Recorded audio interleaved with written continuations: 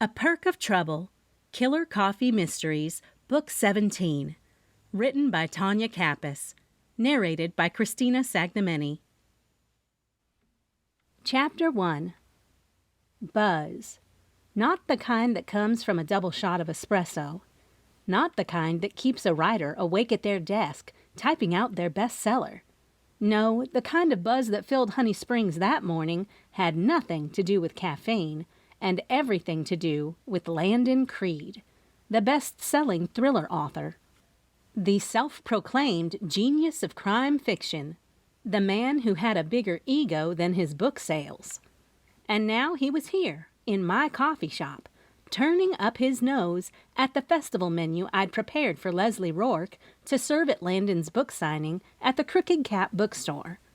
I'd like to say that Leslie picked the Bean Hive Coffeehouse because it's so amazing, if I do say so myself. But also the little bits I made with love to serve my own customers. But I bet it was just because Landon Creed also fancied himself as a connoisseur of coffee. And by the look on his face, as if he'd just sucked a dill pickle, he was not impressed. Bunny Bowowski, never one to let an unimpressed customer ruin her mood, bustled over with a flourish. A fine layer of powdering sugar dusted the front of her apron from the morning's baking. She tucked a stray hair behind her ear, adjusting the pearl earrings that dangled just below her silver-gray bob, and leaned onto the counter with a knowing smile. "Well, Mr. Big-Time Author," she said, her voice dripping with the kind of southern charm that didn't ask for permission. "You're just in time to hear about our special festival coffee menu. And let me tell you, I've been waiting all morning to roll these out." Landon barely glanced up from the leather-bound book he had been scribbling in, his pen gliding in long, dramatic strokes. Leslie, on the other hand, clapped her hands together and beamed. "Oh, I love this part. Bunny, tell him about the names," she said, adjusting the tortoiseshell glasses perched on her nose. She wore her usual mix of professional and artsy, wide-legged trousers, a fitted blazer, and a silk scarf tied loosely at her throat. Her signature wavy auburn bob bounced as she turned back to Landon. "You'll appreciate this, Landon. Roxy names the coffee after literary themes for the festival. It's all very on-brand for the writer's retreat." At the mention of the retreat, Landon finally looked up. Bunny took that as her cue to continue, pulling out one of the laminated menus just for the festival and sliding it onto the counter between them. "First up, we've got the plot twist pumpkin latte. It's got a little unexpected kick of cinnamon cayenne. A real surprise ending, if you ask me." She winked at Leslie. Leslie chuckled.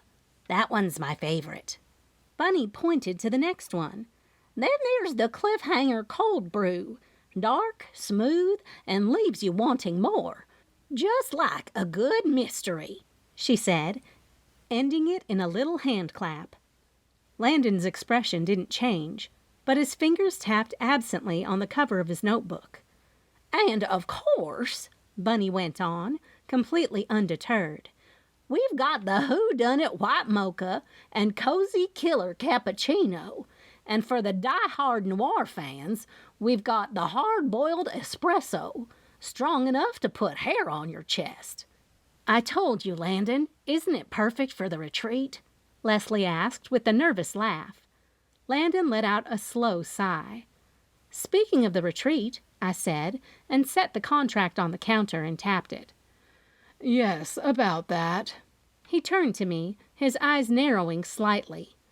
"There's still the matter of that contract you need me to sign. I don't like signing things I haven't fully read." "We need your signature before you leave today. Otherwise, I have a very nervous mayor breathing down my neck," I told him. When I first opened the Bean Hive, I never imagined I'd also be handling legal work for the town. Left that lawyer side of me to open the coffee shop.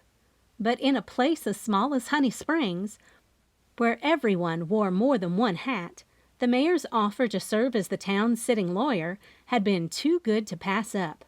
It kept me in the loop on town happenings, like the writer's retreat, and ensured I was always the first to know when trouble brewed, both in and out of my coffee shop. "We wouldn't want that, now would we?" Landon smirked. He picked up the menu again and barely scanned it before pushing it aside. "I'll take a black coffee." Bunny's jaw dropped.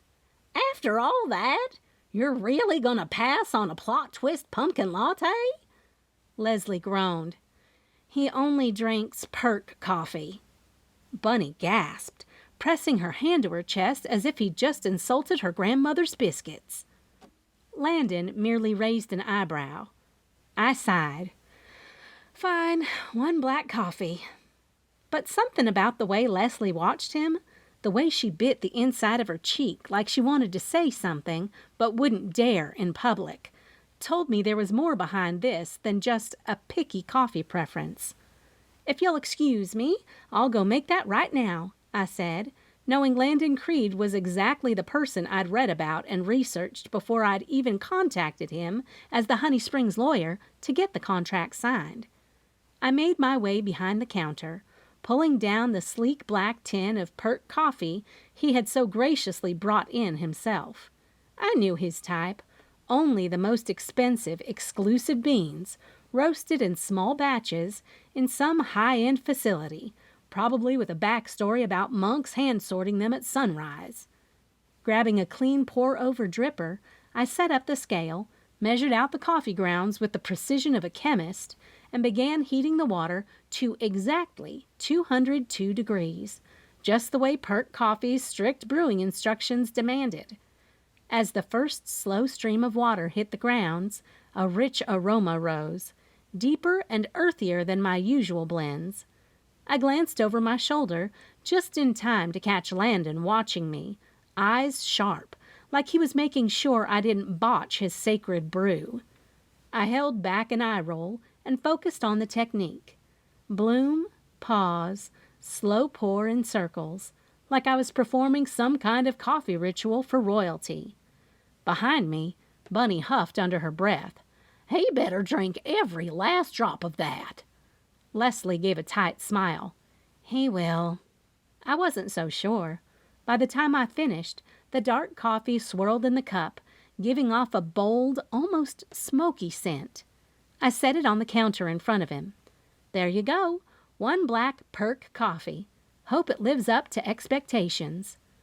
Landon took the cup, lifted it to his lips, and took a slow, deliberate sip. I waited. He lowered the cup, gave a single nod, then went back to scribbling in his notebook without another word.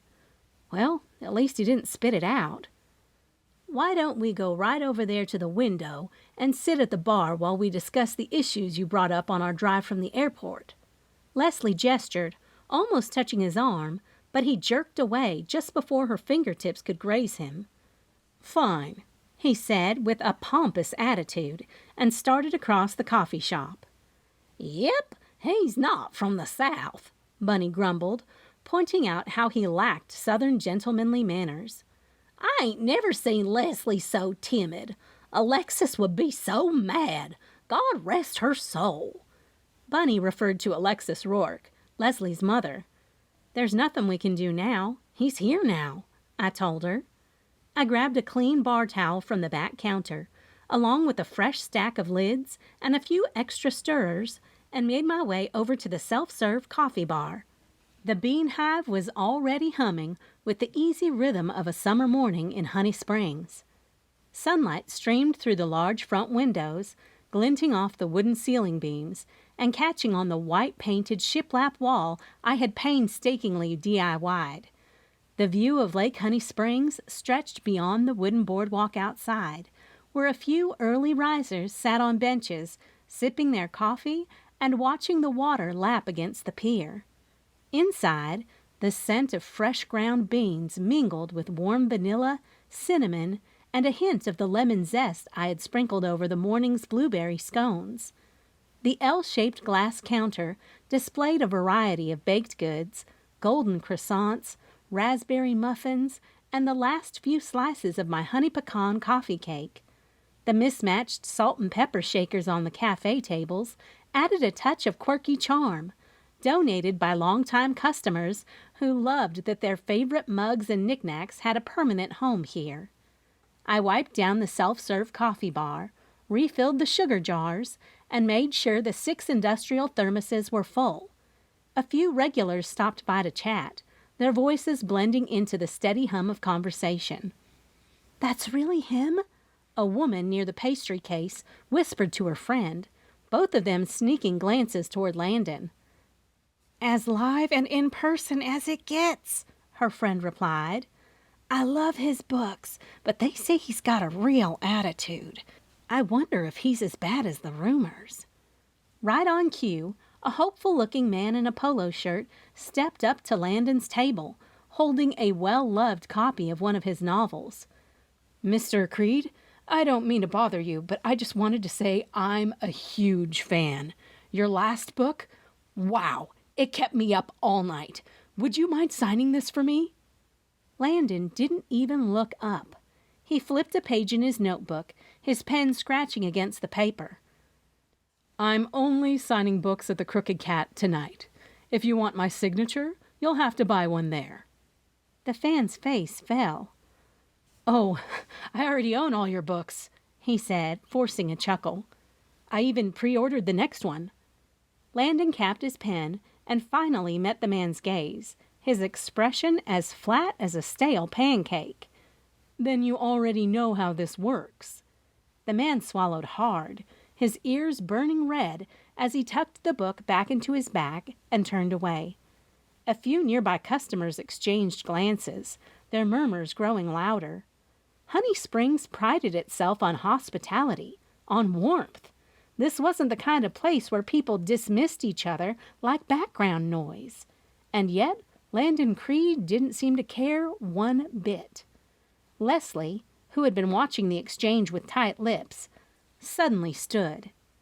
"I'll be right back," she said, smoothing the front of her blazer as she slipped away toward the back alley.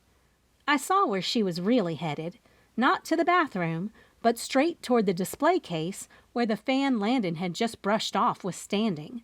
She leaned in, placing a gentle hand on his arm. "I'm sorry about that," she said softly, and the man looked up in surprise. "I know it doesn't mean much, but I appreciate you coming out to see him. We all do." The man let out a slow breath and gave her a small smile. "Well, that's more than he did," he muttered, shaking his head.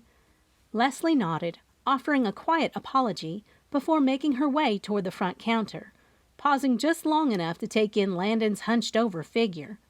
I grabbed one of the tiny glass creamer pitchers and filled it from the back fridge.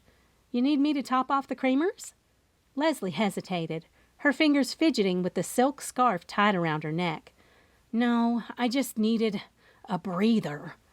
She exhaled and turned back toward Landon's table, but something in her posture told me she wasn't looking forward to sitting back down. And judging by the glances being thrown his way from more than one table, Landon Creed wasn't winning any new fans this morning. The man lingered for a moment near the pastry case, shifting the strap of his bag higher onto his shoulder. He let out a breath, shaking his head as if trying to brush off the embarrassment of being dismissed so publicly.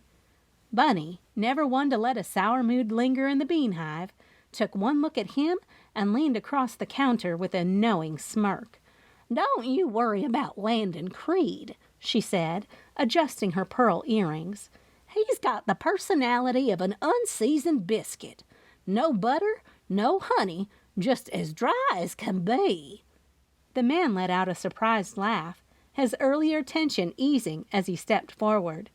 "I should have expected it," he admitted. "Rumor has it he's just as prickly in real life as he is in the interviews." "Well, lucky for you, our coffee isn't," Bunny said, handing him a to-go cup. "What'll it be?" "Just black coffee," he said, "and one of those blueberry scones." I stepped up to the register and punched in his order. "You visiting for the writer's retreat?" He nodded. "Yeah, just a fan, though. Thought it'd be fun to see some of the authors speak."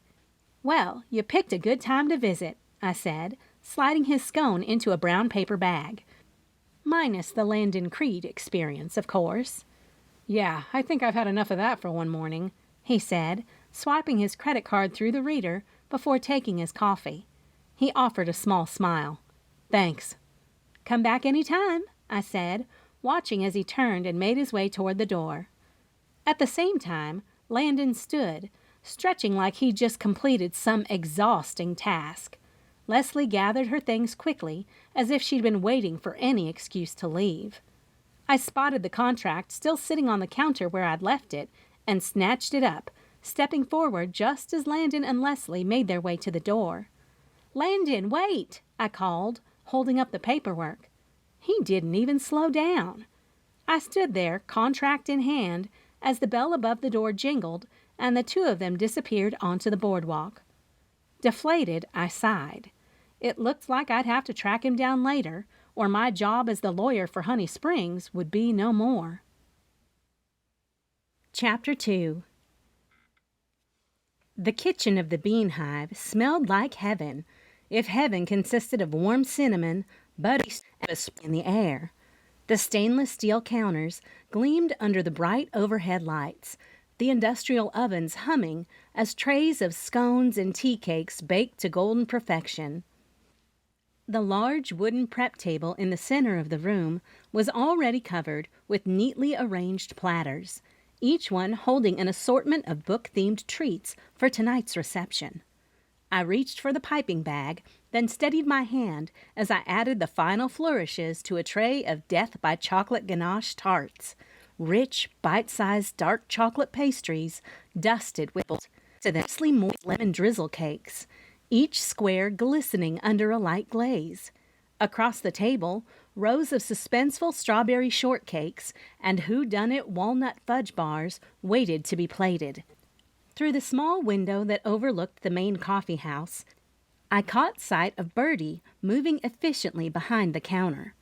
As the manager, she had everything under control, chatting with customers and making sure the orders flowed smoothly. Just as I reached for a cooling rack of red herring raspberry danishes, the kitchen's swinging door burst open with dramatic flair, announcing the arrival of Aunt Maxie before I even turned around. The scent of her perfume, a mix of gardenias and something distinctly powdery, filled the air, and the unmistakable jangle of her bracelets nearly drowned out the kitchen timer beeping behind me. "Well, well, well," she declared, her voice full of delight as she took in the spread of treats before her. "Aunt Maxie's timing is impeccable, as usual." I turned to find her in all her flamboyant glory.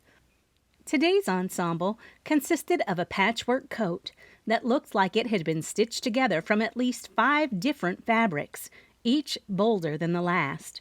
Her flaming red hair had been teased to new heights, the aquanet likely accounting for half the ozone layer depletion over Honey Springs. Chunky rings adorned each of her fingers, and her dramatic cat-eye eyeliner made her look like she was preparing for a stage performance rather than a casual kitchen visit. She reached for one of the crime scene cranberry scones before I could stop her and bit into it with a satisfied moan. "Lord have mercy, child. These could make a preacher cuss." She closed her eyes, her shoulders pulled up to her ears, and she sucked in a deep breath as if she were letting all her senses take in the tasty treat. "They're for the reception," I reminded her, narrowing my eyes as she swiped another. "Exactly why I need to taste test," she said, unfazed. "This is quality control, Roxy." I sighed, reaching for the oven mitts to pull out a fresh tray of no alibi apple tarts. "What brings you barging in today?" Aunt Maxie perched herself onto a stool near the prep table and crossed her legs dramatically. "I just came from the Crooked Cat. You know, making sure Leslie didn't need anything, seeing as how the Southern Women's Club is sponsoring the event and all." I arched a brow. "And by making sure she didn't need anything, you mean you went snooping?" "Tomato, tomato," she said, waving a ring-covered hand. "Let me tell you something. Landon Crete is beside himself, and I, for one, have never been more delighted." I paused mid-scoop, curiosity piqued. "Why?" Aunt Maxie grinned, leaning in like she was about to spill state secrets. Because Loretta Beebe is in charge of decorating the bookstore, and she has turned that place into a literary wonderland. And by that, I mean an explosion of lace, flowers, and more twinkle lights than a Hallmark Christmas movie. I snorted, trying to picture the scene. Landon must be losing his mind. Oh, he is. That man's walking around with a look on his face like he just swallowed a lemon whole. He tried to tell Loretta that his book signing should have a darker, more sophisticated theme, but bless her heart, she wasn't having it. Aunt Maxie mimicked Loretta's high-pitched, no-nonsense tone. Oh, sugar! I think the literary community is in dire need of some beauty. You'll thank me when the pictures go up on the Southern Women's Club's social page. I laughed, shaking my head. I can't believe he's met his match in Loretta Beebe. Oh, it gets better. Aunt Maxie swiped another suspenseful strawberry shortcake as she spoke. She made him pose in front of a floral arch for the event's promo photo. I swear, I saw his soul leave his body. That's what he gets for being a little pill all morning, I said with a smirk. Aunt Maxie nodded, licking icing off her finger. Speaking of which, he was throwing another fit when I left. Something about unacceptable lighting, and how he refuses to do the signing if the glare from the chandelier messes with his author aesthetic. She rolled her eyes.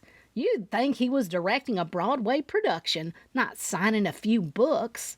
Well, he still hasn't signed my contract, so I'll be hunting him down later. I shook my head, sliding the last tray of treats into the glass display case for tonight. Good luck, honey, Aunt Maxie said, standing and dusting crumbs off her patchwork coat. She walked to the swinging door and turned to say, You might want to bring Loretta as backup. She's the only one getting through to him. I let out a breath, eyeing the spread of carefully arranged bookish treats. Everything was ready for tonight's reception, except for Landon Creed's signature, and judging by his current mood, that was going to be a problem. Aunt Maxie looked through the small round window of the door and laughed. What? I asked with trepidation. I grabbed the edges of my apron and wiped them clean as I hurried over to look out into the coffee shop. Louise has something in her carrier that's got a lot of attention, she said, and pushed open the door. Both of us walked through. I totally forgot about her coming this morning, I said, realizing Landon had already made me a little stressed out. But we are ready for another sweet Pet Palace adoption. Louise Carleton was barely inside of the coffee shop before she was surrounded by so many folks. She must have something really cute, Bunny said with excitement as she put her hands on my back to move around me. She hightailed it across the floor, but not without picking up a couple of napkins that had found their way to the floor. Move it! Bunny barreled her way through the circle of customers with big smiles on their faces. Oh my goodness, she squealed, but didn't seem as excited as the others. She had more of a concerned and what-on-earth face. She turned back to look at me, her eyes big and round. Instead of walking over there to see what Louise had, and to not scare the animal, I let Bunny take over by parting the crowd to let Louise pass by. Louise gave a gracious nod to the crowd as she carefully made her way toward the counter, her arms cradling the pastel pet carrier like it held royalty. I stepped around Bunny, who had her hands perched on her hips, watching the scene unfold like it was a circus act missing its ringleader. What is it? I whispered, inching closer. A kitten? Another bunny? A goat in a tutu? Louise gave me a knowing smile as she popped the latch on the carrier. And then, like a shot of espresso had come to life, a sleek, cinnamon-colored blur darted up her arm, hopped onto the counter, and promptly launched itself gracefully, like it had practiced, into my empty tip jar. It was a ferret, long, slinky, with mischievous eyes, and a face that said, "I do what I want and you'll love me for it." Bunny let out a horrified gasp and grabbed an empty tray, cradling it close to her chest.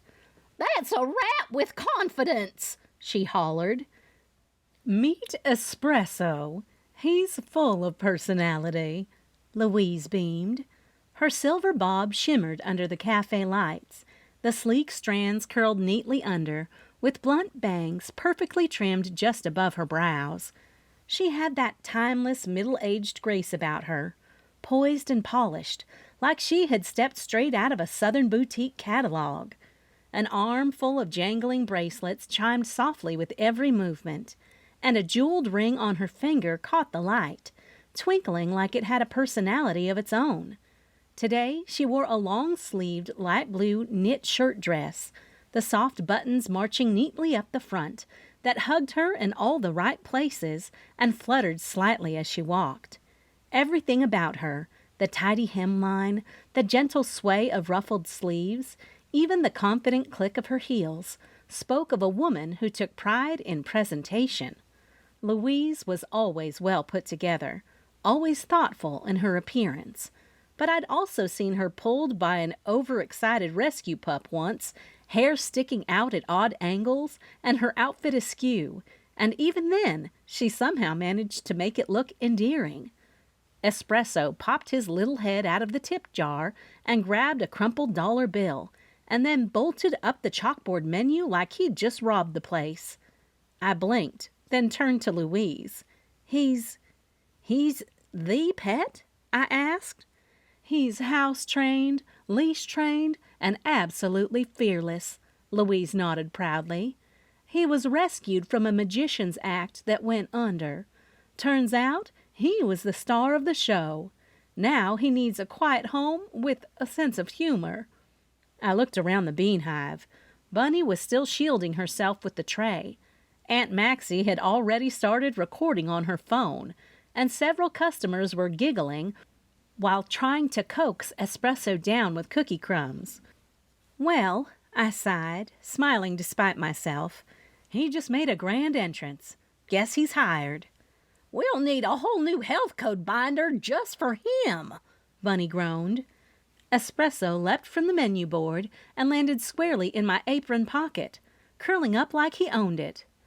"Looks like he already knows who's in charge," Louise said in a giggle, and took Espresso's binder out of the bag that was strapped across her body.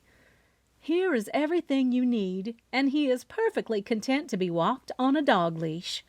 Speaking of dog, Pepper, my schnauzer, and pretty much the mascot of the Bean Hive, was in a bit of scared shock. He was definitely not in his usual spot next to Louise when she came in with the pet carrier.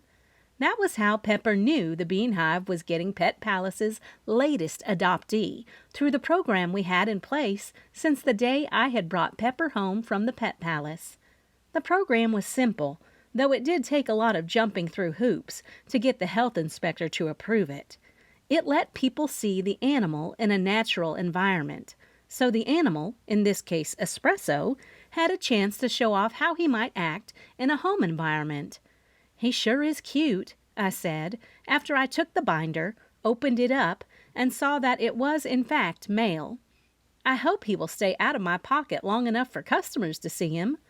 I took a little peek into the apron pocket before I turned to place the binder on the counter, where it was easily accessible for all the employees at the Bean Hive to grab and answer any questions someone might have about Espresso, and to find the adoption paperwork if someone wanted the opportunity to start the adoption process to take little Espresso home. If you read some of the details on him, you'll see he loved to sit with the previous owner while they read a book or enjoyed some downtime. Louise Carlton stood near the counter, her pristine appearance as impeccable as ever. "And since it's the Writers' Festival this week, I thought Espresso would make a great addition as a writer's sidekick." She waved her hand in the air, and the jingle of her bracelets got Espresso's attention. "Muse." Pepper slowly inched his way up to me, his ears on high alert. He'd never seen a ferret, so I couldn't imagine what was going through his little mind. Espresso gave the tiniest yawn, his mouth stretching in a pink oval, before he curled back into my apron pocket like a little puffball. I glanced down and smiled, then gently scooped him up, cradling his warm, velvety body in both hands. "Time for your break, little guy," I murmured. "Pepper needs some mama time." The front counter of the Bean Hive had a tall, carpet-covered cat tree we kept for small foster animals, one of the many suggestions Aunt Maxie had insisted on when we started the Pet Palace partnership. I walked over and placed Espresso on the middle perch.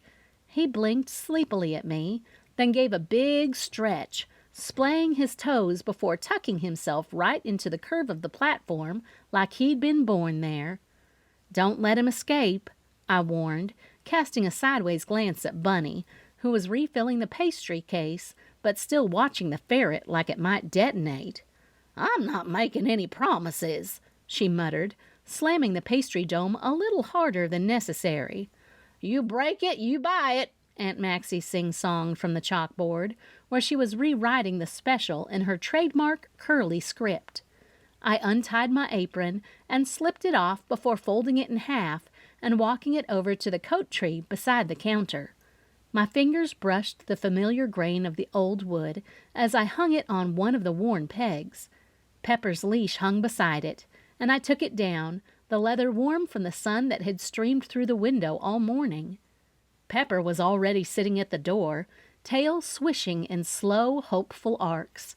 Crouching down, I clipped the leash onto his collar with a click and whispered, "Ready?" His only answer was a little excited sneeze and a wag that thudded against the door. "Bunny, you're in charge," I called, reaching for the handle. "You better come back to a coffee shop and not a crime scene," she said without turning around. "Not funny," I replied, but smiled anyway. I pulled the door open. The sun hit my face like a kiss, warm and golden despite the breeze that still held a bit of spring bite. Bells above the door jingled as it closed behind me, and the smells of roasted beans gave way to the tang of lake air and the distant buttery scent of fried catfish from the Watershed restaurant. Louise followed me out, a soft flutter of perfume and bracelets, her heels clicking against the old wood planks of the boardwalk. "Going to the inn?" she asked, squinting in the direction of the water. I nodded and patted the front pocket of my jeans, where I'd slipped Landon's event contract earlier. Might as well drop this off if I can catch him. Save a trip. We walked side by side down the boardwalk, the planks creaking underfoot in a familiar rhythm. A few locals passed with to-go cups in hand, and I greeted them with quick hellos and polite nods. "Morning, Roxy." "Morning. Coffee still hot?" "Good," I said, and my smile grew. "Enjoy your day." "I guess I better get back to work," Louise said, and pointed to the parking lot on the side of the boardwalk closest to the Crooked Cat bookstore. Landon and Leslie stood toe-to-toe in front of the bookstore. Leslie's arms were crossed tightly over her chest, while Landon gestured with one hand, the other gripping his phone like he was ready to call in reinforcements. "I bent over backward to make this easy for you," Leslie snapped. "You gave me the runaround for 2 weeks, and now I'm the bad guy." Landon's voice was lower, angrier. "You know what? Forget it. I'll see what the attorney says." He turned abruptly and stalked towards us, his dress shoes striking the boardwalk like a gavel slamming down a verdict. "Well," Louise muttered with a sigh, "that went downhill fast." "Mm-hmm," I replied, tight-lipped, watching him close in. He wasn't just brushing off Leslie, he was doing the same to me. That familiar burn of irritation lit up in my chest. Dismissive was one thing, but this was disrespectful. I stepped forward, contract in hand, and waved the paperwork like a red flag in front of a charging bull. "Landon!" I barked right before he could breeze past us. He paused, barely. I stepped directly into his path, eyes locked on his like a heat-seeking missile. "You're not going to shrug this off. You either sign these right now, or there won't be any reimbursement, and there sure won't be a headline speaker for the Writers' Festival." My voice was firm, low, and sharp enough to cut through the morning breeze. His gaze finally met mine, and the look in it said he hadn't expected to be challenged. Too bad. He'd picked the wrong morning to play power games. His eyes drew down to my hand holding the contract, and for a moment it appeared as if he were about to say something about not having a pen, but Louise was on to him too. "Here," she pulled a pen from her bag. "You can use this." I pulled the page of the contract for him to sign and pointed to the line, making it so easy for him. His nostrils flared as he took the ink pen and let go of a deep breath as he scribbled his name illegibly. "Happy?" he questioned with a striking tone. "Very," I said, but he'd not waited around for my response. Chapter 3. "Landon!" The unmistakable twang of Loretta Beebe's southern drawl rang out across the boardwalk, her voice slicing through the early afternoon like a hot knife through soft butter. The sharp click, click, click of her patent leather heels echoed off the worn wooden planks as she hustled toward us, each step a declaration. Even the birds nesting in the trees above Lake Honey Springs seemed to pause their chirping at the sound. "Yoo-hoo! Landon!" Landon's eyes darted past me, locking on something over my right shoulder, and in that moment I saw it. Pure, unfiltered panic. There was no mistaking the source of that voice or the iron grip marching toward him with the floral clipboard and full of confidence. Loretta Beebe. The spring sun filtered through the budding branches overhead, dappling the lake with soft light that danced across the surface. A breeze drifted up from the water, carrying with it the scent of blooming dogwoods across Lake Honey Springs, where the bee farm and Bee Happy Spa were located. The sweetness of pastries had long faded, replaced by the unmistakable scent making its way down the boardwalk from the Buzz In-N-Out diner. It was a mouth-watering mix of fried chicken, sizzling bacon grease, and something tangy that hinted at barbecue. Farther down the boardwalk, wind chimes tinkled outside Wild and Whimsy Antiques. Their gentle clinking, carried by the breeze coming off Lake Honey Springs, added a whimsical charm to the warm spring afternoon, if not a comical melody to the scene Loretta was about to cause. Aunt Maxie had been right. Landon Creed looked like a man who had just seen his life flash before his eyes. "Roxy, Louise," Loretta greeted us with a polite nod and a smile that stretched so tight it could snap. She slipped her perfectly manicured hand into the crook of Landon's arm, like a southern belle wrangling a reluctant groom. "Why don't we go inside the Crooked Cat and show Roxy and Louise exactly what we've come up with for tonight's book signing?" Landon tried to pull back, but Loretta held firm. Watching him struggle was like watching someone try to shake off one of those cockleburs you get stuck in your socks while walking through tall weeds you knew good and well you had no business walking in. She was that clingy. "About that," Landon started, voice tight, but Loretta steamrolled right over him. "It's fabulous, right?" Her tone curled up at the end like it was a question, but we all knew it wasn't meant to be answered. "Come on, you two." "I think I'll just wait and see it tonight," Louise said, her smile polite, "so I can be surprised." "You're going to be surprised, all right," Landon muttered under his breath, then glanced my way with an expression so desperate it was almost pitiful, like I was his last chance at escape. The nerve! If he'd been halfway decent over the past 6 months, like maybe signed the city's contract in a timely manner instead of dragging it out, I might have stepped in and tried to get Loretta to ease her claws out of his arm. But as it stood, with her white-knuckled grip and those French-tipped nails clearly digging into his sleeve, He was on his own. That was what he got for agreeing to let Loretta, and by extension, the Southern Women's Club, host the book signing. From the little bit I'd overheard earlier between him and Leslie, I was starting to wonder if maybe he'd been trying to wiggle out of it all along. If so, he was a day late and a Loretta BB short. "I'd love to see it," I chimed in and looked down at Pepper. "Do you want to go see Leslie?" Pepper danced in place, his little nails clicking against the sun-warmed wooden boardwalk. As he gave his back end a wag so enthusiastic, I was surprised it didn't spin him in a circle. "That settles it." I gave a shoulder shimmy and perked up. "We would love to get a little sneak peek at what our big celebrity visiting our little humble town has in store for tonight." Landon didn't move. He stood stiff as a statue, his eyes lingering on the front display window of the Crooked Cat bookstore. For just a second, something flickered behind his expression. Reluctance, maybe. Or regret? He gave a dry swallow, but didn't protest as Loretta tugged him forward, her heels clicking with purpose. As we neared the bookstore, the window display snapped into full view, and I stopped short.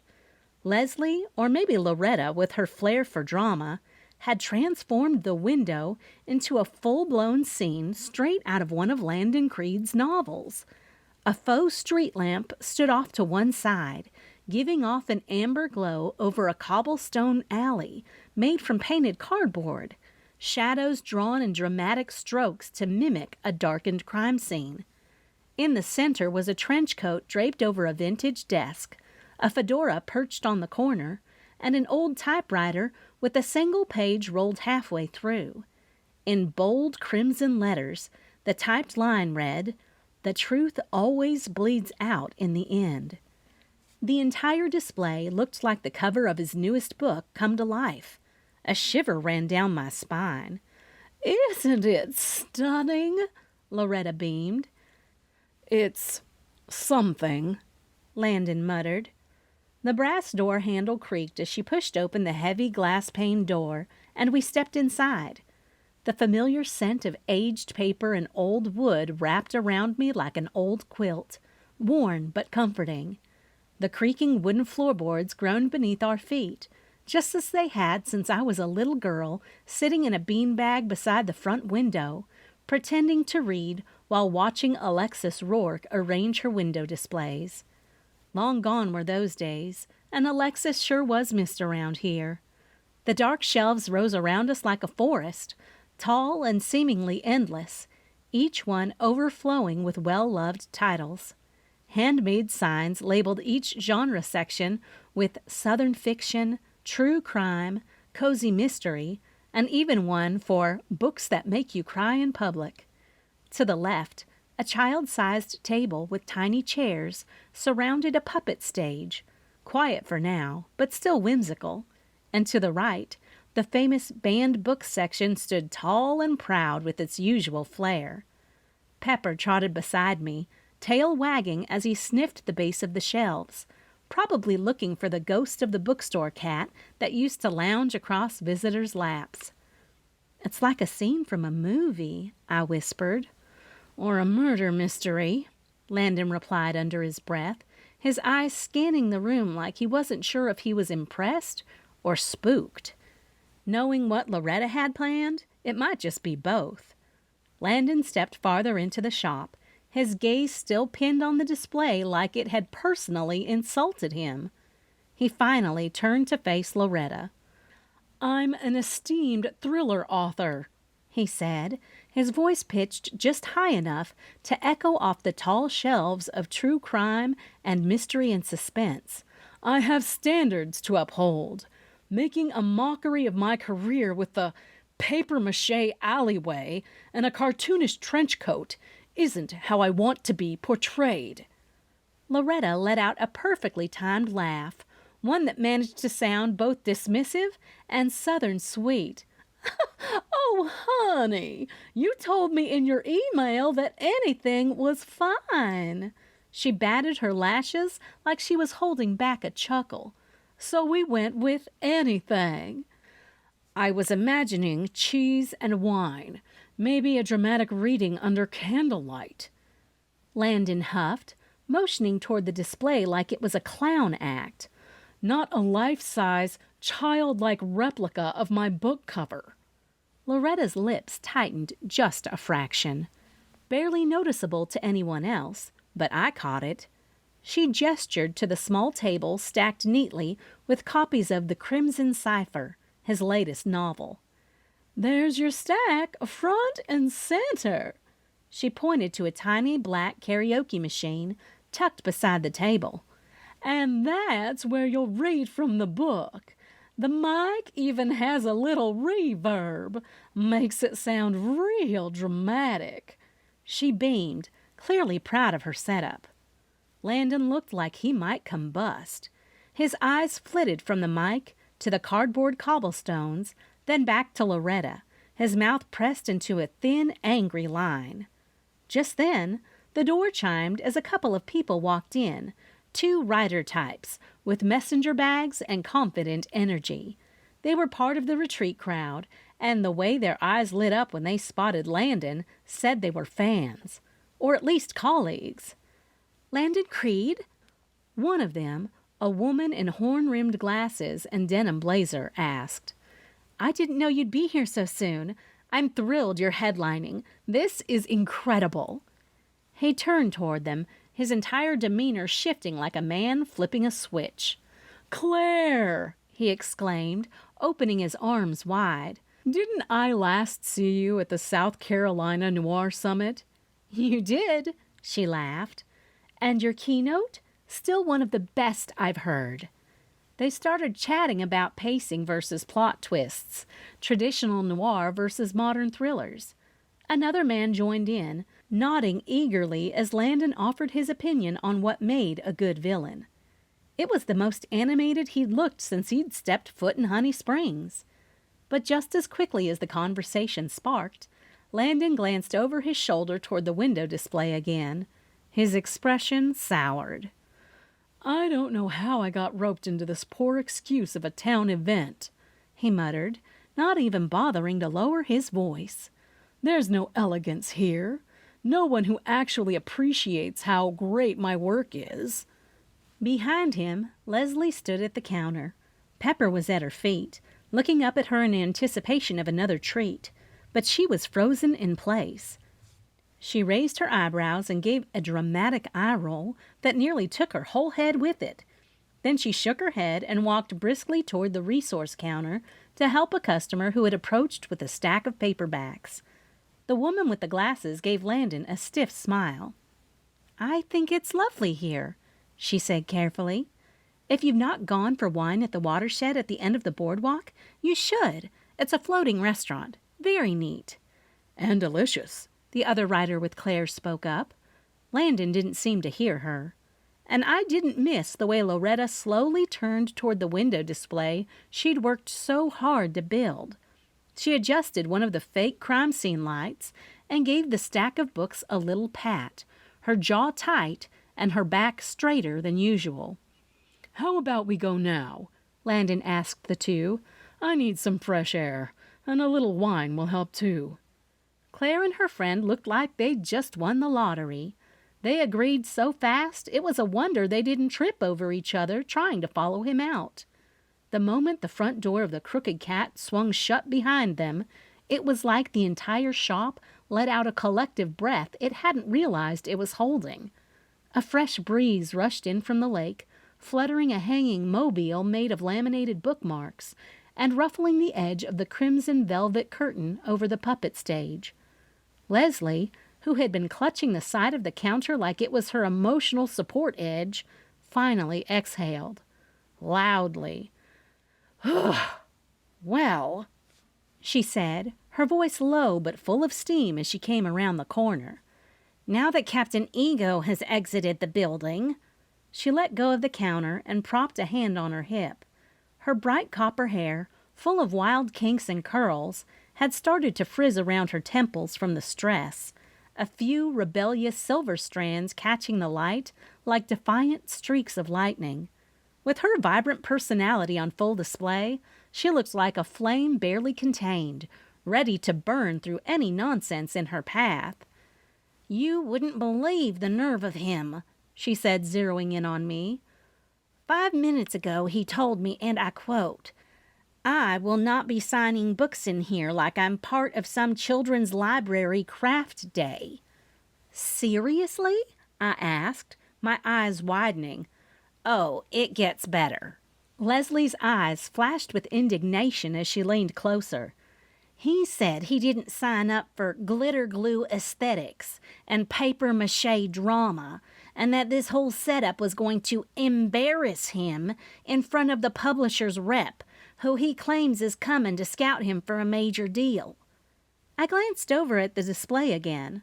Sure, it was a little theatrical, but it was impressive. Not childish, certainly not embarrassing.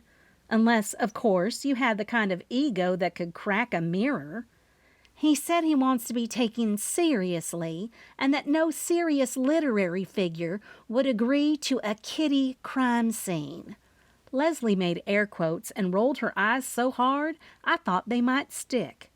Loretta, who had been silently adjusting a stack of event flyers, cleared her throat loudly and muttered under her breath, "Well, maybe no serious literary figure would act like a spoiled 12-year-old either." "Exactly!" Leslie barked out a laugh. She turned back to me, shaking her head. "The worst part is he keeps acting like he's the victim here. Like this whole beautiful display, everything Loretta's done, everything I've organized, is just some small-town joke that he's too elevated for." She frowned. From the tone in her voice and the way she flicked a speck of imaginary dust off her blouse, I could tell she wasn't just irritated. She was hurt, embarrassed, maybe even a little betrayed. "He said, 'This isn't how you get discovered. This is how you get forgotten.'" I winced. "Ouch." "Yeah," Leslie muttered, tugging at the collar of her blazer. "Ouch. And I do not want to be known as the bookstore lady who ended Landon Creed's career." Pepper balanced on 3 legs and used his paw to scratch at Leslie's leg, pulling a soft gasp from her before she looked down with a chuckle.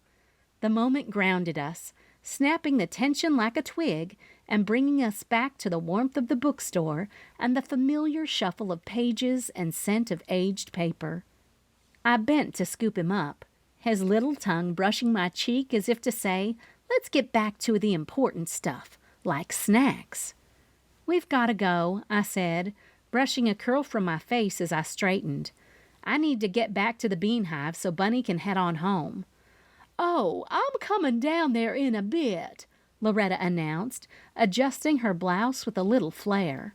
"I want to try those treats I ordered for tonight. The suspenseful strawberry shortcakes and the death by chocolate tarts.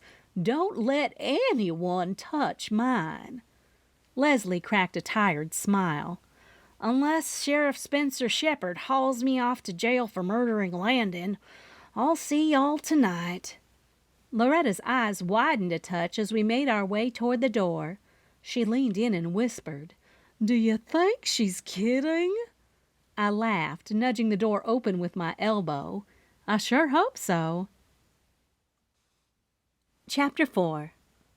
There was no sense in going home for the afternoon, since I knew I had to be back at the Bean Hive an hour before Landon Creed's 7 p.m. appearance at the Crooked Cat.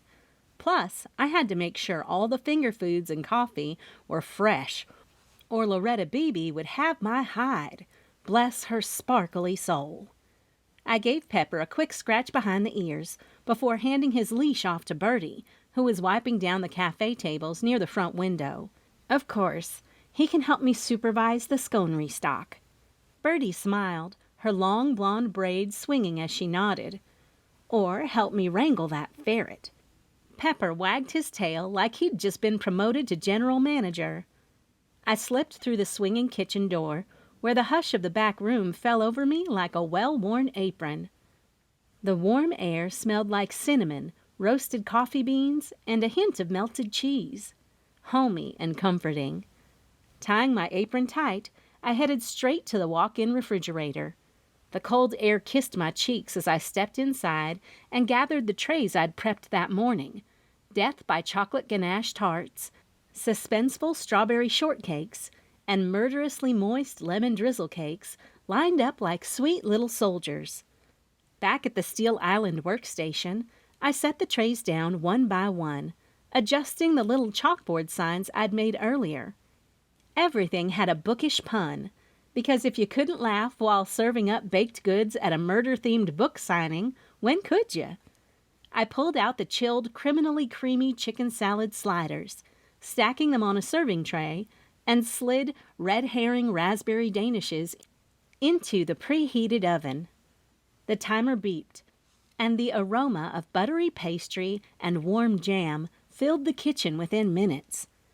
At the counter near the stove, I brewed a test pot of the Deadline dark roast, grinding the beans fresh from the pantry's stash of globally sourced bags I roasted myself. The familiar whir of the grinder and the rich scent of dark roast filled the air. It was bold, smooth, and just punchy enough to keep even the most jaded author awake through a small-town book event. While that brewed, I set up the industrial air pots for the Cozy Killer Cappuccino, Cliffhanger Cold Brew, and Brewed Awakening Vanilla Roast, and made sure to check each one for temperature and flavor. Everything had to be perfect. And the kitchen? Spotless like always. No one got away with cutting corners back here. Not on my watch. I wiped the counter clean, slid the island drawers closed with a satisfying clunk, and double-checked the oven temp. Out front, I could hear Birdie chatting with a customer, her sweet southern lilt blending with the cozy clatter of cups and chairs being tucked in. The Bean Hive was running smoothly, and that gave me room to focus on the details that made events like tonight shine. But not for long. I heard the familiar jingle of the front door and the unmistakable clamor of bangles and 3 distinct voices all talking at once. I peeked out the swinging door just in time to see that Loretta Beebe had swept into the Bean Hive like she owned the place. To be fair, she sort of acted like she did any time the Southern Women's Club was involved. "Honey, it's hotter than 2 cats fighting in a burlap sack out there," she declared, her jeweled sandals clicking across the floor as she flung off a lightweight purple shawl and tossed it over the back of a chair. "Where's Birdie? I brought the place card supplies." Behind her came the rest of her crew. Beverly Teagarden, with her giant tote bag slung over one shoulder and a strand of vintage pearls bouncing with each step. Maybelle Donovan, who wore her usual floral blouse and knee-high stockings rolled down just so. Jean Hill, fanning herself with one of them battery-operated fans, and Babette Cliff, carrying a decorative caddy full of glitter pens and cardstock like it was a sacred offering. "Afternoon, ladies," I called out, wiping my hands on a clean towel as I stepped out of the kitchen. "Roxy, darling," Loretta said, strutting over and air-kissing both of my cheeks like we were in some cafe in Paris instead of Honey Springs, Kentucky. "I told you we'd be here an hour early. You just knew I couldn't leave you to fend for yourself with these finger foods and no labels. That would be a crime against hospitality." "I appreciate it," I said with a smile, even though I wasn't sure I needed 17 bedazzled place cards. "Everything's just about ready in the back." "We'll be the judge of that," Jean muttered playfully, already pulling out a chair and helping herself to one of the napkin stacks Birdie had neatly folded. Maybelle and Beverly were quick to claim 2 of the cafe tables near the front window, spreading out colorful construction paper, glue sticks, stamps, and even a heat embossing tool Babette had pulled from her bag like a magician revealing a wand. Birdie walked by with a tray of fresh muffins and paused. "Y'all need anything while you craft?" she asked. "A bottle of wine," Jean said without missing a beat. "Now, Jean, Loretta said with mock offense. "We are ladies of refinement. We don't day drink in public unless it's in a mason jar and looks like sweet tea." That sent the whole table into laughter. Even Pepper, lounging contentedly at Bertie's feet, with his tail thumping the floor, gave a low woof at the sound. Maybelle bent down to slip him one of the homemade animal treats from the jar she must have gotten from the counter when she went up to the coffee bar to make herself a cup.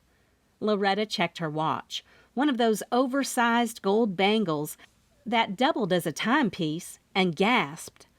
Only an hour left before Landon Creed walks into the Crooked Cat and realizes he's lucky to be hosted by the finest women Honey Springs has to offer, she said with the utmost confidence. "Whether he knows it or not," Beverly added with a wink. "Oh, he'll know it," Loretta said, drawing her brows, penciled sharp enough to cut glass, high above her oversized reading glasses. "Or he'll find out the hard way." The women all cackled again, and I slipped back into the kitchen with a grin, letting their laughter filter through the swinging door. They were loud, opinionated, dramatic, and more Southern than a mason jar of sun tea, but they were also my people. I was just sliding the last of the suspenseful strawberry shortcakes into a chilled carrier when the kitchen door swung open with a whoosh of hairspray and attitude. "Whew!" came the unmistakable voice of Aunt Maxie, her patchwork coat flaring behind her like a cape, and the scent of White Diamond's perfume trailing close behind.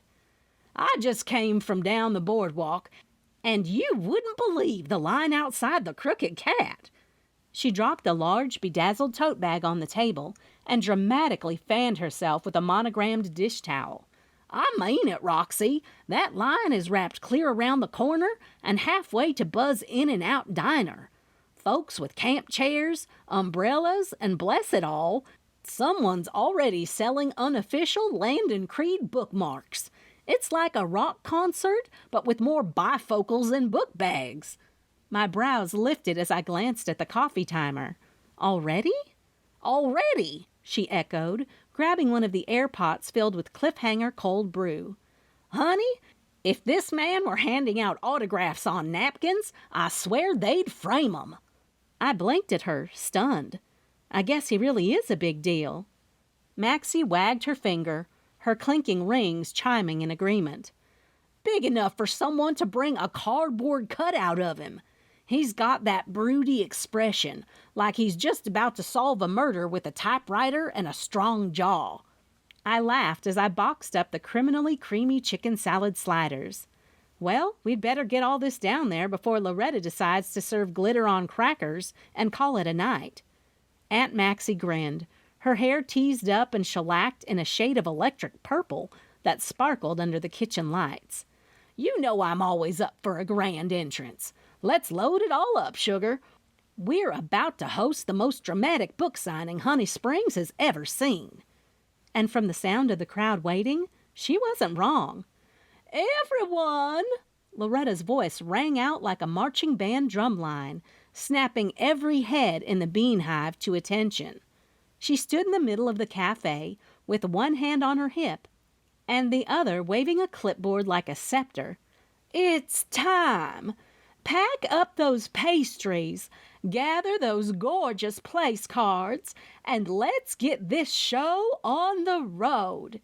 The women jumped into action, Beverly carefully tucking glitter-glued labels into her oversized tote, Maybelle collecting stacks of napkins, and Jean balancing 2 trays of Death by Chocolate tarts like she was serving at a 5-star restaurant. Babette handed me the microphone for the karaoke machine, polished, pre-tested, and packed in a floral shoebox. Loretta clapped her hands once. "Birdie, Sweet Pea, lock the front when y'all leave and meet us down there." With all the urgency of a parade marshal, Loretta led us out the door and onto the boardwalk, strutting like she was on a fashion runway instead of the worn planks above Lake Honey Springs. We moved in a noisy, glittery cluster, heels clicking, trays stacked high, and the wheeled cooler of iced coffee bumping along behind us. As we passed the winding line outside the Cricket Cat, a few gasps and camera flashes popped from fans who mistook Loretta's dramatic flair for someone famous. "She's just the host," someone whispered behind us. "Just the host," Loretta whispered back to me, scandalized. "If I had a dime for every time someone said that, I'd own 2 jewelry stores." When we reached the door of the bookstore, Loretta swept forward and reached for the handle with a practiced flourish. It didn't budge. She frowned and tried again, this time with both hands and a little hip.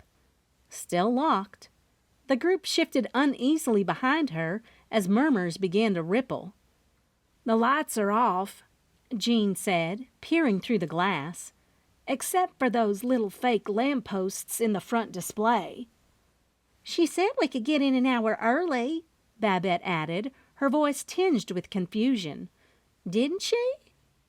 "That's what she told me," Loretta huffed, turning to face us. "Leslie said she'd leave the front door unlocked."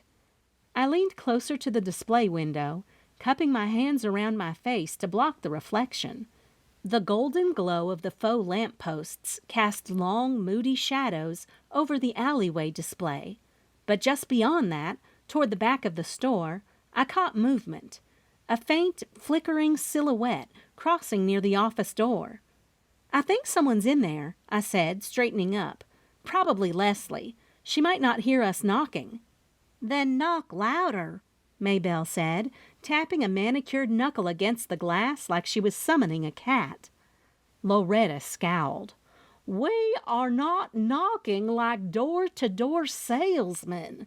This is a literary event." "I'll go around back," I offered, already shifting the tray in my arms. "There's a service door behind the building. If she's in the office, she might have turned up the music and didn't hear us come." "Be careful, Roxy," Beverly called after me. "It's getting a little dusky, and you know how spooky that back alley feels after sunset." I gave her a quick nod and stepped away from the group, my shoes tapping softly as I hurried along the boardwalk, the sound of the ladies behind me fading into an anxious hush. The spring air had shifted. What had been warm and welcoming earlier now felt thick and still, like the world had paused to hold its breath. I stepped off the boardwalk and onto the narrow alley that curved around the back of the Crooked Cat. The wooden planks beneath my feet gave way to old stone pavers slicked from yesterday's rain, and a faint creak echoed from somewhere overhead as a flag flapped half-heartedly in the breeze. The scent of the lake was stronger here, earthy and damp, and somewhere in the distance a mockingbird sang, the cheerful tune at odds with the rising chill crawling up the back of my neck. The sun had nearly dipped below the horizon, casting the alley in purples and deepening grays. The antique street lamps along the boardwalk hadn't quite kicked on yet, so the only light came from a single bulb near the back door of the bookstore, flickering like it was deciding whether to stay lit. And that was when I saw it. The door. It was open. Not wide, but enough for the shadows to stretch across the threshold like they were trying to escape.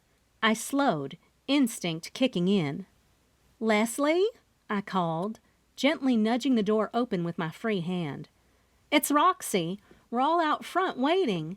Are you in here?" No response. I hesitated just a beat longer before stepping inside. The back room of the Crooked Cat was small, a mix of storage and office crammed with overstocked bookshelves, outdated event flyers, and a desk piled high with papers and envelopes. The scent of old paper was stronger here, mingling with the faint, musky tang of something else I couldn't quite place. I set the tray down carefully on a side table and moved toward the office, keeping my steps light. "Leslie?" I tried again, my voice quieter this time, almost reluctant. Still, nothing. The office was empty, the chair slightly askew. A pen dropped beside the desk like someone had stood up in a hurry. Goosebumps climbed my arms. I turned slowly and made my way toward the doorway that led out into the main floor of the bookstore. At first, the room looked exactly like we'd left it. Quiet, still, dimly lit by the lampposts Loretta had installed for dramatic effect. But then my eyes dropped, and my breath caught. Underneath the glow of the faux lamppost, right where the trench coat and fedora had been arranged hours earlier in the display window, was Landon Creed, flat on his back, eyes wide open, his mouth slightly parted as if caught mid-thought, and the shadows from the lamplight curled eerily around him, pooling in the exact way they had looked in the window display. The cardboard cobblestones now looked real, as his body was laid out like the scene had stepped off the page and come horrifically to life. Beside him, propped perfectly upright, was the promotional poster of his book cover. The image? Almost identical. The crimson cipher. The scene? An alley, a lamppost, and a body sprawled beneath it. Except now, the fiction had become something else entirely. Reality. Murder. Chapter 5. The office in the back of the Crooked Cat bookstore was small and overheated, but I couldn't stop shivering. I sat perched on the edge of a metal chair with cracked vinyl padding, the kind that pinched the back of your thighs when you shifted too fast. My palms were clammy, pressed tight against each other in my lap, and I kept replaying the moment I stepped into the store over and over in my mind. That door, the way it was cracked open just enough to make me pause, the silence inside, the way my foot stuck to something on the floor before I even saw it. I squeezed my eyes shut. Don't think about it. Don't think about it. Leslie sat across from me, barely blinking, her back pressed against the wall like she was trying to disappear into it. Her usually neat bun had slipped sideways, and her lipstick had faded into a smudge across her cheek from wiping at her tears. She hadn't said anything since they put us in here. Just stared at the door, her breath quick and shallow, like she was stuck between shock and denial. I stared too. The front of the bookstore was still lit up by crime scene floodlights. Yellow tape had been stretched across the entryway, forming a harsh line between the book displays and the growing cluster of officials on the other side. The body was still there, partially covered now, but I could see enough to know it was Landon. Kevin Roberts, the Honey Springs coroner, was crouched next to him, lifting one of Landon's arms with gloved fingers. Kevin's dark jacket stretched tight across his shoulders as he leaned in to examine the wound, his expression focused and unreadable. I couldn't hear anything, but I saw the click of a camera flash. A deputy snapped pictures of the book display, then turned toward the table where Landon's signing was supposed to happen. The banner still hung lopsided above it. Meet author Landon Creed, tonight at 7. The cheerful font made my stomach twist. Someone opened the front door again, letting in a whoosh of night air. The bookstore had that old paper and ink smell, but now it was laced with something metallic, something sharp and wrong. Blood. Leslie shifted suddenly, her hands twitching in her lap. I turned toward her, but before I could say anything, the door cracked open. Sheriff Spencer Shepard stepped in, ducking slightly under the door frame. He didn't sit, just stood there, boots planted wide, brown uniform stiff as a board. His eyes swept over both of us, his face unreadable. "Roxy," he said. "Leslie." We nodded, but neither of us spoke. "Why were you the one to find him?" he asked, looking directly at me. "I came through the back," I said quietly. "Leslie told us to be here at 6. We were just coming to help set up the food table before the signing. When we noticed the bookstore was closed and locked, I went around to the back, and when I got to the door, it was cracked." Spencer's jaw twitched. Cracked? I nodded. Not wide, just enough to notice. I thought maybe someone had forgotten to shut it. I pushed it open and saw him. He turned without a word and leaned a little toward the office door. "Deputy!" he called, his voice sharp. One of the deputies looked up. "Back door's been compromised. Get your kit on it. Prints, anything." Spencer's voice was loud. The deputy moved toward us, already snapping on gloves. Spencer stepped back into the room and faced Leslie. "Where were you?" he asked. Leslie sat up straighter and said, her voice hoarse, "Landon was supposed to be here between 5 and 5:30. When he wasn't, I thought maybe he was still at the Cocoon Inn.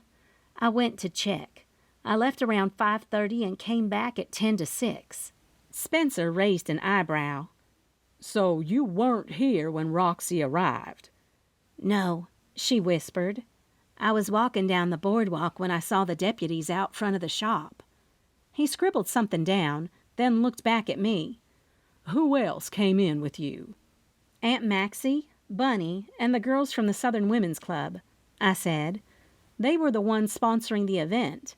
And I gulped and realized that while we were standing out in front of the bookstore and I was peeking inside, I did see a shadow in the back. "Did you just remember something?" Spencer leaned in. "Yeah," I nodded. There was a long line of fans, and we all skipped the line with the food and coffee in hand. When we noticed the door was locked, no lights on, I put my face up to the window to see if I could see anything. "And?" Leslie asked. "I saw a shadow move here in the office." As soon as I said it, my skin prickled. "I thought it was you, and that's what prompted me to come back here. I thought you didn't hear us knocking." Spencer glanced over his shoulder as Kevin stood up in the front room, brushing his gloves together. They exchanged a look. Spencer threw a chin at Kevin, his way of telling him he was coming, but he wrote down what I had just told him about the shadow before excusing himself. Leslie and I sat there in silence. Both of us had been here once before, after I found her mother dead in this office. Neither of us said anything, but I knew we were both thinking it. I straightened up a little when Spencer started to walk back. "He was shot," Spencer said flatly. "Close range. No one heard a thing." Leslie's hand flew to her mouth. "That's not possible," I said, heart hammering. "I mean, you can hear a sneeze from across the boardwalk. How could no one hear a gunshot?" "Good question," Spencer muttered. "Do you want my statement now?" I asked, trying to ground myself with something practical. He looked at me, jaw tightening again. "We'll have you come by the station tomorrow. Get it down properly." He turned toward the door, then looked back at me one more time. "Roxy, don't stick your nose in this. You're not a detective," he warned. He didn't wait for me to answer. A sharp bang, bang, bang echoed from the front of the store, loud enough to make both Leslie and me jump. I leaned slightly to the side, peering through the office door toward the front windows, and sure enough, there she was, Aunt Maxie, pressed up against the glass like she was trying to peer into a fish tank. She banged again, palm flat, then pointed exaggeratedly at me through the glass, mouthing something I couldn't quite catch. She was bundled in her leopard print coat and matching scarf, her giant purse hanging off one shoulder like she'd just blown in from a fashion-forward tornado. Kevin Roberts was doing his best to ignore her, crouched near Landon's body again, getting him situated onto the gurney. But even he paused for a second and gave a subtle shake of his head as Aunt Maxie cupped both of her hands around her face like binoculars and pressed herself even closer to the window. "I see you in there," she shouted through the glass. "Roxy, let me in. I'm the owner of this building. I have rights." A nearby deputy shifted uncomfortably, clearly trying to pretend this wasn't happening. One of them started to walk toward the door, but a look from Spencer halted him mid-stride. "She's not going away, is she?" he muttered, half to himself. I pressed my lips together, trying not to smile. "No, no, she is not," I told him. He sighed through his nose, then gave me a look. "Come on, I'll walk you up front before she breaks something," he said. Spencer led me carefully through the scene, hand gently guiding my elbow as we avoided the evidence markers and camera setup. Maxie's banging resumed the second she saw us coming, like a percussion section determined to make its entrance known. He cracked the door, and before he could get a word out, Aunt Maxie pushed herself halfway in. "Well, it's about time. You'd think a lady who owns this building would be shown a little more respect." She peered over Spencer's shoulder. "Kevin, I hope you're not scuffing up my hardwoods with that gurney. These floors are original." "Maxie," I said, stepping between her and the door, "what are you doing?" "I came to tell you the coffee shop is packed. Word's already out. Folks are piling into the Bean Hive like it's the early bird buffet at Shoney's. You need to get back down there and start brewing before Bunny starts threatening people with cream pitchers." Spencer gave her a look. "Maxie." "Don't worry, Sheriff," she said with a wave of her hand, already turning back toward the sidewalk. "I just came to deliver the message. I'll take the front steps. I've got on my court shoes today." "Go on. If I need anything else, I'll let you know." Spencer looked at me and shook his head lightly. "Thanks," I said. As I stepped outside into the cold, fresh air, the chill bit into my skin, but it didn't quite cut through the strange warmth rising in my chest. I glanced over my shoulder at the bookstore, still crawling with officials, still cordoned off, and then back down the boardwalk where the Bean Hive glowed softly with warm light and chatter. A murder. Right here. Again. I pulled my coat tighter and headed toward the coffee shop, my shoes clicking against the wooden planks. If there was one thing I'd learned about Honey Springs, it was that nothing fueled gossip like murder, except maybe caffeine. And I had both on tap. Chapter 6. The moment I stepped inside the Bean Hive, the warmth hit me like a fresh blanket from the dryer. It smelled like home, roasted beans, cinnamon, and vanilla cream. And people. So many people. The place was packed. Voices layered over one another like gossip in a church hallway. The sound of clinking mugs, shuffling boots on wood floors, and the hiss of the espresso machine filled the air like a familiar hum. A burst of laughter shot up from the group near the front window, followed by a sudden hush. Someone had probably just whispered the word murder. I paused, just past the threshold, blinking against the shift from cold night air to the golden lamplight of the shop. It wasn't chaos exactly, but it was close. Every chair was filled. Every table had at least one person hunched over a cup, heads leaning close, voices low, eyes flicking toward me and Aunt Maxie as we entered. The low rumble of conversations shifted just slightly, like a flock of birds turning in the sky, then went right back to whatever rumors were already flying. Bertie was behind the counter, her red apron smudged with flour, working the milk frother like it owed her money.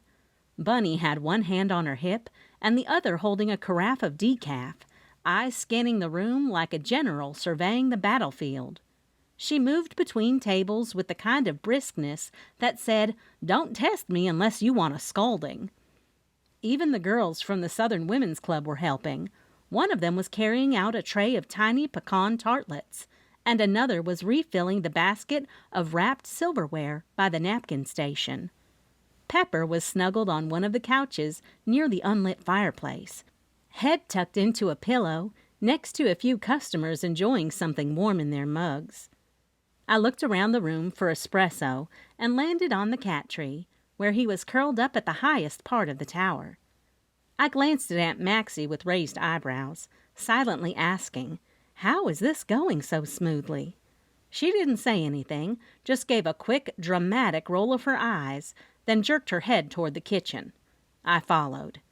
As we passed the counter, I noticed the self-serve coffee bar had been freshly wiped down, the thermoses lined up like soldiers.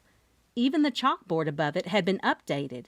Someone had written "Breaking News Blend" in bold white letters with a cartoon magnifying glass beside it. Probably Bertie's idea. She always had a flair for the dramatic. The kitchen door swung open with a gentle thud, and we stepped into the quieter, warmer space behind the scenes. The overhead lights buzzed faintly. The air in here was heavier, vanilla, butter, and the sharp bite of fresh coffee grounds. The counters were clean, though dishes were stacked neatly beside the sink. A tray of chocolate muffins cooling on a rack released a rich, dense smell that clung to the back of my tongue.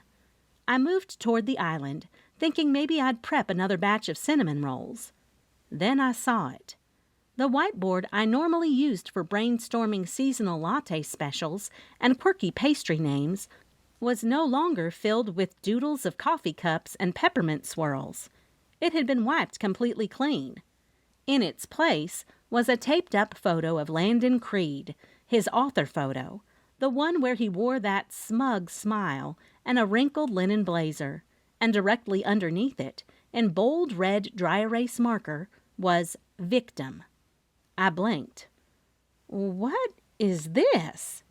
Aunt Maxie shrugged out of her coat and tossed it over the back of a chair like she was settling in for a long shift. "Oh, just a little something to get us started." "Started on what?" I stared at the board again, as if it might erase itself with enough disapproval. "On the investigation, of course. You have been thinking about who killed that poor man." She clapped her hands, I said flatly, "because Spencer told me to stay out of it."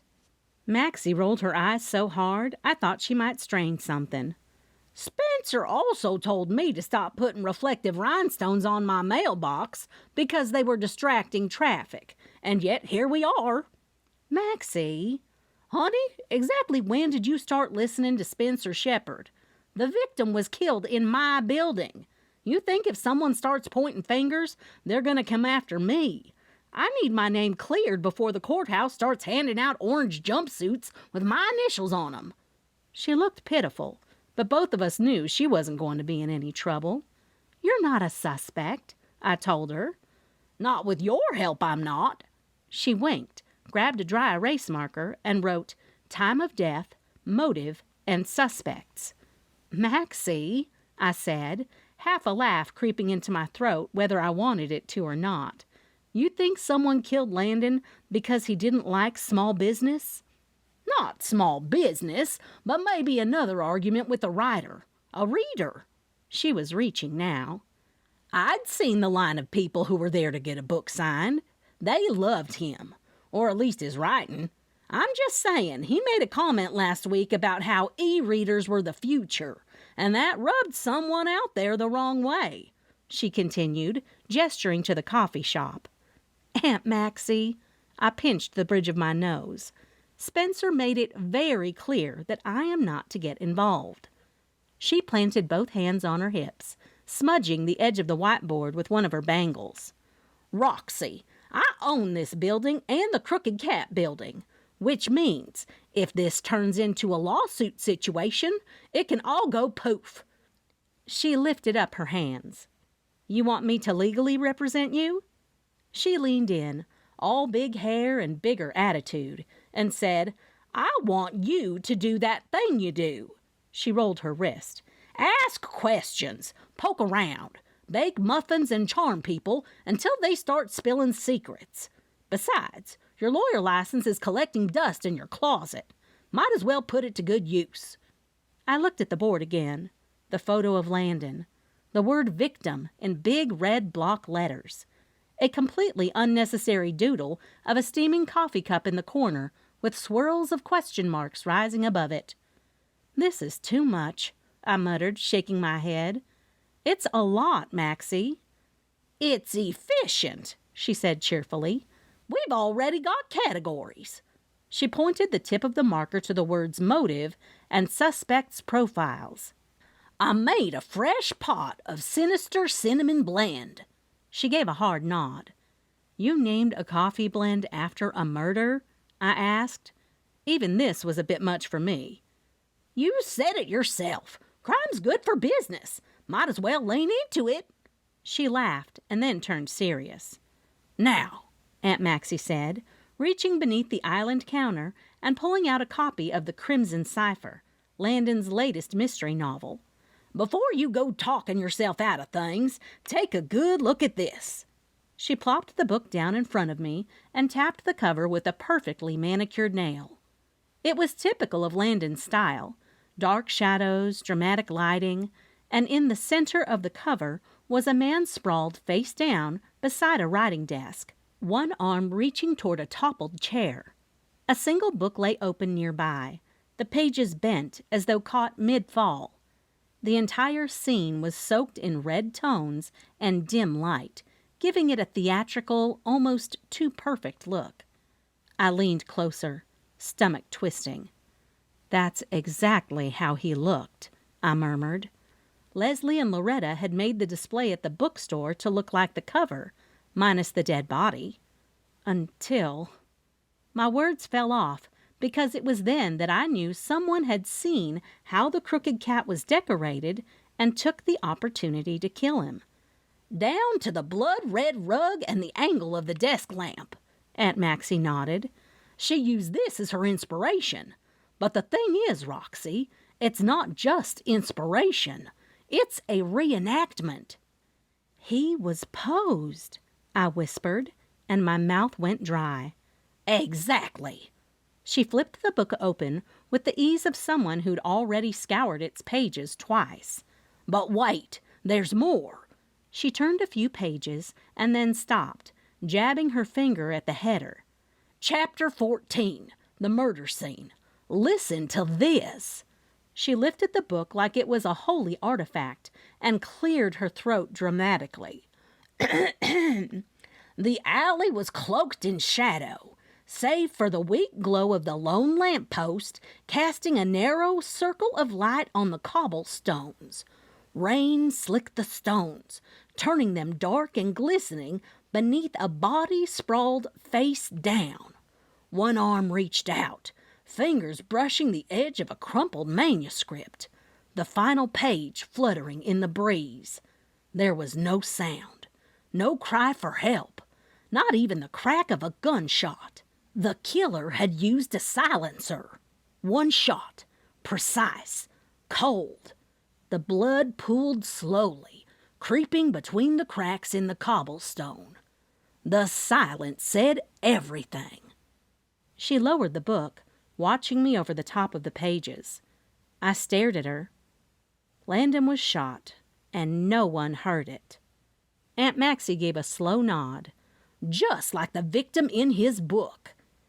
And he was found exactly like that. Like someone followed this scene to the letter. "Bingo," she said, setting the book down with a thud. "So now the question is, who knew the book that well?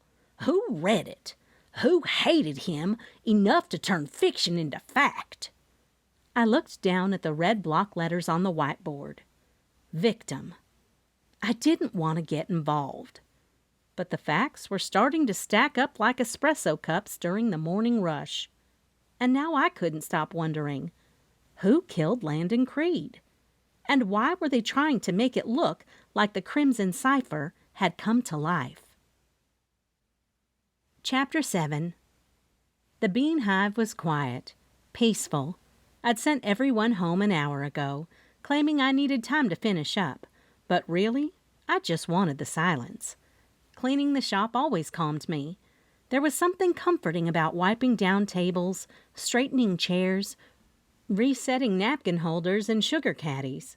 Order, control, the one thing today hadn't had. I moved behind the counter and reached for the dish rag again. I was dragging it along the length of wood when I heard the familiar click on the boardwalk. Sassy's nails. Pepper knew, too. He jumped to his feet, racing toward the front door, tail wagging like mad. I smiled for the first time in what felt like hours. The door creaked open, and Patrick stepped inside, holding it just long enough for Sassy to trot through first.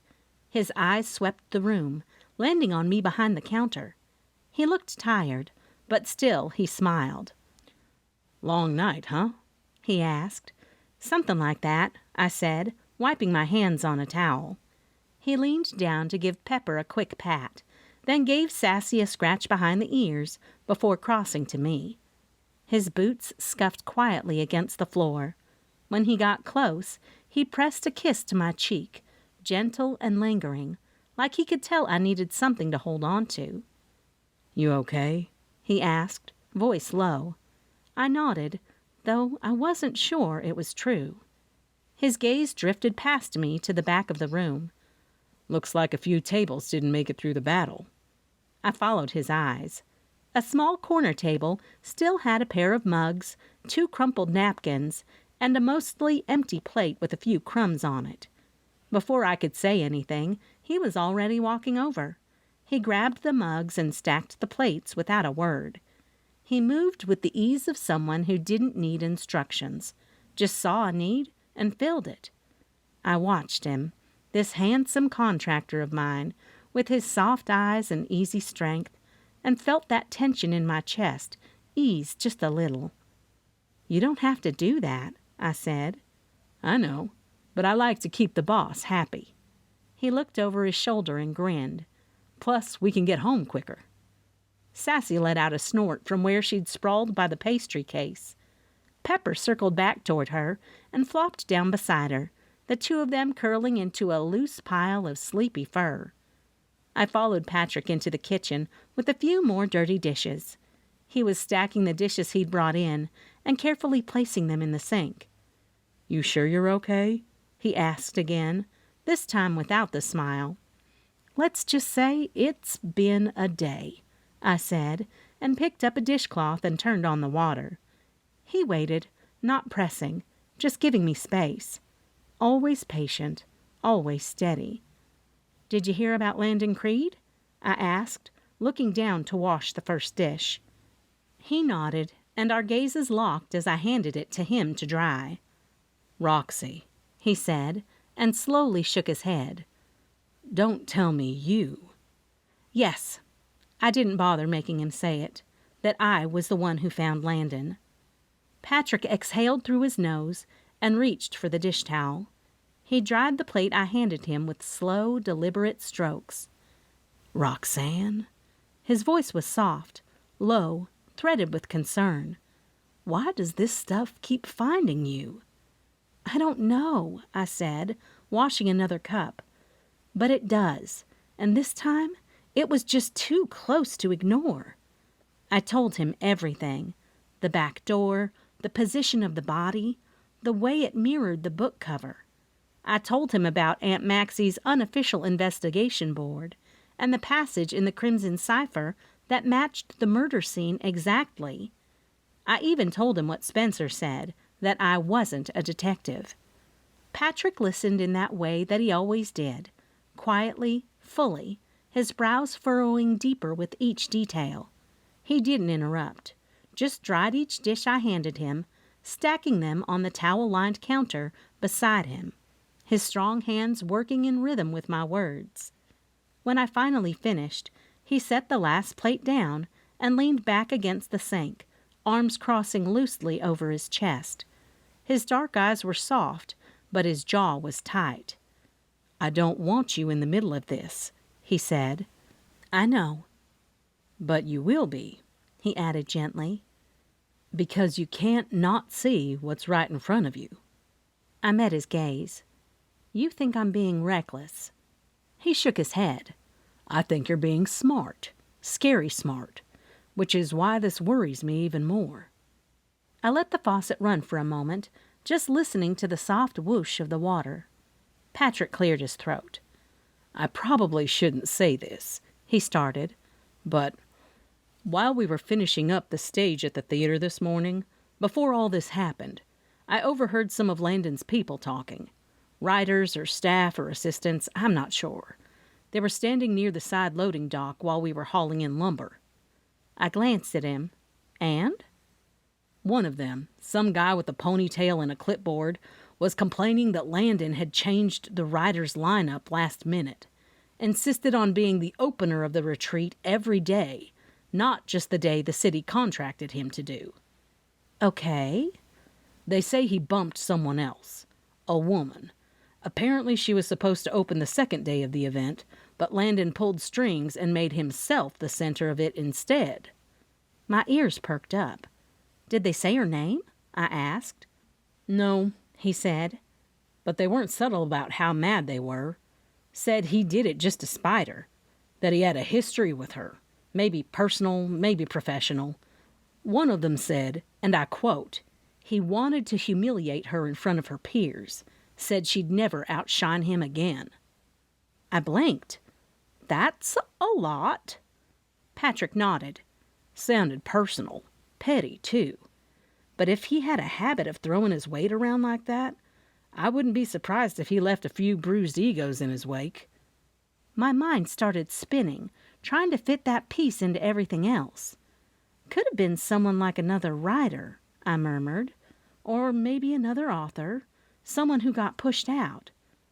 Whatever it is, Patrick said, you be careful. I don't care how tangled this gets. I care about you getting out of it in one piece. I reached for the towel and dried my hands, heart thudding beneath my ribs. He wasn't just handing me a dish anymore. He'd just handed me a lead. Chapter 8. The morning light spilled across the wooden floor of the Bean Hive in soft pinks and golds, the kind that only spring sunrises over Lake Honey Springs could offer. I sat at the counter near the front window, the one with the stool and the best view of the water, hands wrapped around a warm mug of Deadline dark roast. The shop wasn't open yet. It was just me, the hum of the roaster, and the slow rhythm of a new day waking up. Outside, the boardwalk glistened with a thin sheen of dew. The wood darkened in spots from where the night air had held on longer. Across from me, just beyond the edge of the pier, I could make out two fishermen setting up near the bait and tackle shop, their lines already cast into the still surface of the lake. The scent of the fresh coffee beans lingered in the air, rich and toasty. The morning's brews were already prepped, everything from cliffhanger cold brew to cozy killer cappuccino, ready to pour once the first bell on the door rang. I'd boxed up the carafes and pastries for the Cocoon Inn's hospitality room earlier, but hadn't yet made the delivery. I was letting the day settle in first. Next to me on the counter, a small bowl of strawberries sat untouched, except for the one pair of tiny paws steadily working through the juiciest one. "Take it slow now," I told the little ferret as he nibbled. "You're not supposed to inhale your food." The ferret, our latest little rescue, adopted during last month's Bean Hive pet partnership, gave me a side-eye and kept on crunching. I chuckled and took another sip of coffee, my gaze drifting back toward the lake. And then, of course, my thoughts turned where they'd been circling since last night. Landon Creed. I could still see the lamplight casting his shadow, still feel the silence of the bookstore when I'd walked in and found him laid out like a page come to life, dead beneath his own book cover. And I was glad to hear this morning on the radio how the writer's retreat had postponed the first day until tomorrow. The bell above the front door jangled. I turned just as Leslie Rourke stepped inside, her arms hugging a folder close to her chest, her bright copper curls, streaked now with silver, frizzing slightly at her temples from the morning mist. Her face looked drawn and tired, and her usual fire had dulled behind her eyes. "Mornin'," I said gently, setting down my mug. She gave a short nod. "Morning. I didn't want to call. I needed somewhere to go." "Well," I said, setting my mug aside and gently brushing a strawberry stem off the counter. "What can I help you with this morning, Leslie?" She didn't answer right away. Her fingers fidgeted with the folder's edge, and she looked down at her shoes like she'd rather be anywhere else. I can't open the crooked cat," she finally said, her voice thin and tight. Sheriff Shepard said it has to stay closed until the investigation is further along. She let out a shaky breath. Roxy, I don't know what to do. That shop is how I pay my bills. The inventory's sitting there, untouched. I've got rent due, invoices coming in, and I just... She stopped and swallowed hard. I softened, but before I could say anything, she rushed on. I heard through the Southern Women's Club text chain. She gave me a look that said, you know exactly the one. That Aunt Maxie told everyone you were going to look into things. My jaw tensed. Of course she did. I just wanted you to know, Leslie hesitated. Do you have any updates? And are you really helping? Because if there's anything I can do, anything to get the shop open again, I will. I pressed my lips together and stared out the window for a second, trying to tamp down the flicker of irritation rising in my chest. Of course Aunt Maxie had gone and flapped her big, dramatic mouth before I had even had time to decide what I was doing. Now the whole town was probably expecting me to put on my amateur sleuthing hat again, like it was part of my apron. I gave a quiet sigh and turned back to Leslie, who looked like she was barely holding it together. Well, I said gently, let's see what we can figure out. The gentle hum of the coffee shop filled in behind me as I nodded toward Leslie. Hang tight here a minute. She gave a small, tired nod and sank onto the worn leather couch in the corner, Pepper hopping up beside her without hesitation, curling against her side like he sensed she needed a little extra comfort. I slipped through the swinging door and headed toward the back storage closet, where Aunt Maxie had insisted we stash her investigation station, a.k.a. the whiteboard she'd half-filled with names, arrows, doodles, and one misspelled MOTIV, circled in red marker. I lugged it out, muttering under my breath as it bumped every corner on the way out. Can't believe she's already dragged me into this again. When I came back into the shop, Leslie was curled up with Pepper, staring out the front window like she was trying to make sense of it all through the mist rising off the lake. I set the whiteboard down on the coffee table in front of her and leaned it back so she could see. I'll be right back, I said gently, brushing a crumb off the frame. Just look it over and start thinking about your timeline. Even though I know what you already told Spencer, we need to write it all down here, too. She gave a faint nod without looking up. I walked behind the counter, refilled my mug with fresh brew, and then grabbed Leslie a to-go cup and filled it with the mellow, cozy killer cappuccino. Something smooth, not too strong. Just enough warmth to take the edge off a morning like this. I handed Leslie her coffee and settled into the armchair across from her, whiteboard between us like a courtroom exhibit. All right, I said, wrapping both hands around my mug. Let's start at the beginning. Just pretend I'm your lawyer, which, technically, I still am licensed to be. Leslie gave a weary chuckle and nodded, sipping her coffee. Pepper rested his chin on her leg, like he was listening too. When did you first contact Landon Creed about coming to Honey Springs? I asked, my voice calm, even, but clipped enough to mean business. I emailed him 6 months ago, she said slowly, just after I hosted that children's author. Good. Do you still have that email? I think so. It should be in my sent folder. I can double-check when I get home. Perfect. Save that. Screenshot it and forward it to yourself if you have to. I clicked a marker cap and jotted a note on the whiteboard. Now, did you have any phone conversations after that? A couple. Mostly emails. The calls were just scheduling, nothing big. I think I have one voicemail from him. I can check.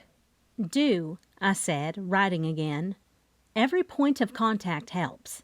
Now, when did he actually arrive in town? 2 days before the signing. She blew out a breath, her shoulders slumping. He checked into the Cocoon Hotel that morning. I met him there to go over the plan. That's when I started noticing how difficult he was. Did anyone witness that first meeting? Loretta did. She popped in to drop off some event materials. She heard a bit of it. He was complaining about the setup and called the display small-town nonsense. I nodded slowly, adding Loretta's name to the corner of the board. And after that? Leslie's eyes moved to the display board, now dotted with names and notes. He kept sending me last-minute requests, changes to the program. He didn't want to sign books in the store, said it looked like a prop set. But I couldn't cancel, not with the publisher supposed to be watching the live stream. Publisher? I asked, scribbling. He said a scout was watching the event remotely. I don't know if that's true. He didn't give me a name. All right. I capped the marker and leaned back, locking eyes with her. We're going to keep building this out, piece by piece. We'll list everyone who had contact with him, every time he raised a fuss, and anything that might have set someone off. Leslie nodded slowly, but her voice was low. You think it was someone in town, don't you? I think. I glanced at the whiteboard, the names, the arrows, the fraying edges of a story coming into focus. We need to treat this like the mystery it is, and that means we don't rule out anything, yet. Now, I said, clicking the marker closed and setting it aside, tell me exactly what happened yesterday. Start from the morning when he showed up. Walk me through it all, Leslie.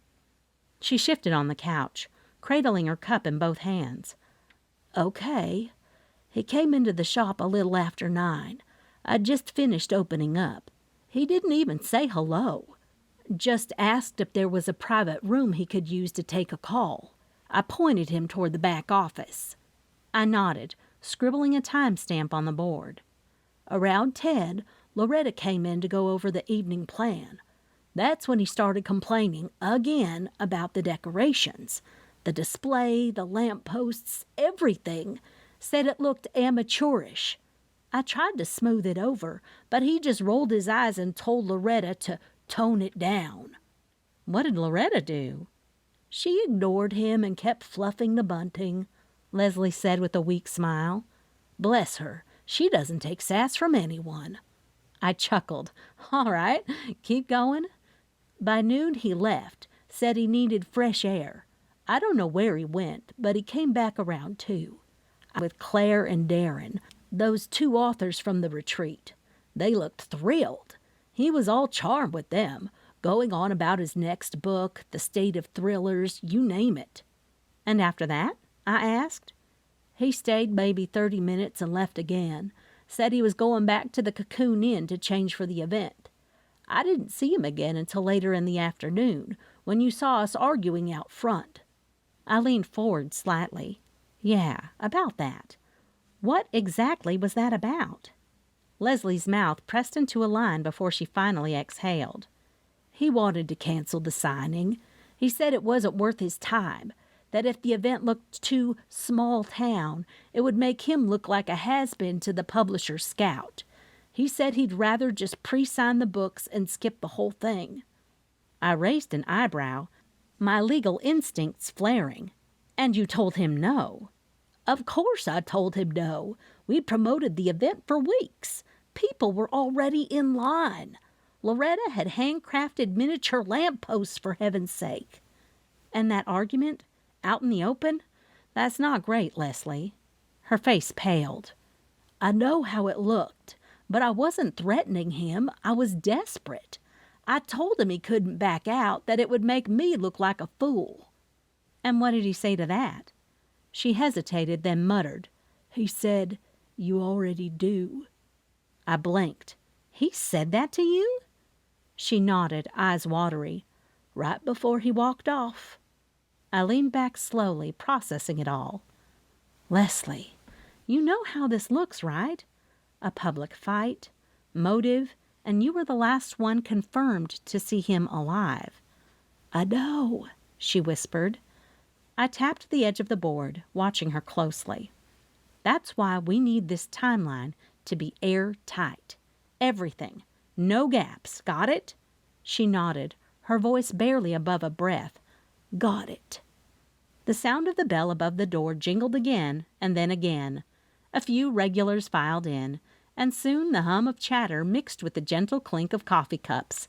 The smell of warm cinnamon and brewed espresso filled the air, and Bertie was already behind the counter, greeting customers with her usual sunny charm. The Bean Hive was officially waking up. I glanced around as more folks came in and gave Leslie a nod. "All right, we've got to wrap this up for now. Looks like the morning rush is starting." She sat forward, the weight of our conversation still pressing on her. I kept my tone light but purposeful. "Here's what I need next. I think someone might have come into town specifically knowing Landon was going to be here. The crooked cat was the main attraction yesterday." Leslie nodded, following. "I want to know if anyone bought books at the shop before the signing," I said.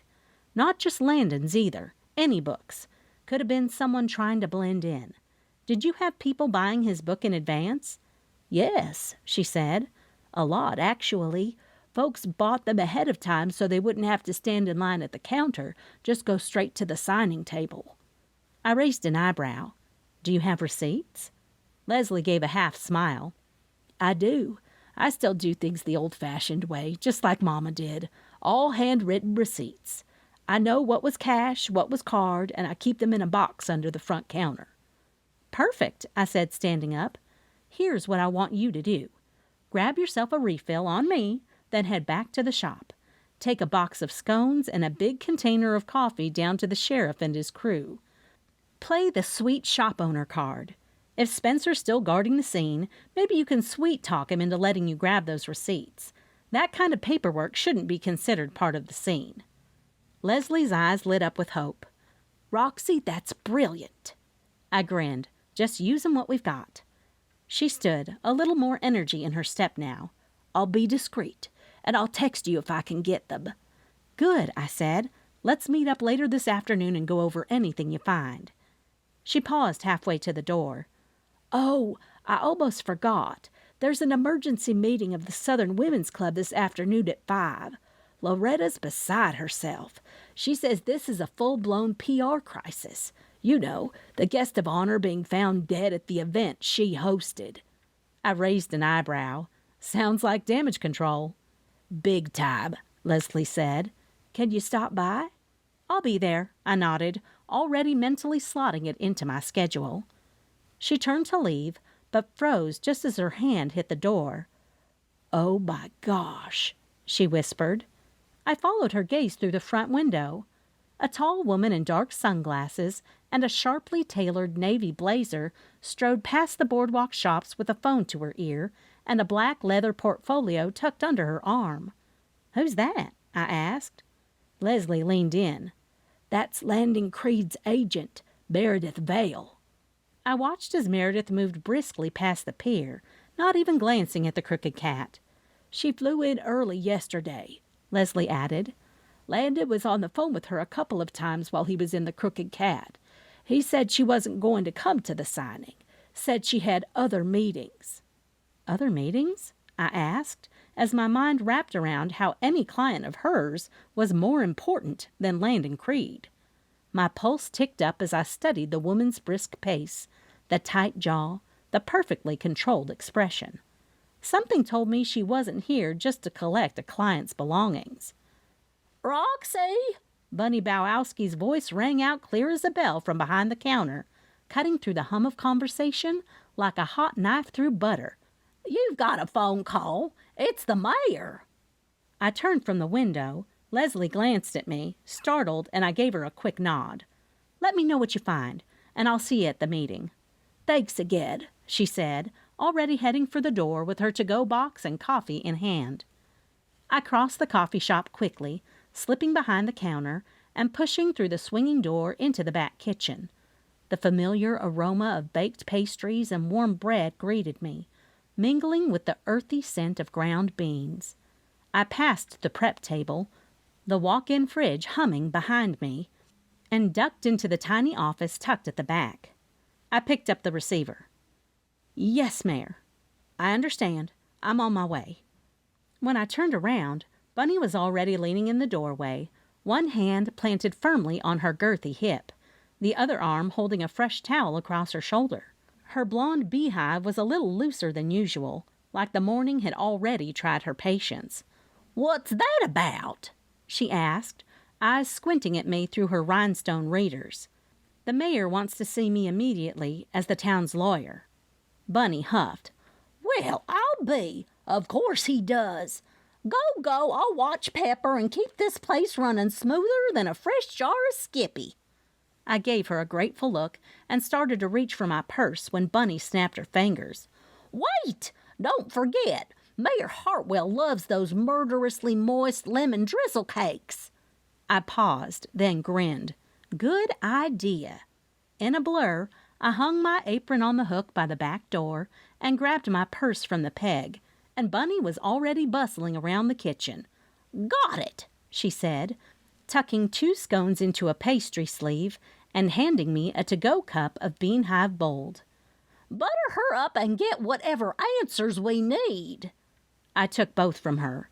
"Wish me luck." "Luck?" Bunny called after me as I pushed through the swinging door. "You've got charm, caffeine, and baked goods on your side. You'll be fine." Chapter 9. I tucked the scones and coffee into my tote, gave Bunny a quick wave, and pushed through the front door of the Bean Hive. The boardwalk outside was bustling now with some locals sipping coffee, tourists taking selfies by the lake, and vendors wheeling out sandwich boards with their lunch specials. I didn't have time to enjoy the view today. I slipped into my little car parked just behind the marina. The sound of Big Bib's ferry traveling across Lake Honey Springs to the island made me look. Seeing the tourists on the ferry with big smiles and wrapped up in conversations made me feel a little more relieved, with hope they'd not heard about Landon Creed. With my tote bag securely tucked in the passenger seat, scones, coffee, and the all-important signed contract inside, I pulled out onto the narrow lane leading away from the boardwalk. The drive into downtown Honey Springs was short, no more than 3 or 4 minutes, but it was always one of my favorite stretches. As I crested the gentle hill, the spire of Honey Springs Church came into view first, its white steeple poking through the budding tree branches like a postcard come to life. Just beyond the church, downtown unfolded like a quilt of small-town charm. Central Park sat in the heart of it all, the big white gazebo shining in the early sunlight, surrounded by soft patches of grass just beginning to green up after winter. Daffodils in buttery yellows, blush pinks, and creamy whites peeked out of the flower beds that circled the park's edge, dancing gently in the late morning breeze. I slowed as I approached the middle of Main Street, where the Honey Springs Courthouse stood tall and proud, the red brick and grand white columns framed perfectly against the backdrop of the park. The building had the best view in town, and I always thought the mayor picked her office just for that reason. The sidewalks were dotted with carriage lights, and the storefronts flanking the street added their own whimsical flair that included the Buzz Boutique and the Stringer Stationery Shop among them, their bee-themed signage and cheerful window displays making it hard not to smile. These were 2 new shops in Honey Springs, and I'd yet to meet the owners, but it was only a matter of time. During the winter, Honey Springs wasn't a lively tourist town, which meant shops had limited hours, and with daylight savings time, the sun set earlier, making everyone just want to go home during those long winter months. But with spring here, and the festivals starting up as well as the tourist season, I was sure to meet the new business owners in town. But this morning, my smile was tight, because no matter how cheerful the drive, I wasn't just heading to City Hall for coffee and a chat. I was walking straight into the middle of a mess. There was a spot to park in front of the courthouse, so I parked there and picked up my bag from the passenger seat. After I got out, I adjusted the strap of my bag over my shoulder and made my way to the front of the courthouse. Inside, the familiar scent of old paper and lemon-scented polish greeted me. The marble floors echoed with every step of my flats as I crossed the lobby and made my way towards the mayor's office tucked up on the 2nd floor. The door to Mayor Callie Hartwell's office was cracked slightly, but I knocked anyway and pushed it open when I heard her call out, "Come on in." Callie stood from behind her antique oak desk, the morning light from the tall windows gleaming against her deep chestnut hair, which was pulled into a sleek twist at the nape of her neck. She wore a fitted navy skirt suit with a Honey Springs pin on her lapel, and a look on her face that said she'd been up since before dawn and still had 12 fires to put out. "Roxy, thank you for coming so quickly," she said. "Of course," I said, stepping inside. I brought the signed contract. I pulled out the crisp document from my bag and handed it over. Callie glanced at the signature and sighed. "This is going to be a mess." She moved behind her desk again, placing the contract on top of a stack of neatly aligned folders. "A New York Times best-selling author dying in our town? That's not just gossip fodder, Roxy. That's the kind of thing that gets national press and outside investigators poking around." I crossed my arms gently. "I understand, but I thought that's why you wanted me here, as the town's lawyer." Callie opened her mouth to respond, but was cut off by a sharp knock at the door. It creaked open, and there stood Sheriff Spencer Shepherd, tall and broad-shouldered in his brown uniform. His green eyes narrowed just slightly when they landed on me. "What's she doing here?" he asked. Callie gave him a pointed look. "Because I asked her to come." Spencer didn't move from the doorway. His gaze flicked between us, unreadable. And I got the distinct impression that whatever was coming next wasn't going to be as simple as a signed contract. I reached into my tote and pulled out the pastry sleeve, placing the scone and coffee on the edge of the mayor's desk. Spencer's gaze followed the motion, and he crossed his arms, that sheriff badge practically glinting with suspicion. "Oh, you're here to bribe the mayor, too?" he asked, one brow raised. "Like you sent Leslie to butter up my deputies over at the Crooked Cat?" I didn't even flinch. "I don't have to bribe anyone," I shot back, matching his tone with a measured calm. "I'm the town's lawyer, and the mayor called me here, personally." "She did," Mayor Hartwell confirmed, stepping between us with the easy authority of someone used to wrangling department heads. "And actually, I called both of you here, because as the lawyer for Honey Springs, Roxy's not only kept us on the legal straight and narrow, but she's also helped this department more times than I can count. Petty crimes, full-on murder investigations, she's been there." I glanced toward Spencer, who didn't look entirely convinced. "We have a PR crisis on our hands," Callie continued, her voice firm. "A New York Times best-selling author died at a public event in our town, and now the spotlight's going to turn, hot and fast. We need this solved, fast. That means the two of you working together." Spencer's jaw flexed, his mouth opening like he was about to argue, but I cut in first. "I know these people. I run the Bean Hive, which means I hear more gossip before 9 a.m. than most people hear in a week. I'm the coffee supplier for the entire writers' retreat, and I'm already in and out of their spaces all day long. If someone's hiding something, I'll be the one to hear it." "And she's licensed," Callie added, pointing toward me.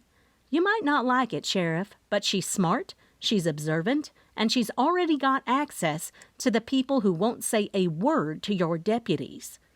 Spencer looked like he'd swallowed a bitter pill. "This is ridiculous." "What's ridiculous," Callie said, her voice sharp now, "is wasting time arguing about something I've already decided. That is final. Now get out there, together, and figure it out." She motioned toward the door with a tight-lipped smile.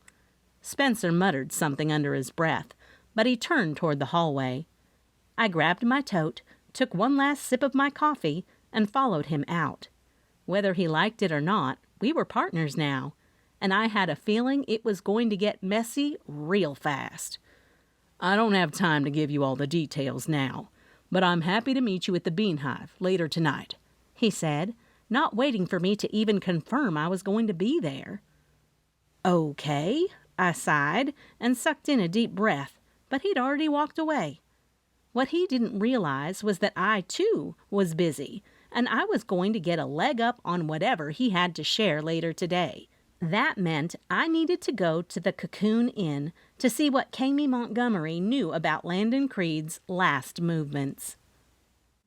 Chapter 10. I reached for my car door, my keys already in hand, when the marquee lights caught my eye. Across the street, the Honey Springs Theater stood with quiet dignity. The exposed bulbs that outlined the curved marquee were still lit, their soft amber glow flickering against the late morning sun. They looked oddly romantic for a place currently shrouded in the shadow of a murder. The red lettering on a sign had been rearranged to say, "Writer's Retreat, postponed until tomorrow." But the electricity humming through those old bulbs told me someone had already been inside this morning. I paused, my hand on the car door, and then turned away from it. The courthouse was just a block behind me, the library around the corner, and directly across the street sat the bank with its green awning and window decals advertising spring loan specials. It was quiet, the kind of quiet that only happens in a small town before lunchtime, but my instincts were already humming. The writer's retreat had been delayed for the day, but that didn't mean no one from the event was around. I crossed the street and walked up the wide sidewalk that led to the double front doors. The glass ticket window was empty, the tiny stool behind it unmanned. My footsteps echoed softly as I pushed through the heavy doors into the lobby. It smelled like old velvet, fresh paint, and lemon cleaner. Someone had definitely been here, maybe prepping for tomorrow. The hall leading to the auditorium stretched out in front of me, the old red carpet plush beneath my feet and slightly worn at the edges. Inside the auditorium, the space felt cavernous and expectant, like the theater itself was holding its breath. 50 rows of velvet-covered seats sat in neat order, their fabric freshly vacuumed, the stage lights dimmed but ready. The half-moon stage was bare, except for the rich sweep of the newly installed red velvet curtain, drawn closed as if hiding a secret. The box balconies flanking either side of the stage stood like silent sentinels, the mayor's preferred seat, nearest to the left, still marked by a cushion she'd brought in herself. The hush of the place settled over me as I stepped farther in, the carpet muffling each step. Light filtered in from the small porthole windows above, leaving soft shafts of gold against the dark backdrop of the theater. Just as I was starting to walk inside the auditorium fully, I spotted a table with a stack of the Writer's Retreat program, picked one up, then slipped it into my bag. To the left, beyond the curtain, I knew the dressing rooms would be empty now, waiting for the cast of the spring production. The control panel in the back glowed faintly, a few colored lights blinking lazily like the theater was just stirring from sleep. Then came the sound, soft at first, a distant walking sound, like a dragging on velvet carpet, followed by soft-spoken voices. From the side entrance near the wings, 2 women emerged onto the stage. One wore a fitted linen dress in the shade of buttercream, with matching low heels and a large, clunky necklace that swayed with each assertive step. She held a clipboard like it was a gavel, pointing it toward a long table that had been set up center stage. Behind the table hung a banner with Landon Creed's headshot in bold grayscale, beside the glossy image of his book cover, both suspended like memorials. The woman jabbed her pen toward it, her other hand already gesturing in wide, sweeping circles. "We need to take that banner down before lunch," she said in a clipped tone that carried easily to the back row. "And the podium? Gone. Move in those conversational chairs from the lobby storage closet.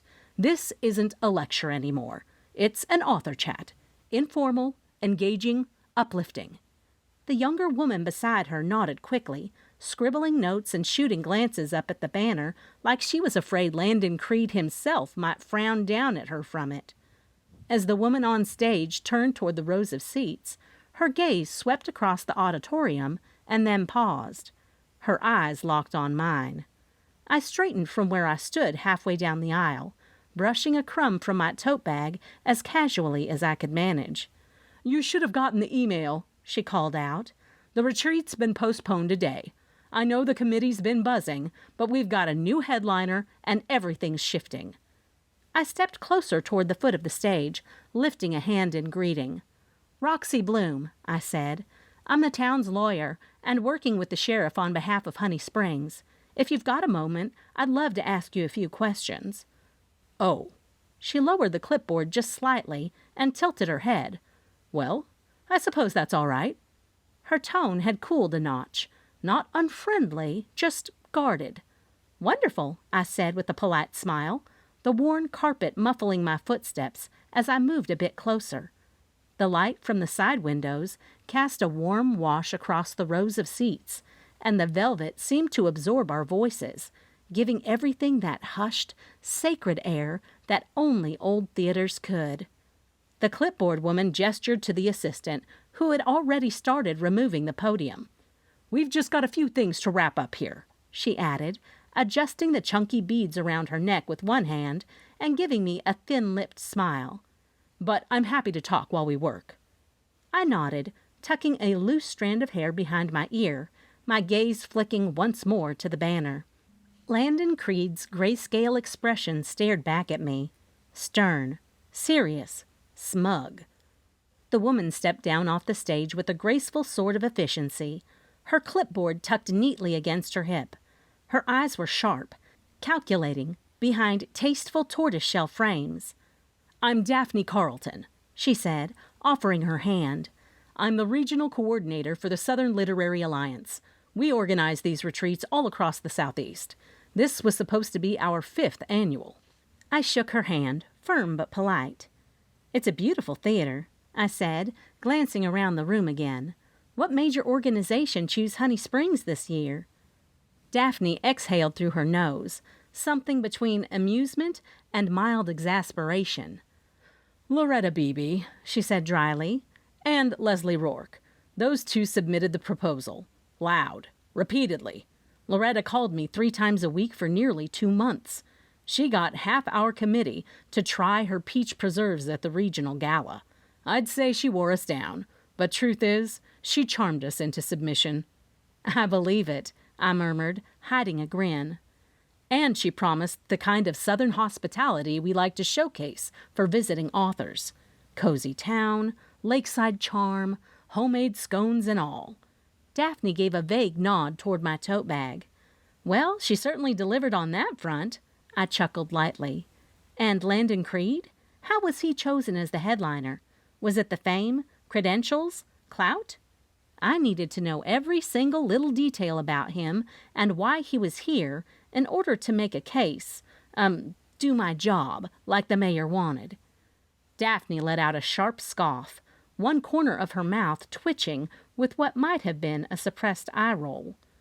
"Landon Creed," she said, enunciating the name like it left a bad taste. "That was all Meredith Vale, his agent. Big promises, big money.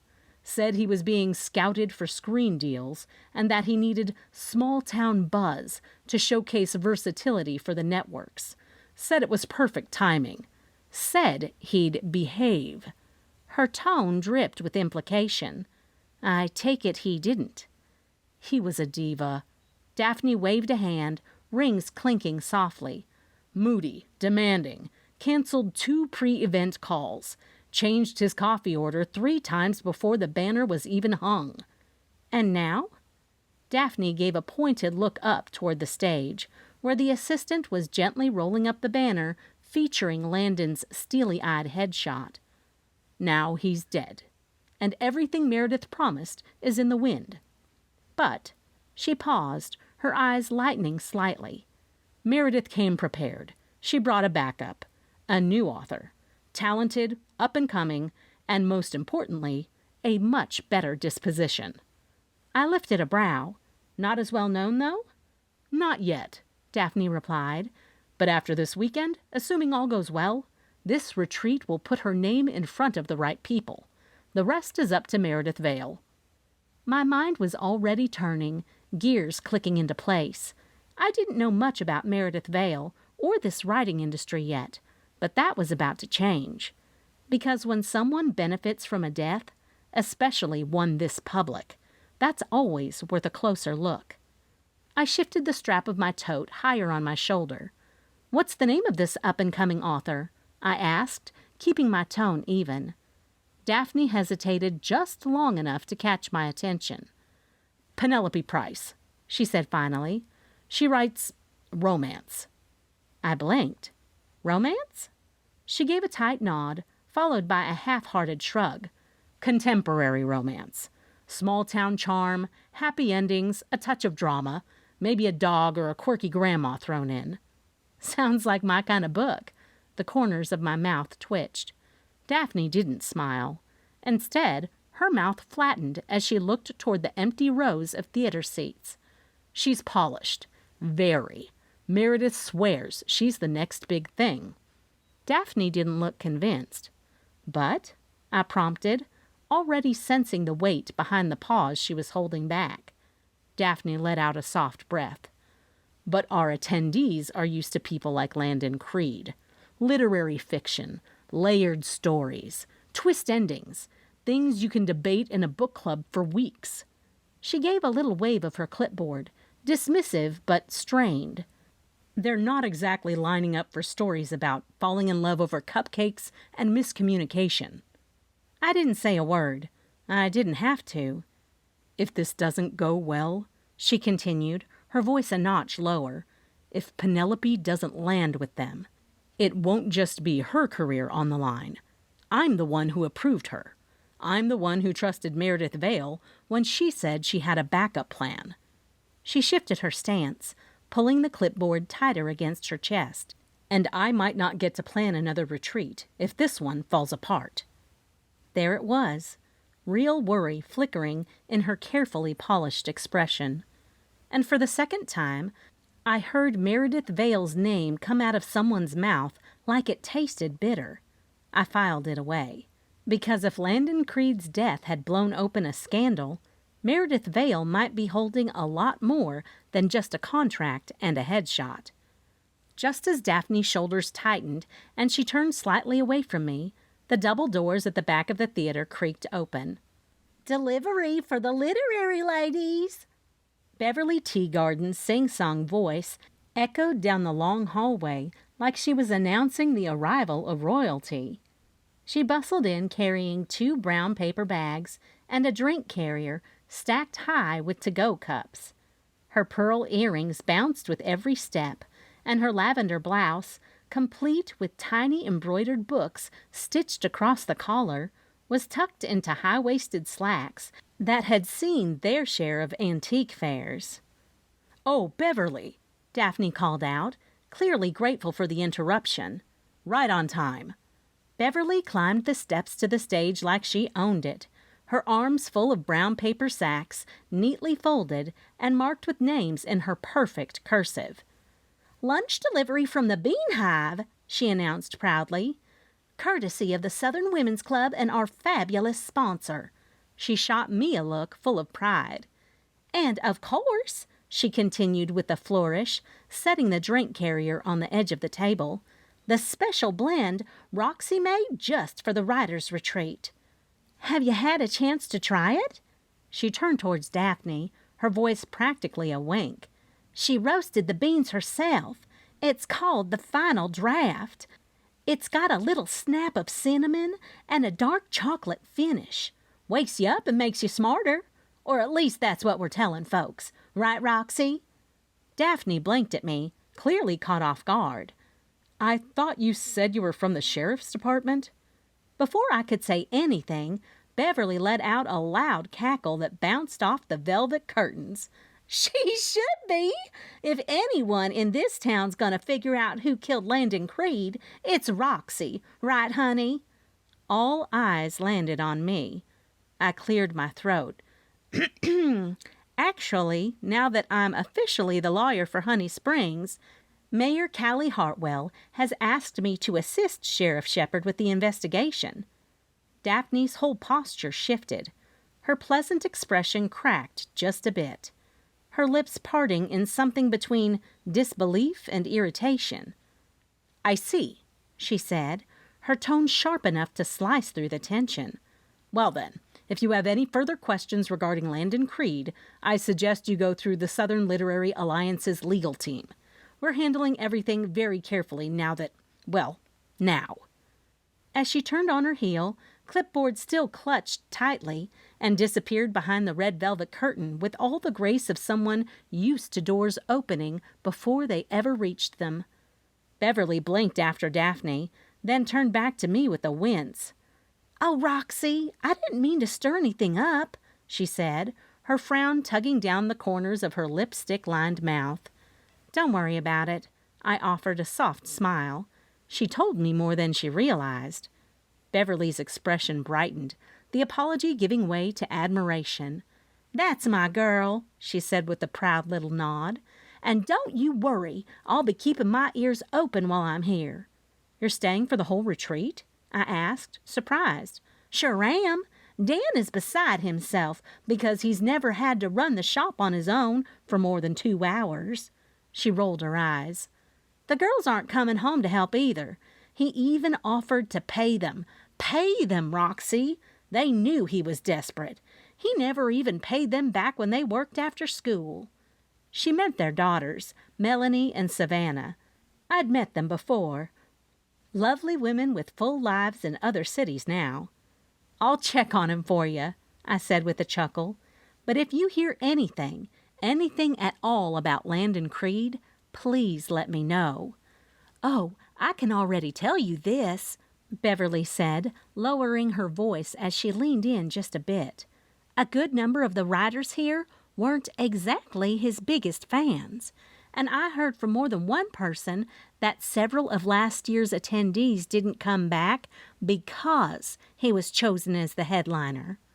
My smile faded.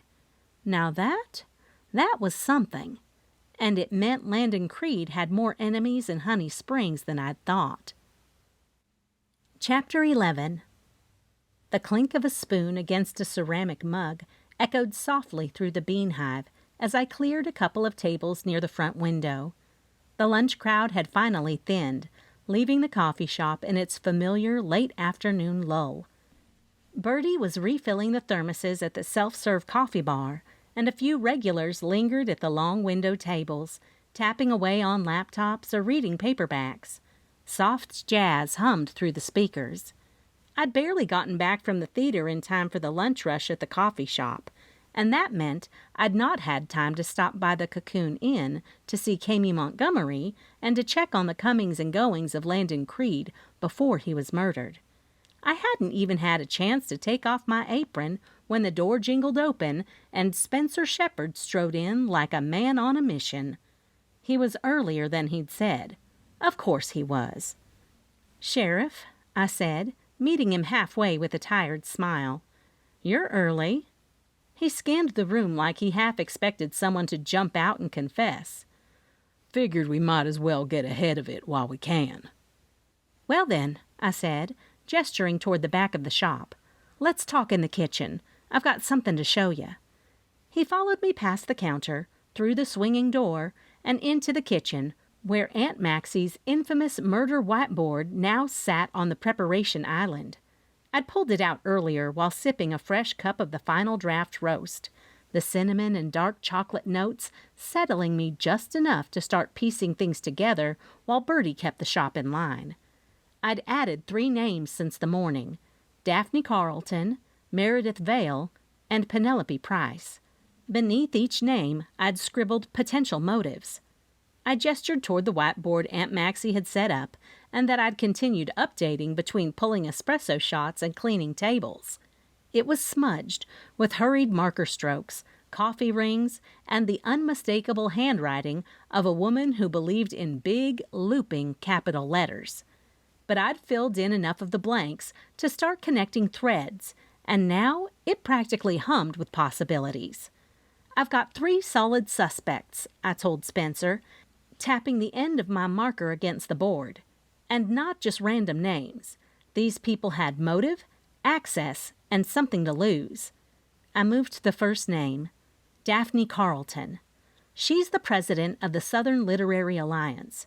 She's the one who picked Landon as the headliner. From what I gathered earlier today, attendance at this year's retreat was already down. Writers who usually never missed it stayed home because they didn't want to deal with Landon. They didn't like his arrogance, or maybe they didn't want to be overshadowed. Either way, it reflected poorly on Daphne. And now with the retreat delayed and Landon dead, well, let's just say she's got a lot riding on how this plays out. Spencer gave a small nod, his mouth tight. I pointed next to Meredith Vale, Landon's literary agent. She's slick, sharp, and already pushing her next big thing, Penelope Price. From what Daphne said, Meredith practically shoved Landon into this retreat in the first place. Promised donations, big publicity, maybe even coverage that would help the retreat grow. But now that Landon's dead, those promises are toast. Unless Penelope steps in and saves the day. And how does that help Meredith? Spencer asked. She represents Penelope, too. If Penelope becomes the retreat's darling, if she's suddenly the breakout star of the week, then Meredith cashes in twice. She buries the damage of Landon's bad press and launches a new star from his ashes. I didn't wait for him to argue before circling the final name, Penelope Price. She's the wild card, the up-and-comer. No one really knows her, but now she's the new face of the retreat. This was Landon's event. His name was on the banner, the flyers, the programs. Now Penelope's stepping into his spotlight. Maybe she didn't kill him, but she sure benefits the most from him being gone. I stepped back, crossing my arms as the marker clicked softly against my wrist. Each of them had something to gain, each of them had something to lose, and each of them was there. Spencer stared at the board in silence, then let out a breath. Well, he muttered, we're definitely not dealing with amateurs. No, I said, voice low. We're dealing with writers. And everyone knows they're trained to plot. He didn't say anything, which I took as permission to continue. I know you don't love that the mayor asked me to help, but I've been talking to people, listening, gathering context. This wasn't random, Spencer. Someone wanted Landon Creed gone, and not just because he was arrogant. I pointed to the whiteboard. I think the answer's going to come from inside the writer's retreat itself. There's too much at stake for these folks.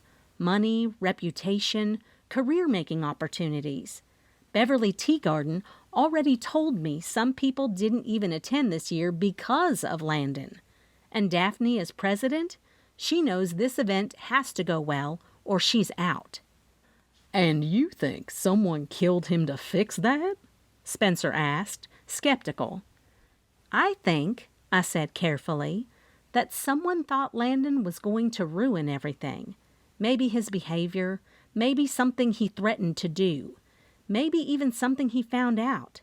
But the motive is in that theater, Spencer. It's in the retreat. He scrubbed a hand over his jaw, his eyes flicking back to the board. So what are you suggesting? I want to attend the retreat, I said. Blend in, ask questions, listen. These writers are guarded, especially around law enforcement. But they talk to me. They're already used to seeing me because I'm one of the sponsors. Aunt Maxie can handle the coffee station. I'll keep my ears open. He looked like he wanted to argue, but I pressed on. Think about it. If someone wanted Landon Creed out of the picture, what better place to make a move than a retreat where everyone has motive and everyone assumes they're surrounded by friends? Silence stretched between us. I let it. The scent of fresh coffee drifted in from the main shop, warm and grounding. Finally, Spencer gave a reluctant nod. You go in, but you keep me updated. Daily. And if you hear anything sketchy, you don't play hero. You call me. Got it? I smiled. Got it. Now I just had to convince the writers that I was one of them. Chapter 12. After I left Spencer, I checked on Espresso to see if there were any leads on a forever home. But sadly, Birdie said people were curious about him, but not sure about owning a ferret for a pet. I was going to have to figure out a way to get him more visible and more ways to show he could be a great pet. And what about you? I took my apron off and tossed it into the laundry basket that sat underneath the counter. Pepper was sitting down and looking up at me, batting his big black eyes in anticipation, waiting for my next words. "Are you ready to go see Felix?" Pepper jumped at the name. Felix was a cat and one of the adoptees. He was adopted by Kami and Walker for Walker's granddaughter Amelia, who they had custody of. Pepper loved all the animals that had come through the Bean Hive from Pet Palace, but not so much Espresso. My brows knitted, and I pulled in my lips as I glanced from Espresso to Pepper, wondering just why Espresso seemed to be different in all ways. Pepper normally loved all creatures. I unhooked the leash from the coat rack and gave it a shake. Pepper didn't need a second invitation. His tail wagged furiously as he darted toward me, practically dancing in place.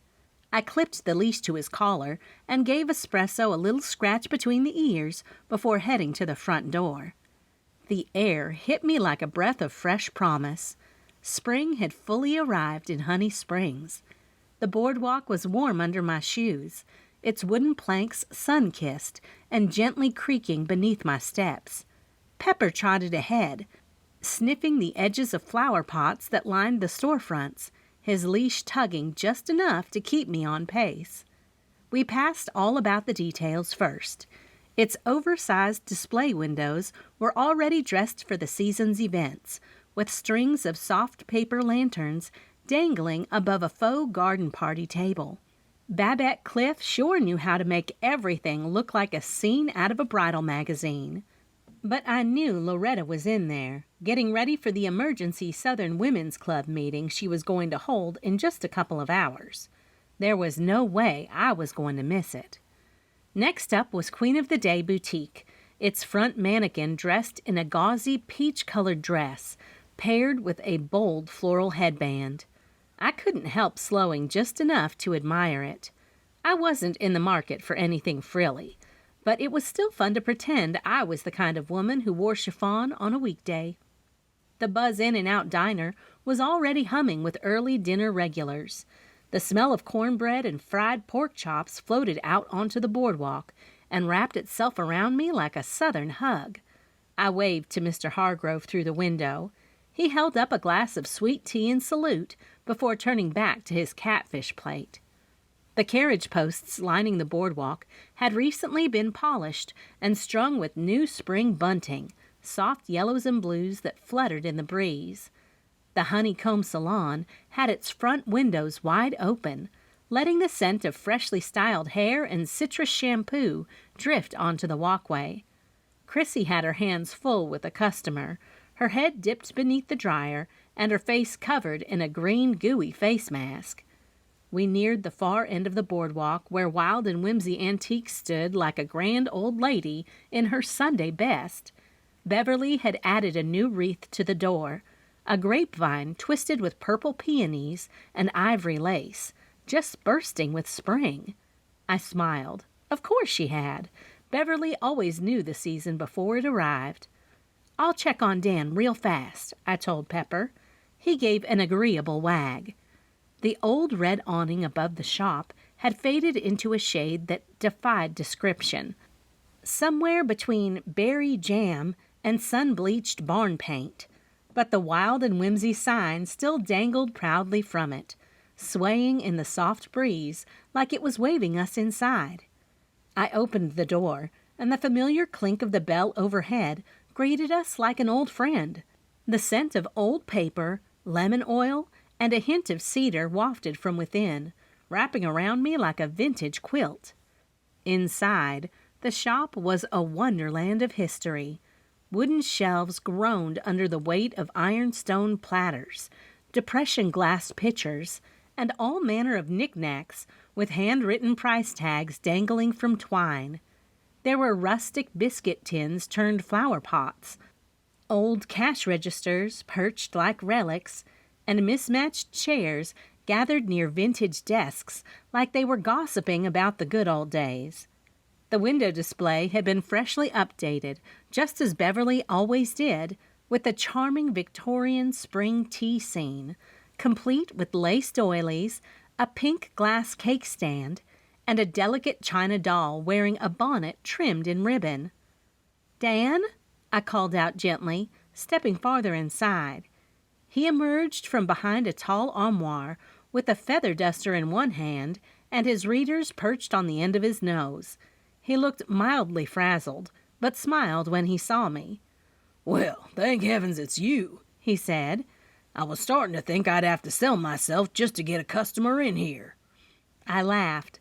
"Beverly told me you'd be manning the store solo this week. I just wanted to check in, make sure the place hadn't burned down." "Not yet," he said with a dry chuckle, setting the duster on a table that displayed vintage salt cellars and silver spoons. "Though I did try to make myself a cup of tea in one of those teapots and didn't realize it still had potpourri in it." "Oof," I winced. "That'll teach ya." "Beverly left you something," he added with a sparkle in his eye. "Said it reminded her of the Bean Hive." He ducked behind the counter and came up holding the most charming little antique cream pitcher, pale mint green, with hand-painted violets trailing along its curvy belly. A tiny chip on the base only gave it character. "Oh, Dan, that's adorable." "She said you'd used up half her stock already at the Bean Hive and figured you might need a refill." He snorted, then slipped a dog treat out of an old treat jar shaped like a dog bone before he bent down and handed it to Pepper, along with an ear scratch. "I always need a refill," I said, carefully cradling the little pitcher in both hands. "And this one's got Bean Hive written all over it." I reached into my tote, fished out a couple of bills, and handed them over, but Dan waved them off. "I'll put them on your tab," he said. "Consider it a gift for keeping the town caffeinated." "You're the best," I told him sincerely, "and Beverly will be glad to know you're surviving." "Barely," he muttered, heading back to the armoire. "Come back soon, preferably with cookies." I slipped the cream pitcher into a padded section of my tote and turned to Pepper, who was now nosing a basket of crocheted doilies like they might come to life. I didn't have the heart to tell him that I was going to be spending a lot of time at the writer's retreat, now that Spencer had given me the nod to go undercover. The thought of it made my heart race. It was exciting. "All right, time to get moving," I told him. "We've got one more stop before heading home." With the little brass bell chiming behind us, we stepped back onto the sunlit boardwalk and headed toward the Cocoon Inn, the warm wind brushing past like it had secrets to share. Then along the sidewalk before the Cocoon Inn came in sight. The white brick glowed in the late afternoon sun, the double porches wrapped in hanging ferns and overflowing planters of petunias and trailing ivy. A gentle breeze carried the scent of lavender and fresh-cut grass. I could hear the distant murmur of water lapping against the pier and the low laughter of a couple seated on the inn's front swing. There were even a few folks enjoying the small beach area along the lake in front of the Cocoon. Pepper's nails clicked eagerly as we climbed the front steps, both of us drawn toward the calm, inviting hum that always seemed to live within the walls of the Cocoon. The tall windows shimmered with light, and the brass door handles were polished to a mirror shine. As I pushed open the door, the cool, lavender-laced air greeted us, the scent mingling with lemon polish and a faint hint of wood smoke from the fireplaces inside. Plush armchairs flanked either side of the lobby, nestled near antique bookcases and soft cream rugs. The cocoon-like comfort of the place made me forget for just a second why I was really here. Just a second. Then my thoughts turned sharp again. Time to find Kami Montgomery and maybe finally figure out what Landon Creed was doing before he ended up dead beneath that lamppost. The gentle chime of the bell above the Cocoon Inn's door sounded softer than the one at Wild and Whimsy, like it was meant to soothe rather than announce. Pepper trotted beside me, his nose twitching at the familiar scents, his paws tapping softly against the gleaming hardwood floor until he noticed Felix curled up on the second step that led up to the guest rooms. Felix stretched, yawned, and sat up before greeting Pepper with nose bops. A soft murmur of conversation floated in from the hospitality room on the right, and I headed toward the room, leaving Pepper to visit, where Kami Montgomery stood near the wide stone fireplace, talking to someone.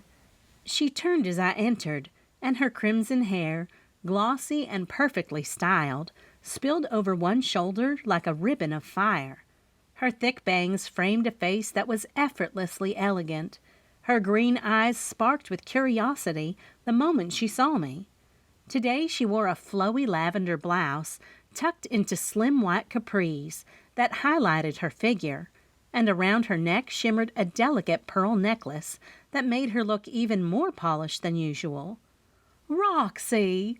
Kami's voice rang out, bright as the sunlight filtering through the tall windows. A smile broke across her face, dimples deepening in both cheeks. "What a surprise! And Pepper, too!" Pepper, with Felix sneaking behind, gave a happy little bark and bounded toward her, tail wagging wildly. She crouched down gracefully, greeting him with an affectionate scratch behind the ears. "Well, aren't you just the handsomest thing?" "I promised Beverly I'd check on Dan," I said, stepping farther into the parlor. "And since I was already out walking, I figured I'd stop by and see if I could ask you a couple of quick questions." Kami rose smoothly to her feet, her brows lifting just a fraction, though her smile didn't falter. "Questions?" she echoed, curiosity replacing her usual warmth. I nodded. "About Landon Creed." The sparkle dimmed slightly in her eyes, and for the briefest moment, something unreadable crossed her face. She didn't lose her composure, not Kami, but the shift was enough for me to notice. "I figured you might have seen something," I continued gently. "Maybe noticed something unusual before he was found at the Crooked Cat." She glanced over her shoulder toward the front desk, where a young staff member was arranging room keys behind the counter. Then she gave me a small nod and motioned toward the cozy seating area beside the fireplace. "Let's sit," she said, "and I'll tell you what I know." I followed, my fingers brushing lightly against the cool leather of the armchair as I sat down. Pepper settled at my feet, his chin on his paws, ever the polite companion. Kami followed gracefully into the chair across from me, her ankles crossed, one hand lightly resting on the armrest, her pearl necklace catching the firelight in soft glimmers. The inn was quiet, peaceful, but I knew better than to mistake calm for innocence. Kami tucked a leg beneath her as she settled deeper into the chair, her fingers smoothing the hem of her blouse. "It was kind of a mess, honestly," she said, her voice dropping a bit. "I got a call about 3 weeks ago from Meredith Vale, Landon's agent, and Landon himself, both on the line. They said they were told they'd be staying at the Cocoon Inn and insisted it had to be here." I tilted my head. Were they already on the reservation list? Kami shook her head. "No, that was the issue. We'd been booked for months. This retreat brought in riders early, and most of them prefer to stay here if they can. It's quiet, peaceful, good for riding, and the views of Lake Honey Springs from the porches upstairs, you can't beat it." Loretta really sold it during her pitch to the Southern Literary Alliance. Her eyes drifted toward the tall windows, as if picturing it now. "Meredith was polite at first, but once I told them there were no vacancies, Landon pushed. Hard. said it was part of the event's contract that Landon needed to be in the town's premier lodging because he's the celebrity headliner. And his agent? Well, she wasn't exactly subtle. Celebrity? I shook my head. Kami rolled her eyes.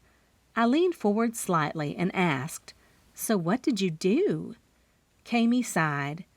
"I called one of the writers who'd booked early, Phoebe Ramsey. She's a poet from Georgia, kind of reclusive. I explained the situation and offered her the cabin in the woods." "Oh, that place up on the ridge?" I asked.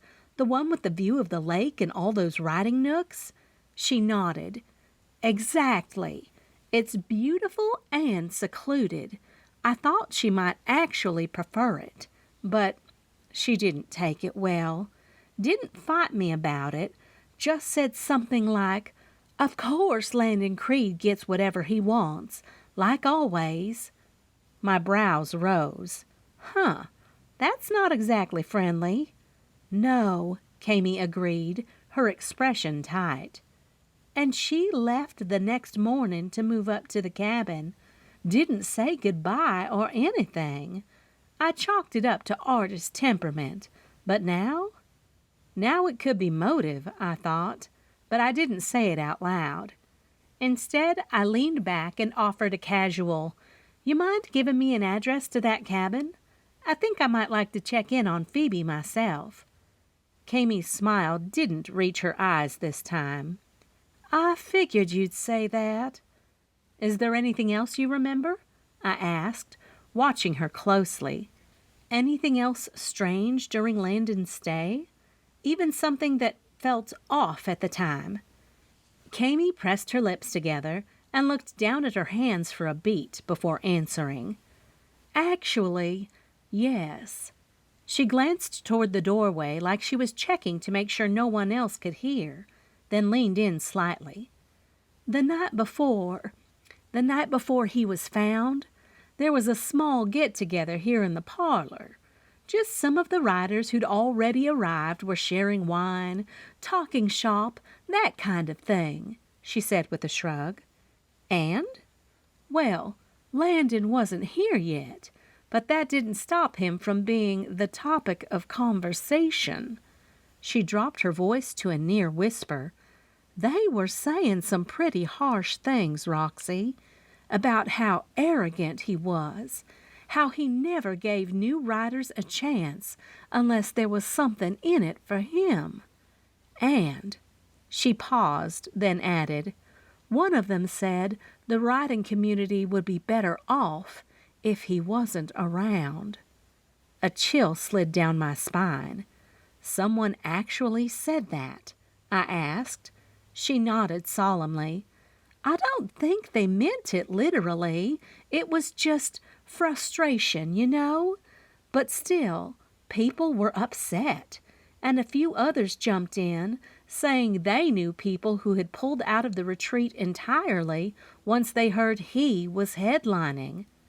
That lined up with what Beverly told me, and it meant something bigger was brewing beneath the surface. "Do you remember who said it?" I asked softly. Kami's eyes met mine, steady. "I do. Her name's Celeste Brighton. She's a mystery writer from Nashville." A mystery writer, I thought. Now that was interesting. I gave her a slow nod. "I'll add her to my list." I started to stand, but something in Kami's expression made me pause. "Is there anything else?" I asked. "Anything else that happened while Landon was here?" She hesitated. "Actually, yes." My heart ticked up a notch.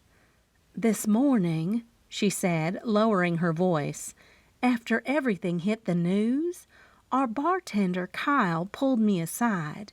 He wasn't working last night, but he was on shift yesterday afternoon. He said Landon was at the hotel bar right before he left for the book signing."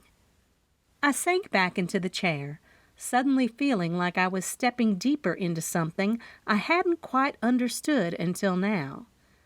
A young rider came up to him," she continued. "Kyle didn't catch his name, but he said that the guy looked nervous, like he was really trying to work up the courage. He asked Landon if he could give him some advice, said his first book was coming out, and he really admired his path." Kamie's mouth pulled into a tight line. "And Landon?" I asked. "Scoffed at him," she said flatly. "Told him he didn't have time to hand out free tips. Said if he wanted to make it in the business, he'd have to claw his way to the top, just like Landon had." I let out a slow breath. That sounded about right in line with what all the others were saying about him. "The kid stood up," Kamie added, her voice low now, "and Kyle said he was shaking, embarrassed, then furious. He said, 'You really are a jerk, just like everyone says, and they're right. This whole writing world would be better off without you.'" My stomach twisted. That made 2 people in 2 days who'd said something awfully close to that same chilling idea. "You think Kyle would be willing to talk to me?" I asked. Kamie nodded. "He already said he would. He's just spooked, I think. Everyone is." And I couldn't blame them. "Well, are you going to the Southern Women's Club meeting?" I asked, still seated with Kamie. She nodded and glanced at the antique clock on the mantel. "Yeah, it's in just a few minutes. I need to tidy up a few things here first," she said. "I'm going too," I told her, rising and adjusting the strap of my tote. "But before that, I want to talk to Kyle. Just a few quick questions about what he saw." "All right," Kamie said with a nod, already reaching for a stack of neatly folded table linens on the credenza. "I'll get my things together. You go on ahead and ask your questions." "Great," I said. "I'll be back and we can walk over together." Pepper perked up at the sound of movement, his nails clicking gently on the polished wood floor as we headed out of the hospitality room. I gave him a quiet heel, and he fell in beside me as I took a right down the hallway and then a left into the softly lit bar. The bar area had the warm, honeyed glow of old wood and polished brass, with low-hanging pendant lights and soft jazz playing from hidden speakers. A few early guests were sipping cocktails or reading quietly in the corner booths. I approached the long mahogany bar and spotted a clean-cut young man drying glasses at one end. "Are you Kyle?" I asked. He looked up and shook his head. "No, that's Kyle over there." He pointed toward the far end of the bar. I turned and saw him. He appeared to be in his mid-30s, dark blonde hair, a little scruff on his jaw, and tired eyes that looked like they'd seen more drama than most bartenders should have to handle at a writer's retreat. Kyle looked up at me, and I made my way toward him, Pepper trotting calmly at my side. "Hi," I said with a small smile. "I'm Roxy Bloom. I own the Bean Hive, but more importantly right now, I'm also the lawyer for Honey Springs. Do you have a moment?" He nodded slowly, setting down the shaker he'd been cleaning. "Yeah, I figured someone would come around eventually." He tossed the cloth into a bin on the floor. "I heard about the interaction between Landon Creed and another writer the afternoon before he, well, you know." I wasn't sure how to phrase it.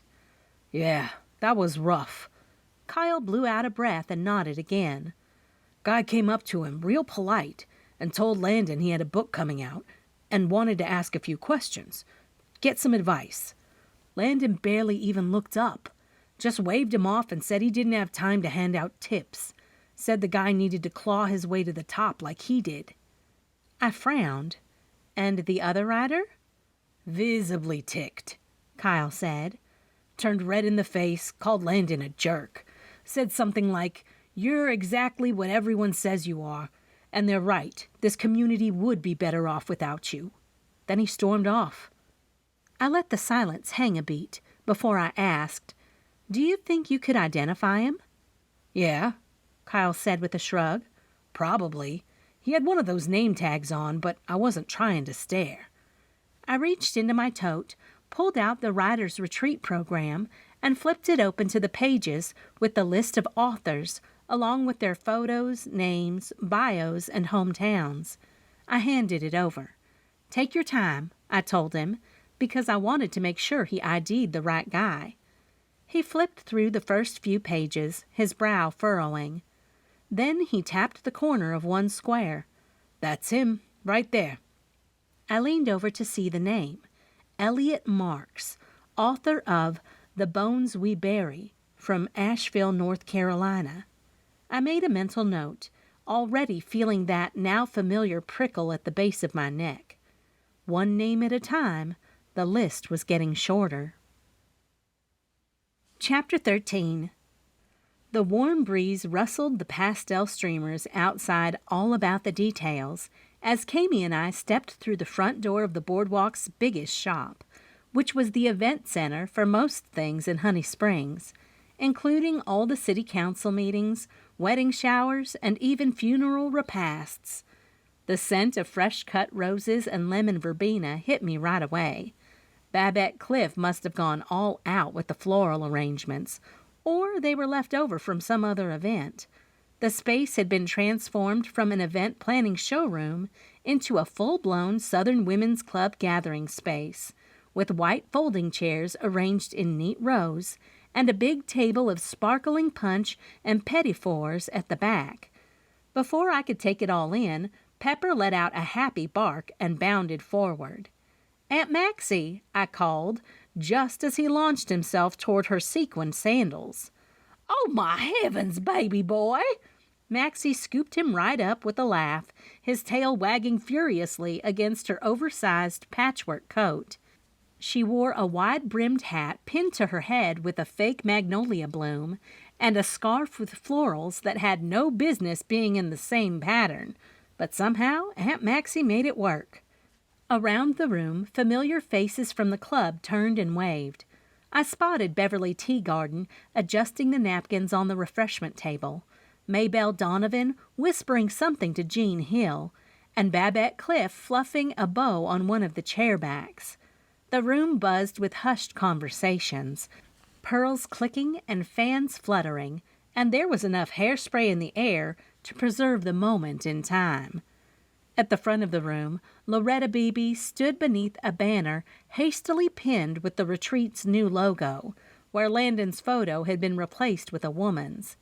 Loretta was all Southern drama and dripping elegance, with her short, jet-black hair sprayed stiff and high, a string of oversized pearls layered over her purple blouse, and jangly red bangles that clicked every time she dabbed her eyes with a lacy, monogrammed handkerchief. "I know we are all still shaken," Loretta sniffed, blinking dramatically as if she were standing on the stage of a soap opera. "Landon Creed was our headliner, our literary beacon, and a true talent, even if he was a touch particular."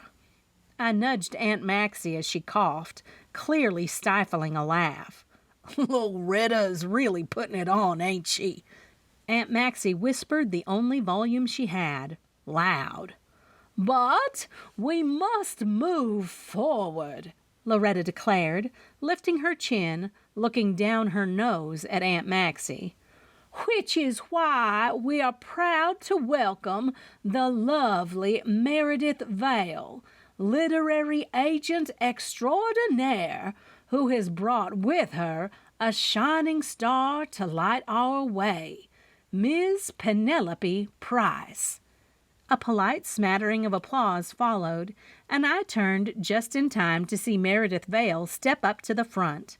Tall, slim, and polished to within an inch of perfection, she wore a charcoal gray pantsuit with not a single wrinkle in sight. Her blonde hair was tucked into a sleek bun, and not a speck of emotion cracked her perfectly composed face. She didn't look like a woman mourning her most famous client. She looked like a woman at a business luncheon. "Thank you, Loretta," Meredith said with a controlled smile. Landon Creed was a force. His voice will be missed. She paused, letting that hang in the air, but her eyes didn't glisten. Her hands didn't tremble, not even a twitch of regret. "And now," she continued, "I am honored to introduce the next great voice in contemporary fiction. Penelope Price is bringing a fresh, romantic energy to the literary world. She writes from the heart, and today, readers want heart. They want stories that heal, that connect, that bloom." A woman in a soft rose-colored wrap dress stepped up beside her, smiling sweetly and waving with both hands. Penelope Price looked like she'd stepped out of a romance movie and seemed warm, gentle, and approachable. She had a notebook tucked beneath one arm and eyes that scanned the crowd like she still couldn't believe she'd ended up here. As the crowd applauded again, I clapped politely, but my mind was already churning. If Penelope was Meredith's new star, and Meredith stood to lose everything if this retreat fell apart, then Landon, who was difficult, demanding, and domineering, could have easily been a problem, a roadblock, someone who might have tried to sabotage Penelope's launch out of spite, or worse, expose something that could ruin the whole plan. If that were true, getting rid of him wouldn't just be convenient, it would be strategic. And Meredith Vale didn't seem like a woman who left things to chance. "I also want to thank you all," Meredith continued, her voice as smooth as silk and sharp as a letter opener, "for agreeing to support another book signing tonight at the Crooked Cat. I know it's short notice, but your enthusiasm means the world to us and to Penelope." A ripple of polite murmurs and nods moved through the room, but as my gaze swept across the crowd, it snagged on someone near the front, Leslie Rourke. She was standing just to the left of Penelope Price, hands clasped in front of her, shoulders squared, but her expression flickered. It was just a second, barely a breath, but I caught it. A blink too long, lips pressed tight, a look that hovered somewhere between "What?" and "Are you serious?" She smoothed it over quickly, plastering on a smile that didn't quite reach her eyes. But I'd seen it, and I tucked it away for later. Meredith didn't seem to notice, or maybe she didn't care. Leslie Rourke has done a phenomenal job of getting the store ready again so quickly, Meredith said, placing a manicured hand lightly on Leslie's arm. She's the reason tonight's event is still happening, and I think it's only fitting she be the one to introduce our new headliner. The women around us clapped, some nodding in approval, others already leaning toward one another to whisper behind their programs. I had no idea the bookstore had been cleared by Sheriff Shepherd, but apparently it had. "She did it!" Aunt Maxie poked me in the ribs. I grimaced. "She wanted him dead because he was old and crotchety. She thinks this youngin's going to get her new bread and butter. She thinks this youngin's going to be her new bread and butter. Look at the woman." Aunt Maxie threw a chin toward Meredith. "It's about time she retires, and that is her honey to her honey pot." Aunt Maxie lowered her eyes and crossed her arms. Sure as Shinola, she'd already pinned the killer. Leslie stepped forward stiffly, her smile frozen into place. She brushed a strand of copper hair behind one ear and turned to Penelope with a practiced air of grace. "Everyone, I'd like to introduce you to Penelope Price," she said, voice pleasant if a touch flat. "She's the author of A Kiss Before Sunset and Harvest Moon Hearts, two beautifully written contemporary romances that we're proud to now carry at the Crooked Cat bookstore." There was another round of applause. This one was soft and polite, and a few ladies gave approving hums. Penelope gave a sweet wave, her smile so bright and bashful it almost seemed out of place beneath the weight of everything that had happened. But I kept my eyes on Leslie, because something in her reaction didn't match the moment. and I had a feeling I'd just seen a tiny thread loosen, and I planned to pull it. In the meantime, I was going to sit there and see what Penelope had to say, and try to figure out if she, too, was going on my list of possible suspects. Penelope stepped forward as the room quieted, hands folded neatly at her waist, the soft blush wrap dress flowing delicately around her knees. She gave a warm smile to the crowd, her cheeks flushing with what looked like practiced humility. "Thank you so much, Leslie," she said with a gentle nod, before turning her attention to the room full of women who'd all leaned in, eager for something uplifting after the last 24 hours. "I just want to say how incredibly honored I am to be here," she began, her voice as smooth as honey butter. "This town, this retreat, the energy here is something special. I've felt it since the moment I arrived." Not a single mention of Landon Creed. My brows knit slightly as I listened. "I know it's been difficult to start what should have been a joyful celebration of stories," she continued, "but I truly believe the writing community will come together, stronger than ever, and that we'll still be able to create something meaningful this weekend." The bell over the door jingled, and I shifted in my seat to glance over my shoulder. A young woman with a backpack on her back slipped in and took a seat in the back. I got a good look at her, and when I turned around, I reached for my bag that was now on the floor between my feet. I opened it and pulled out the retreat's program. "What you got there?" Aunt Maxie asked, leaning closer to me. I didn't say anything, but flipped through the pages of attendees until I found a photo along with the name of the woman who'd slipped inside. Aunt Maxie bent her head slightly down and squinted before looking back up at me with a curious eye. I pointed at the photo and dragged my nail underneath the name. Phoebe Ramsey. My heart gave a curious thump. Phoebe Ramsey. That was the writer Kami had told me she'd moved from the Cocoon Inn to the cabin in the woods. What was she doing here? This meeting was for the Southern Women's Club, and it had only been called a couple of hours ago. How did she even know it was happening? "After all, isn't that what we do?" Penelope Price's voice brought me out of my head. "We take hardship and we spin it into hope." Several women gave small nods, a few clutching handkerchiefs to their chests. "I'm so excited to host tomorrow's kickoff," Penelope said, her eyes sparkling. "We'll start with an author breakfast, followed by writing workshops and panels, and tonight's book signing. Thank you again for making that happen. It is just the beginning of what I hope will be a retreat filled with connection, creativity, and yes," she paused just long enough for dramatic effect, "love." She smiled again, this time tilting her chin as if placing a gentle exclamation mark on the moment. "Because I truly believe love always overcomes evil, in our stories and in life."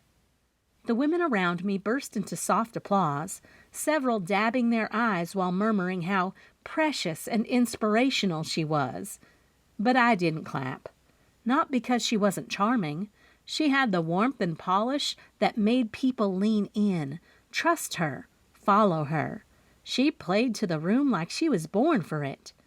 But something in her tone didn't sit right. Not one word about Landon. No acknowledgement that he'd died just yesterday at an event that she was now headlining. It wasn't grief in her voice. It was opportunity. And I was officially adding Penelope Price to the top of my watch list. Chapter 14. "Now what?" Aunt Maxie asked, as we bustled out of all about the details, her jangly earrings swaying and her lipstick just a shade too bright for late afternoon. "I noticed Phoebe Ramsey slipped out before I could question her," I muttered, craning my neck down the boardwalk. The late-day sun painted gold streaks across the wooden planks, making it hard to spot anyone in the growing bustle. And with all these people on the boardwalk, I can't tell which way she went. "Who's Phoebe Ramsey?" Aunt Maxie asked, keeping pace beside me as her bracelets clinked with every step. She's the rider who originally booked a room at the Cocoon Inn, but got bumped to that cabin in the woods to make room for Landon, I explained. She didn't seem thrilled about it, and now she's popping up in places she wasn't expected to be. Well, Aunt Maxie huffed, linking her arm with mine. I say we march right back to the Bean Hive and update that murder board of yours. Agreed, I said, steering us left down the boardwalk, past the honeycomb salon, where the scent of hairspray and lavender oil drifted out the open door, and the faint buzz of a blow-dryer mingled with conversation and laughter. 2 shops down, and we can regroup. The bell above the Bean Hive jingled as we stepped inside. The smell of cinnamon, roasted coffee beans, and vanilla met us like a warm hug. I took a slow, steadying breath, grateful for the familiar comfort of my second home. Customers lingered at tables, chatting quietly over steaming mugs. Everything looked right. Bertie, my manager, was behind the counter, expertly swirling milk into a latte with one hand and passing off a bakery bag with the other. "Hey, Roxy, everything's good out here," she called with a bright smile. "We're topped off on pastries and the crowd's mellow." "Thanks, Bertie," I said, giving her a grateful nod. "It smells amazing in here." Espresso, our resident ferret, was curled in a tight little cinnamon roll on the top platform of the cat tree by the window. His nose twitched, but he didn't stir. Pepper gave the cat tree a sniff and a single wag of his tail before trotting toward the couch near the front windows, leaping onto his usual corner cushion and settling in with a dramatic sigh, as if he, too, had been on the job all day. Aunt Maxie and I moved behind the counter and pushed through the swinging door that led into the kitchen. The door flapped behind us with a familiar thwump, and the scent of baked scones and faint citrus cleaner filled the air. The kitchen glowed under soft overhead lights. The big walk-in fridge hummed gently in the corner. Our industrial coffee pot sat idle and clean beneath the steel counter. Everything sparkled, just the way I insisted. No matter what kind of mystery we had going on, the Bean Hive kitchen had to be spotless. In the center of the kitchen, atop the metal-topped work island, sat our murder board, whiteboard marker still beside it, like we'd left in a hurry. Aunt Maxie went right to it, her heels clicking lightly on the tile, and adjusted the list of suspects I'd written earlier. Her red nails tapped the corner as she scanned what we had so far. "All right," she said, glancing back at me with fire in her eyes. "Let's see who else we need to add." I pulled a chair closer to the island and grabbed a marker, ready to dive back into the mystery of who killed Landon Creed. The scent of coffee still clung to my sweater, and the soft murmur of the cafe outside filtered in like the soundtrack to the thoughts spinning through my mind. I popped the top off the red dry erase marker with a satisfying snap, the sharp scent of ink curling into the warm air of the Bean Hive's kitchen. The murder board sat in the middle of the stainless steel workstation, still dotted with yesterday's notes and scribbles, like a jigsaw puzzle begging to be solved. Aunt Maxie plucked the red dry erase marker right out of my hand. "You talk, sugar," she said. "I'll play secretary and note-taker, but you're making the coffee. And don't even think about using that fancy machine. Get the percolator going. You know, the one Landon insisted on." I let out a soft chuckle, the corners of my mouth lifting despite the tension still humming through me. "Percolator it is," I said, stepping to the far counter where the vintage chrome pot sat, gleaming and ready. I scooped my dark roast beans, my signature midnight roast blend, into the basket and added a pinch of cinnamon, just the way Landon drank it. As the gurgling hiss of brewing began, the rich scent of coffee started to curl around the kitchen, warm and sharp and comforting. Behind me, Aunt Maxie stood at the stainless steel workstation, murder board front and center. The squeak of the marker against the laminated surface was rhythmic, almost soothing. "Start with Meredith Vale," she said, poised and ready.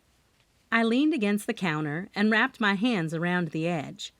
Meredith's Landon's agent. She didn't shed one tear about losing her biggest client.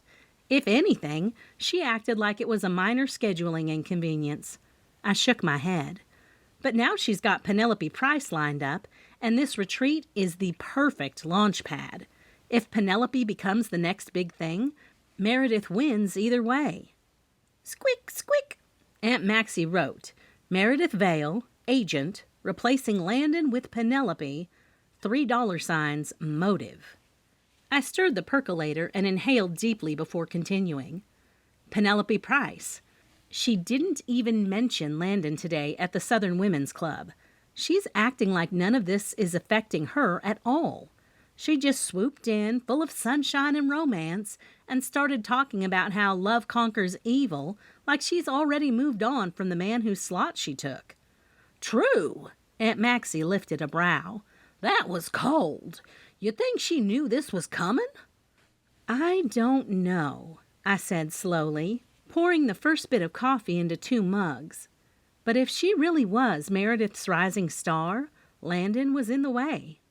She wrote, Penelope Price, replacing Landon, no remorse, opportunity plus gain. I handed her a mug and moved back to the board, the aroma of the coffee grounding me as I kept thinking. Then there's Elliot Marks, I said. Young writer, first book coming out. Walked up to Landon at the Cocoon Inn bar, asked for a few tips, and Landon humiliated him. Told him to claw his way to the top, just like he did. Poor thing, Aunt Maxie muttered, jotting it down. You reckon that boy could have snapped? I nodded. He stood up and said, and I quote, The writing world would be better off without you in it. That's not the kind of thing you forget. She scrawled, Elliot Marks, insulted by Landon, public argument, said world better without him. And it's not just Elliot, I added, setting my mug down beside the board. Everyone I've talked to today has said the same thing about how Landon didn't give back. He didn't mentor. He didn't encourage. He just acted like the literary world owed him everything. I sighed, staring at the names now stacked on the board. Landon Creed didn't just make enemies, he nurtured them. He watered resentment until it grew into something dark. And someone, somewhere in that crowd of writers, had finally had enough. The coffee pot hissed a final time, and the scent deepened. Aunt Maxie took a sip and gave a solemn nod. Well, honey, she said, pointing the marker at the board, I think we're finally starting to brew up more than coffee. Speaking of coffee, Leslie asked if you could provide some coffee for Penelope Price's book signing tonight. Both of us glanced up at the clock at the same time. Then we'd better get over there, I said, giving one last look at the murder board before I picked it up and placed it on the shelf underneath the workstation. We don't want anyone seeing our little sleuthing. Aunt Maxie pulled her purse over her shoulder and gave a firm nod. I'll head on down to the Crooked Cat and see what I can pick up from the crowd. You know how folks get after their third complimentary cookie and a little literary excitement. Be careful, I warned, rinsing our mugs and stacking them to dry. And see if you can keep Loretta from scaring off the new author. No promises, she tossed over her shoulder with a wink, disappearing through the swinging door. The kitchen felt still after she left, the percolator hissing its final puff of steam. I wiped down the counters with practiced ease, the motion settling my nerves. The familiar scent of cinnamon-tinged coffee, a hint of lavender soap from the sink, and the faint trace of Aunt Maxie's floral perfume clung to the air. I poured the last of the percolated brew into a stainless steel thermos and tightened the lid. The kitchen door creaked open behind me. Roxy? I turned to see Patrick framed in the doorway, his dark hair tousled, tie loosened from the day. He looked tired, but that soft smile of his never failed to light me up. Hey, I said, brushing my hands on a towel. What are you doing here? Just got off work. I saw your car was still in the lot and figured I'd check on you. You have impeccable timing, I smiled. I'm headed to Penelope Price's book signing to drop off some coffee. Need help? Actually, I picked up both thermoses and headed toward the shop. Would you mind taking Pepper home for me? Of course. Will you be home in time for supper? He asked, his voice softer as we walked through the swinging door. I will, I promised, stepping close to press a quick kiss to his cheek. Save me a seat? Always. He picked up Pepper's leash from the coat rack and then bent to clip the leash onto Pepper's collar, and the little guy wagged his tail like he'd just won the lottery. I gave him one more kiss and Pepper a pat on the back before Patrick headed out with Pepper trotting proudly beside him. I slipped out behind them with the thermos in hand, ready to face whatever tonight's signing had in store. The buzz of Big Bib's ferry rumbled off in the distance from the far side of the boardwalk, and when I looked back, the sun was just starting to go down past the trees on the small island where I bet Bib was making his last ferry ride for the night. The foot traffic on the boardwalk had settled down quite a bit, and I refused to think it had to do with Landon Creed's murder, and more to do with it being supper time. Plus, all the retail shops closed up fairly early. At least I hoped the mayor's worries about this getting out so fast that tourists packed up and left hadn't come true. The lights from inside the Crooked Cat spilled out onto the boardwalk. As soon as I went to try to open the door with both thermoses in my hand, I heard someone say, "I've got it." And to say it was luck to see it was Phoebe Ramsey hurrying to grab the door was an understatement. Phoebe reached out with a warm smile and took one of the thermoses from my hands. "Can I help you with anything while we wait for the signing to start?" "That'd be great," I said, passing it over. "If you wouldn't mind helping me set this on the little round table by the display window, I'll grab the sign for the blend." As we moved around the shop, Leslie was over by the counter, chatting with a few of the Southern Women's Club members, and the others fluttered around like a well-heeled swarm of bees, placing bookmarks in gift bags and arranging pens next to neat stacks of Penelope Price's books. No one paid much attention to me and Phoebe, which worked just fine for what I needed to do. I set the label for the final draft blend down next to the thermoses and turned to Phoebe. "I'm Roxy Bloom, by the way. I own the Bean Hive, and I'm also the lawyer for the town." Her brows lifted just a hair. "Ah, so you're the one who wrangled Landon Creed's contract." "Guilty," I gave a half smile. "Can't believe we're standing here tonight about to host another signing already." I let that hang in the air a beat. "Did you know Landon?" Phoebe gave a little shrug and adjusted the cups beside the thermos. "Only what everyone knew. Diva, demanding, full of himself. The usual." "Sounds like you weren't surprised he stirred up drama," I said casually, though I was watching her face closely. "Not in the slightest. When Kami told me she needed my room because Landon wanted to stay at the Cocoon Inn, I knew what she really meant. He demanded it. And with Meredith Vale by his side, please." She rolled her eyes and then shot a sideways glance toward the agent, who was laughing politely with Loretta. "That woman would sell her own shadow if someone offered her enough." My brows arched. "You don't think she'd go that far over Landon's career?" Phoebe pressed her lips together in a thoughtful line. "I don't know. But if he stood in the way of money or the spotlight, I wouldn't put anything past her. And now suddenly her next big thing is taking the stage. It's convenient." I nodded slowly. Convenient indeed, and definitely worth digging deeper. "So, how's the cabin?" I asked, keeping my tone light but my interest sharp. Kami mentioned she offered it up when the shuffle with the Cocoon Inn happened. Phoebe's whole face softened. "It's absolutely perfect. Honestly, it worked out better. That place is tucked up high, and the view of Lake Honey Springs at sunrise?" She gave a little dreamy sigh. "It's like being wrapped in a warm hug of creativity. I've gotten more work done in the last 2 days than I have in a month." "That's great," I said, nudging the coffee sign just a little straighter. "Been enjoying the peace and quiet?"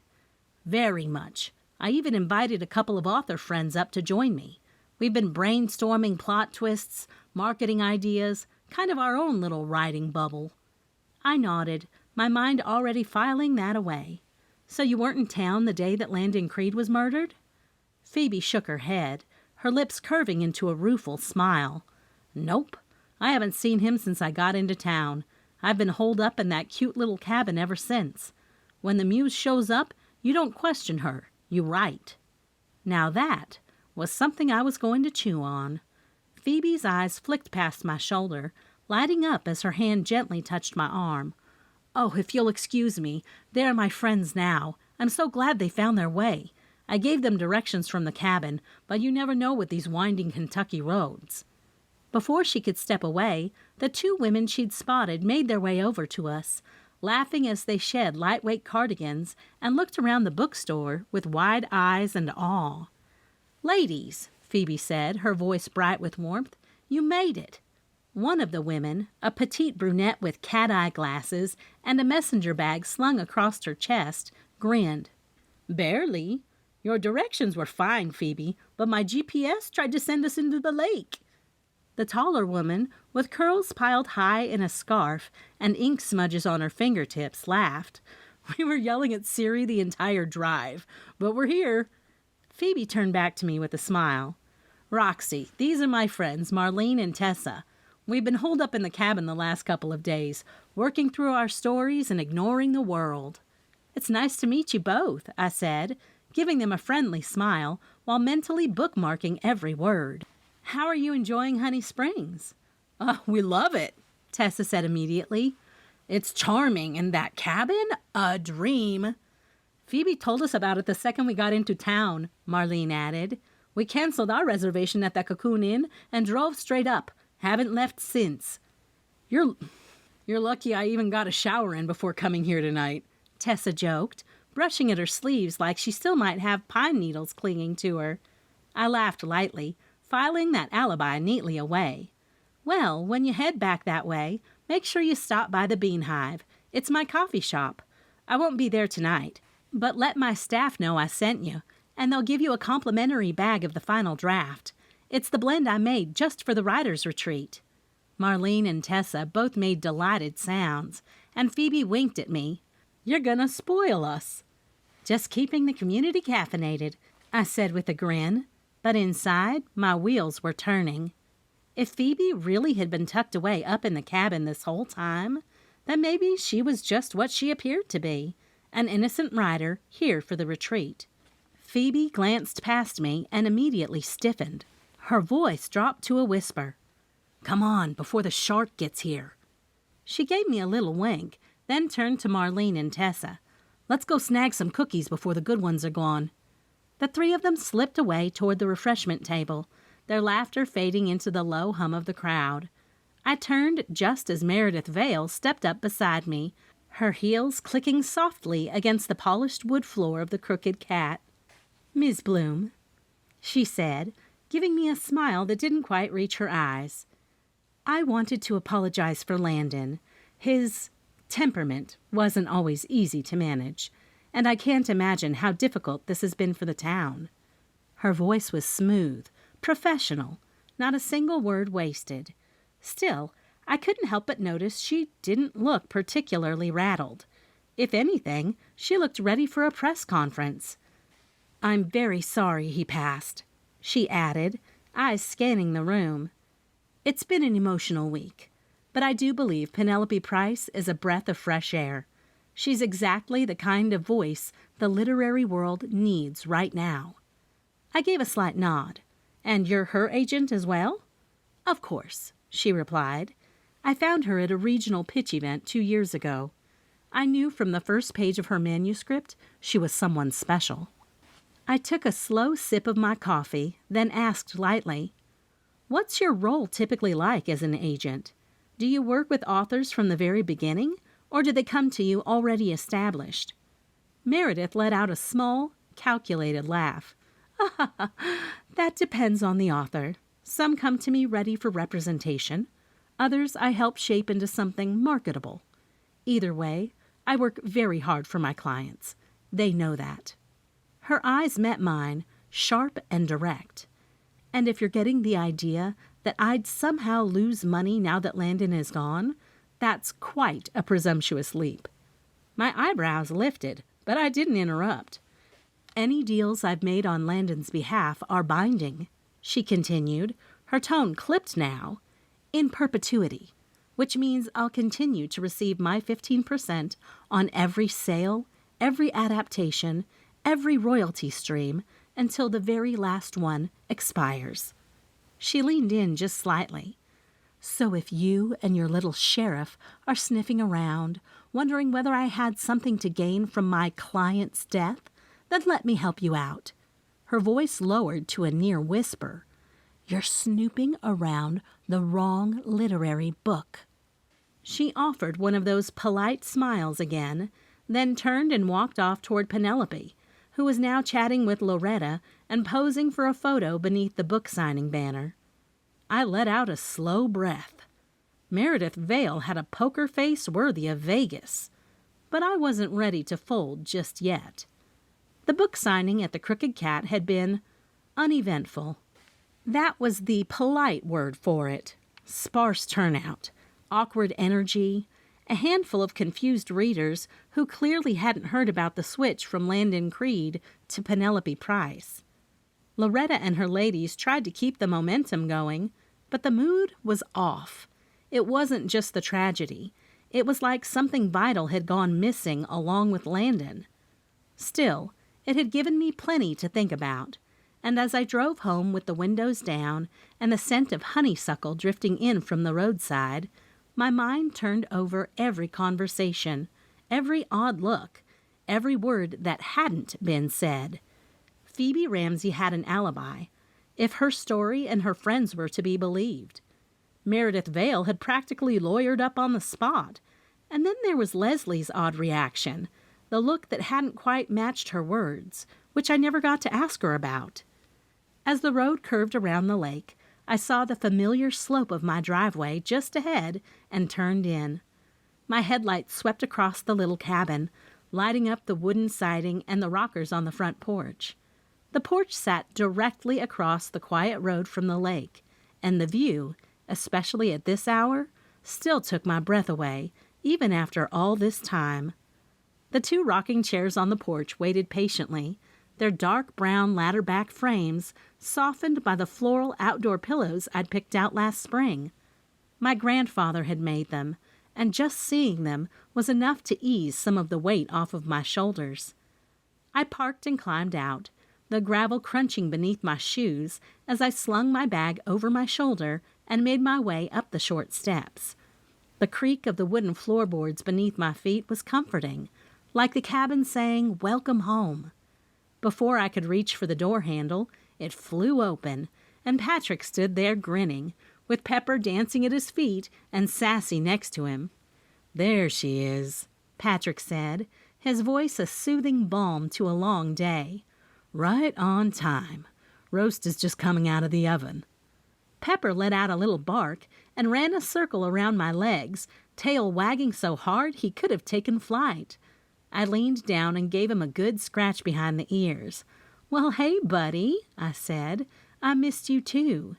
Sassy did her usual sniffing my shoes to see where I'd been. Patrick reached for my bag and took it off my shoulder with one hand while holding the door open with the other.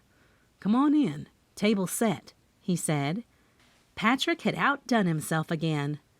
I let go of a long-held breath and looked around at the open space that welcomed me like always.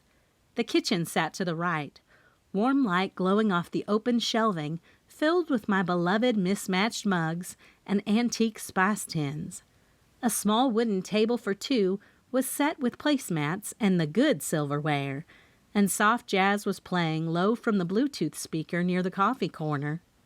The vintage oven clicked softly as Patrick pulled the roast pan out and set it on the stovetop.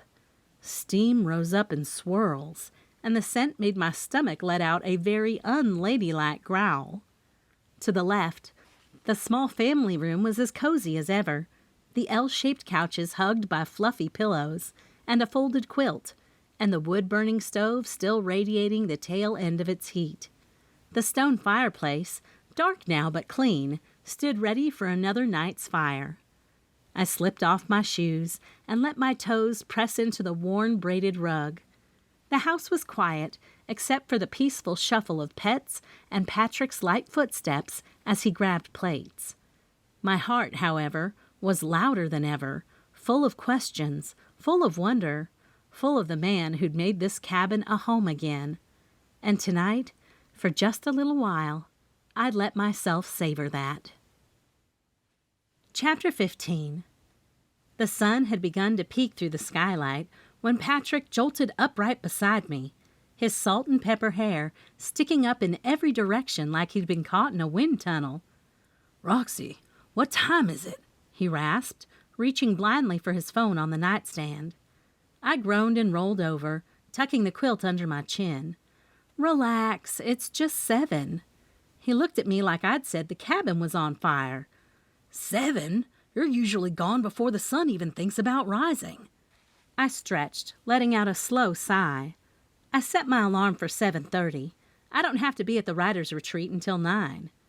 Patrick's brow furrowed as he rubbed his hands over his face. The retreat? Wait, oh, that's right. You're doing the coffee.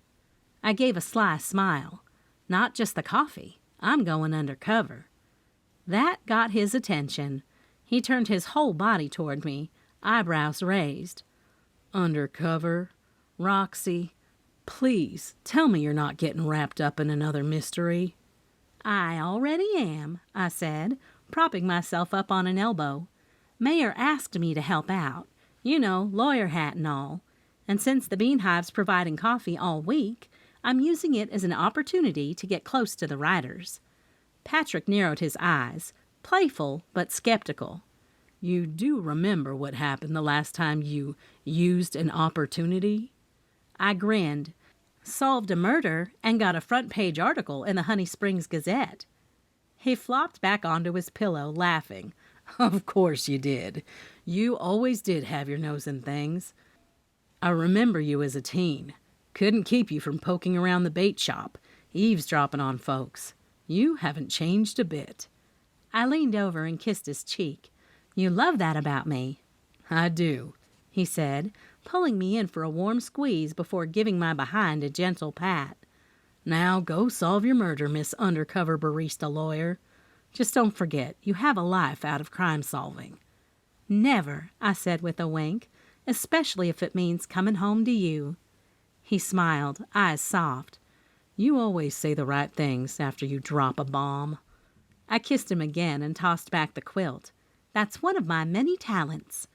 I swung my legs over the edge of the bed and stretched my arms overhead, still smiling from our little morning moment.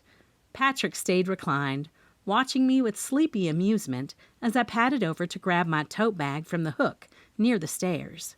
So, he said, propping his head on his hand, what exactly goes on at one of these retreats? Do they just sit around all day writing? I dug into the tote and pulled out a folded brochure. Not quite. I climbed back onto the bed and spread it open across the comforter. Look here.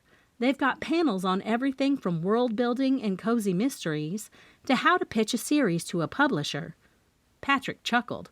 Sounds like your kind of party. Oh, and then there's this one. Romance that sells. Building chemistry without cliché. I raised a brow at him. Maybe I should take notes. He smirked. Only if you promise to write me in as the love interest. I leaned over and kissed his temple. You've already got the part. Sliding off the bed again, I headed toward the bathroom.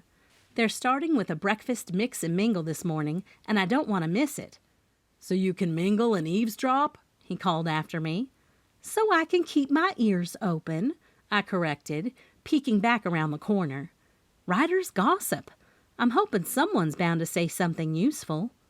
Patrick reached for the brochure and looked it over while I pulled my hair back into a quick ponytail and dabbed on just enough makeup to look awake. When I came back out, he was still studying it like he might show up himself. Just promise me one thing, he said, handing the brochure back. Try to stay out of actual danger. I grabbed the thermos from the drying rack and gave him a grin over my shoulder. He sighed, but he was smiling. Fine. Just don't forget you've got a seat waiting here for supper. I won't, I promised, tucking the thermos into my tote. Murder or no murder, I'll be home for dinner. And with that, I tossed a couple of treats to Pepper and Sassy before I slipped out the door, ready to blend in with the riders and see just what secrets this retreat might be hiding. The clock on my dashboard ticked over to 8:57 as I parked near the back of the Honey Springs Theater. Morning sunlight glinted off the building's marquee, still edged with exposed bulbs that blinked lazily in the early light. The words, "Riders Retreat Welcome Panel, 9 a.m." had been hastily slid into place beneath the lights, a little crooked, but still proud. I grabbed my tote and slung it over my shoulder, thermos tucked securely inside, and made my way around to the main doors. The smell of fresh coffee hit me before I even opened them. Inside, the old theater had come alive. The lobby was filled with the soft shuffle of tote bags, murmurs of riders meeting for the first time, or the 10th, and the occasional excited squeal when someone recognized a name badge. Posters for the retreat events were taped to the walls, and a folding table near the entrance was already heaped with swag bags and welcome packets. To the left of the auditorium doors, right beneath a handmade banner that read, "Complimentary coffee, courtesy of the Bean Hive," was a long table draped in a pale yellow cloth. And behind that table stood Bunny Bowowski.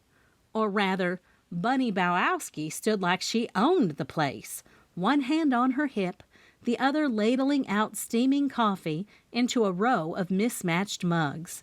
She was wearing a polka dot apron, her hair piled up high on top of her head like a cinnamon bun, and she had the unmistakable expression of someone who'd had just enough of morning people.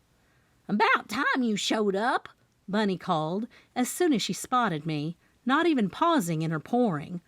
"Thought this was supposed to be a quiet little literary morning, like a library with pastries." I grinned as I stepped up behind the table to check the setup. "Everything running smooth?" "Oh, sure. If your idea of smooth is me being run over by caffeine-starved poets at 7:53 sharp," she said, giving me a look. "I didn't know riders could move that fast before breakfast. One fella drank 3 cups in 10 minutes and then offered to autograph my shoe." I laughed and checked the row of thermoses. Everything was hot and full, just like we'd planned. "You're doing great."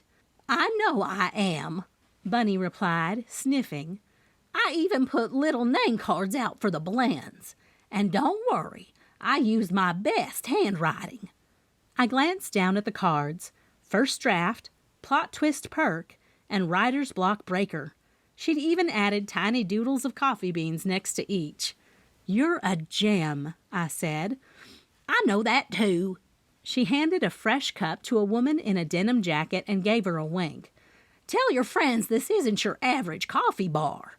This is murder-fueled motivation in a mug."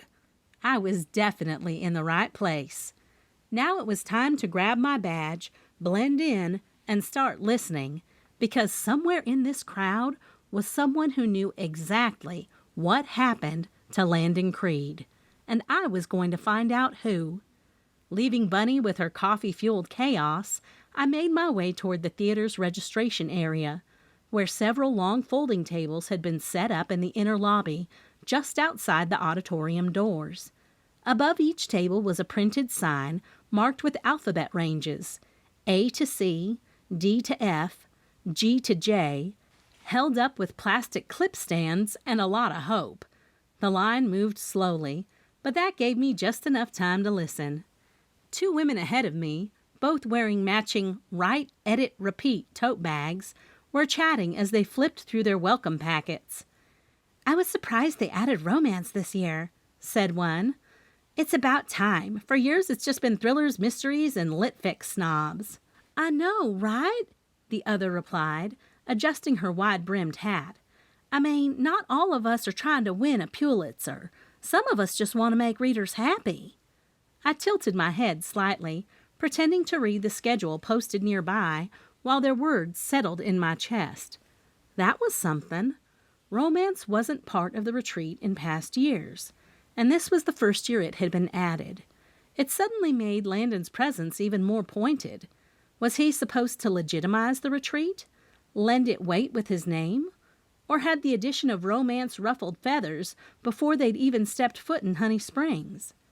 The line moved again, and I stepped up to the A to M table. "Roxy Bloom?" the woman behind the table asked, flipping through the badges. Her name tag read Celeste Brighton, and her thick auburn hair was swept back in a twist with a pencil stuck through it like a hairpin.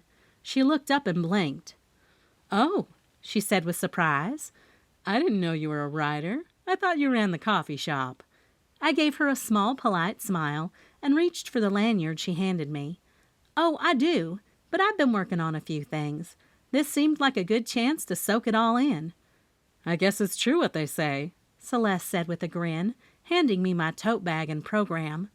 "Everyone's got a story in them. You'll fit right in." "I hope so," I replied, slipping the lanyard over my head. "Thanks." Celeste gave me a nod and turned her attention to the next name on the list, but not before I clocked the sharpness in her gaze. She was friendly, but something about the way she watched me made me feel like I wasn't the only one doing a little snooping. And now I had a name, a badge, and a schedule full of panels. Time to slip into the crowd and start writing the next chapter of this mystery, one overheard conversation at a time. I slung the event tote over my shoulder and glanced down at the schedule tucked inside. My first panel, Turning Real Life into Fiction, was just about to begin. I turned toward the auditorium doors, ready to grab a seat near the back and blend in. But something caught my eye. The A through M registration table had a new volunteer. Someone else was now handing out name tags. Celeste Brighton was gone. My gaze swept the crowd until I spotted a familiar swirl of auburn hair moving through the lobby, bobbing just above the heads of the gathering riders. She was walking fast, not weaving aimlessly like someone casually heading to a session. No, she was headed somewhere specific. And that's when it hit me. Celeste Brighton. Kami had mentioned her name. That night, in the parlor at the Cocoon Inn, when the riders were drinking wine and whispering not-so-quiet opinions about Landon Creed. Kami had told me someone had said the riding community would be better off without him. And the person who had said it? Celeste Brighton. My pulse ticked up as I adjusted my tote and took off after her, careful to keep a few steps behind. The crowd thinned as we moved toward a smaller side auditorium labeled Panel Room B. Celeste disappeared inside, and I slipped in behind her, ducking into a seat on the far right side of the room just as the panel moderator welcomed everyone. She might have thought that comment at the Cocoon Inn was just late-night venting. But in the light of what happened the next day, it sounded a whole lot more like motive. The panel had already started as I slid into the creaky theater chair, trying not to draw attention to myself. 3 authors sat on stage beneath a paper banner that read, Turning Real Life into Fiction, and the moderator, a tall woman in a green linen blazer, was introducing them with an enthusiasm that could have filled the whole theater. Celeste Brighton sat near the middle of the row in front of me, her posture relaxed, one arm draped over her tote bag like she didn't have a care in the world. Her auburn hair was pulled into a twist again, that same pencil sticking through the back of it, like she might pull it out and start scribbling at any second. I leaned slightly to the side, pretending to dig through my bag while keeping her in my periphery. The panelists were talking about inspiration, how some of their best villains came from nightmare neighbors, exes, or frustrating bosses, and that got a few chuckles from the audience. But I wasn't laughing. I was watching Celeste's body language, her reactions, her calm. Too calm.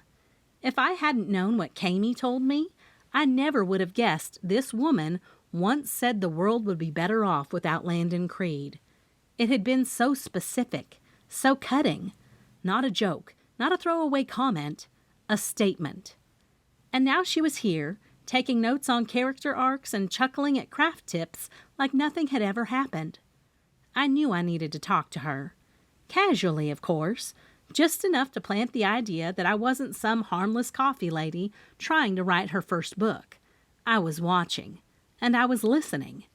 Because if Celeste Brighton had said what Kami claimed, and if she meant it, it was only a matter of time before something slipped, and I'd be there when it did.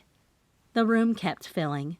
Chairs creaked, programs rustled, a steady stream of writers trickled in through back doors, the noise level rising in a hum of chatter and paper coffee cups being set down on armrests.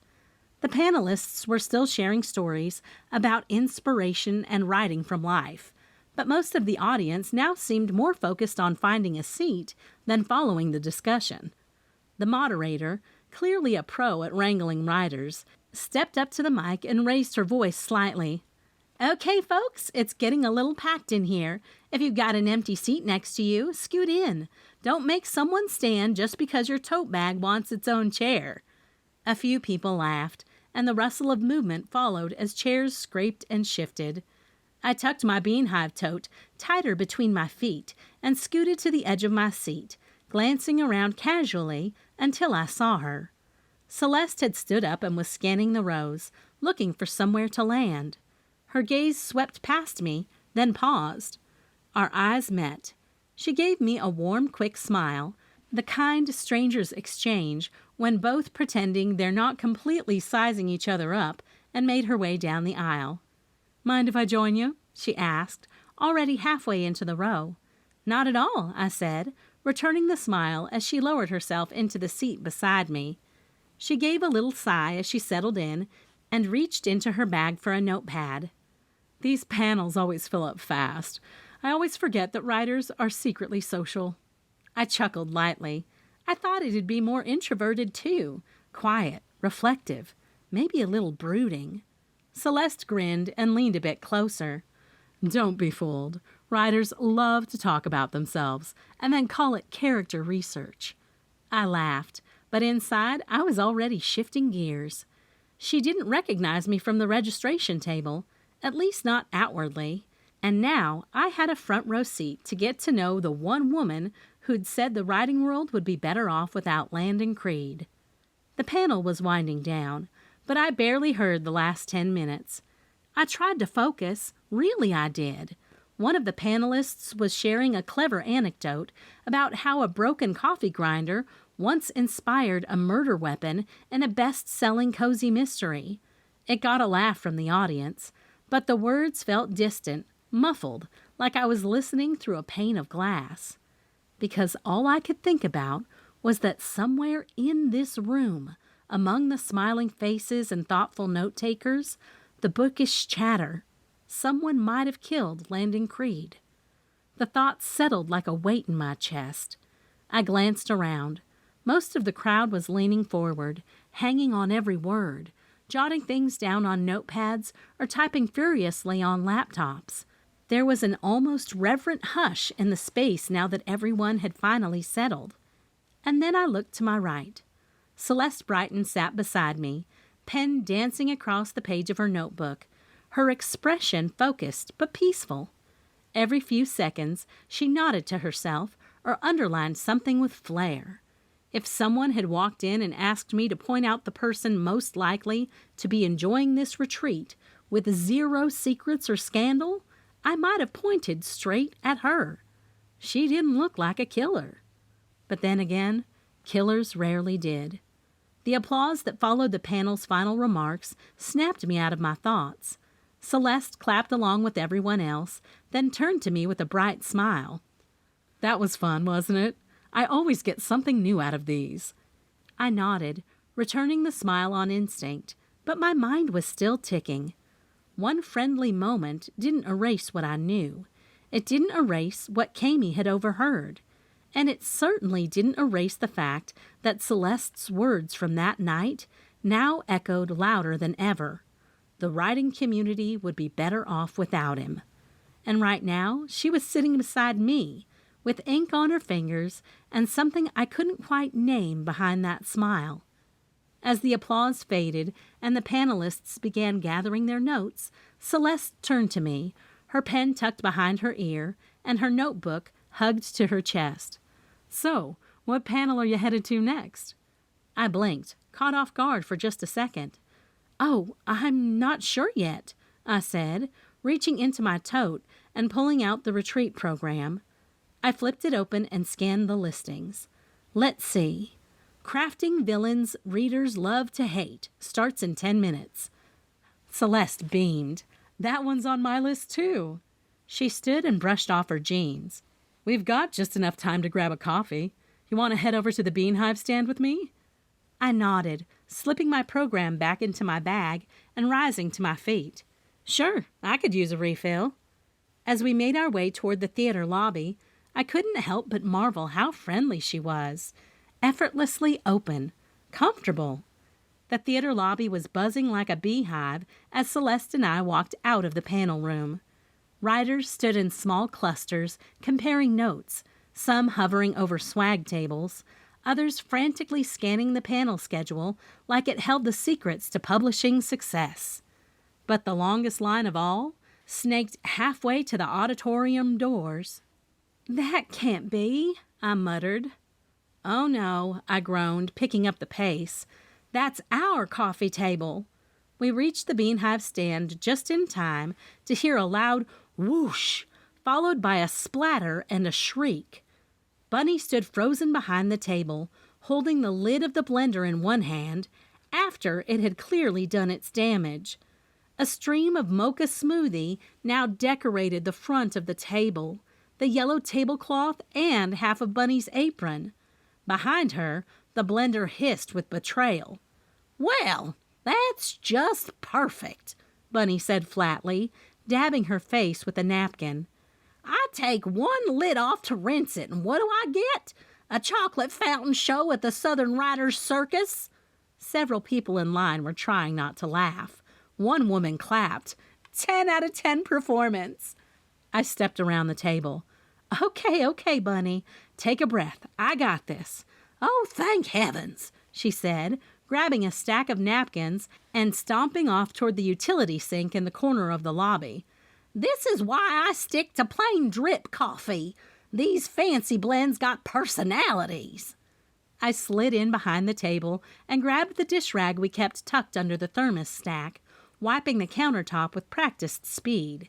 Then, without hesitation, Celeste reached across the counter and grabbed a sleeve of cups.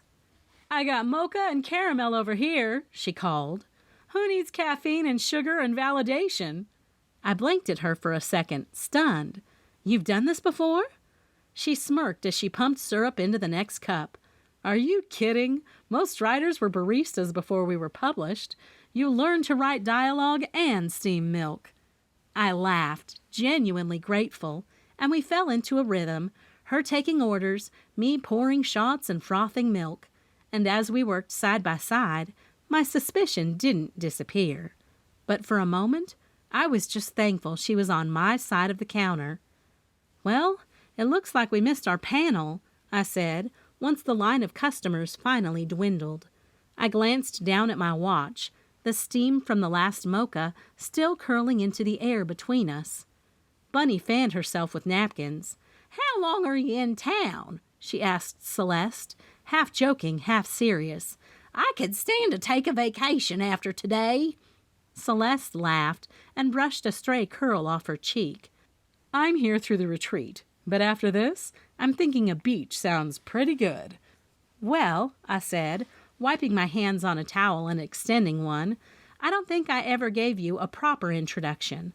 I'm Roxy Bloom, owner of the Bean Hive. And this," I added with a glance at Bunny, "is Bunny Bowowski, a true friend and employee of the Bean Hive." Bunny smirked and gave a little wave. "Don't forget you're also the town's lawyer now, Miss Bloom," she said, nudging me in the side. "New position, and we are awfully proud of our Roxy." Celeste raised her eyebrows. "Wait, so you run a coffee shop and you're a lawyer?" I smiled modestly. Let's just say life in Honey Springs keeps me on my toes. "Well," Celeste said with a grin, Remind me not to get into any trouble while I'm here. Sounds like you'd sniff it out faster than anyone." "You'd be surprised," I said, grabbing 2 lids and sliding them onto a couple of cups. "Trouble has a way of making itself known around here." "And that's why she's piddling around out there while I'm here." Bunny flung a hand toward the front doors of the theater, her voice coated in mock exasperation. "Playing detective with her lawyer hat on." Celeste raised a perfectly arched brow, her coffee halfway to her lips. "Detective?" she asked, her curious gaze bouncing between us. "Okay." I let out a slow breath and offered a sheepish smile. "So maybe I've been doing a little more than just brewing coffee and signing people in." Celeste tilted her head. "Go on." "Well," I said, setting my cup down on the counter, "Landon Creed wasn't exactly the most beloved guest at the retreat. And when he was found dead, well, the mayor asked me to help the sheriff look into it." Her eyes widened just a touch. "So you're what? Investigating his murder?" "Not officially," I said quickly. "More like asking questions and connecting dots.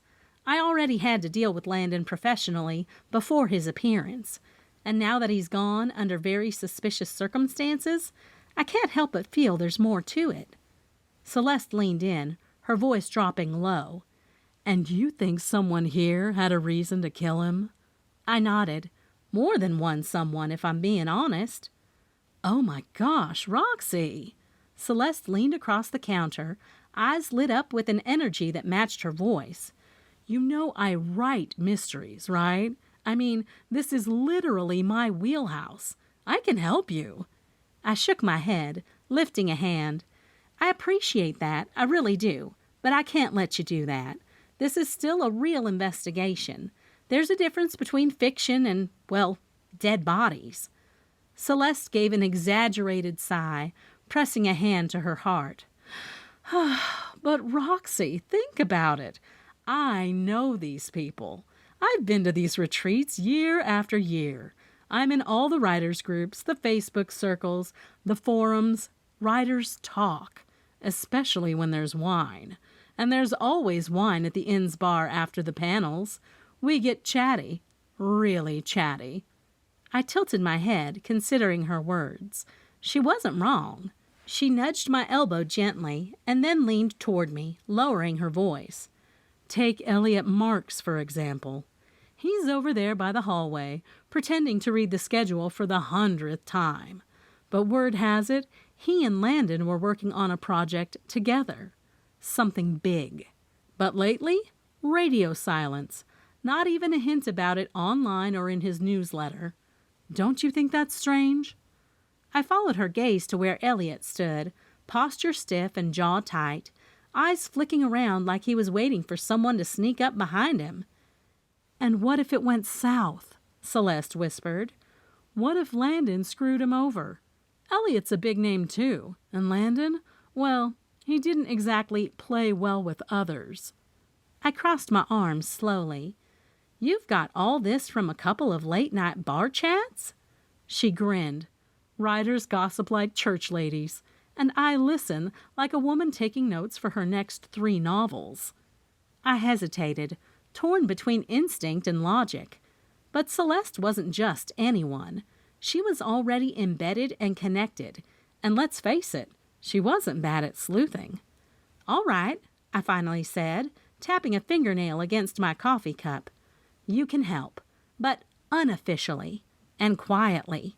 No wild accusations, no meddling with evidence, and definitely no dramatic confrontations."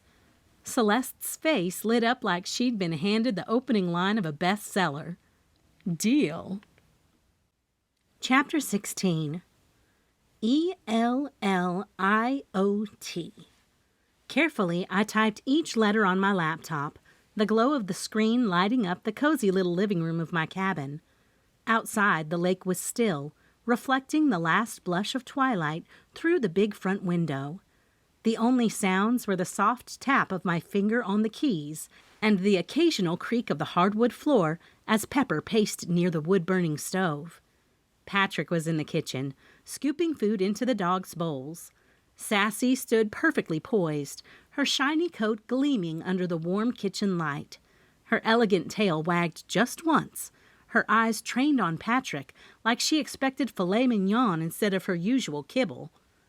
I had to switch up the schedule at work, I said, eyes still scanning the results that popped up for Elliot Marks Mystery Author in the search bar. Writers drink a lot of coffee, or at least require a lot of caffeine. I think Bunny might quit if I don't give her a break tomorrow. Patrick chuckled and reached for 2 mugs. Guess they're your people now, huh? The caffeinated and creatively unhinged. Something like that, I laughed softly, but I went ahead and switched up the schedule so Bertie and a couple more employees can come to the retreat.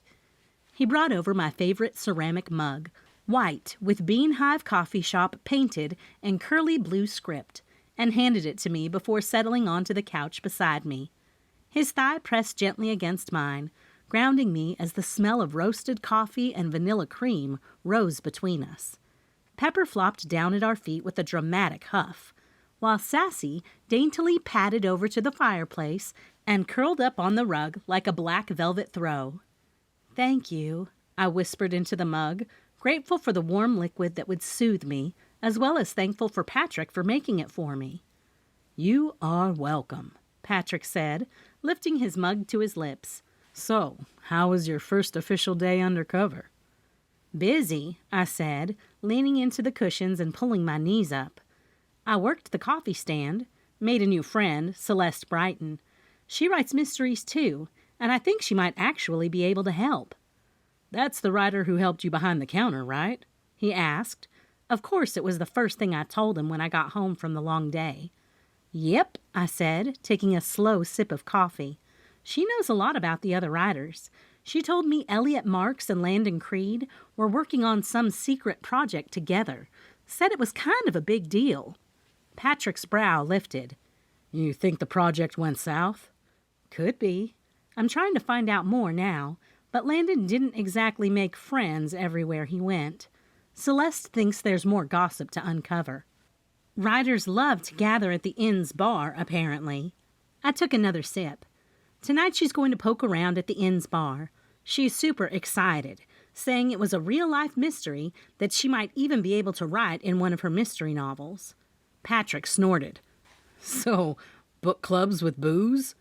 "Exactly," I said, laughing alongside Patrick. I smiled as I glanced over at the screen, my fingers tapping steadily as I scrolled through several pages of interviews, bios, and author event photos. Most of it was the usual press fluff, upcoming projects, signing events, and the same old "where do you get your ideas" kind of questions. But then something caught my eye. A grainy thumbnail buried at the bottom of a second-tier literary blog titled "Writers and Whiskey, an exclusive sit-down with Elliot Marks." I clicked. The video was a little fuzzy, filmed in what looked like a dim corner of a hotel lounge. A jazz band played lightly in the background, and Elliot Marks sat across from a female interviewer with a tumbler of something amber-colored in front of him. My heart skipped. Patrick leaned closer, peering over my shoulder as I hit play. "So tell us," the interviewer said, her tone casual, "what's it like working with someone like Landon Creed? That's kind of a big name to be tied to." Elliot gave a tight smile and a dry chuckle.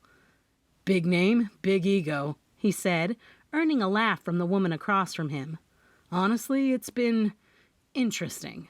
He's brilliant, sure, but let's just say I've seen more of his outline in cocktail napkin scribbles than in actual manuscript form." Patrick let out a low whistle. "Wow." "He keeps everything on his own computer," Elliot continued. "He's super secretive. I've only seen snippets of the actual draft, what he wants me to see. We're supposed to be collaborating, but it feels more like guest starring in the Landon Creed show." I paused the video, the image of Elliot's bemused expression frozen on the screen. "That doesn't sound like a partnership," I said. Patrick nodded slowly. "Sounds like frustration. Maybe even motive." "I don't know yet," I murmured. "But I do know one thing. Whatever they were working on, Landon was keeping tight control of it. And if it was something major, something that could have changed Elliot's career.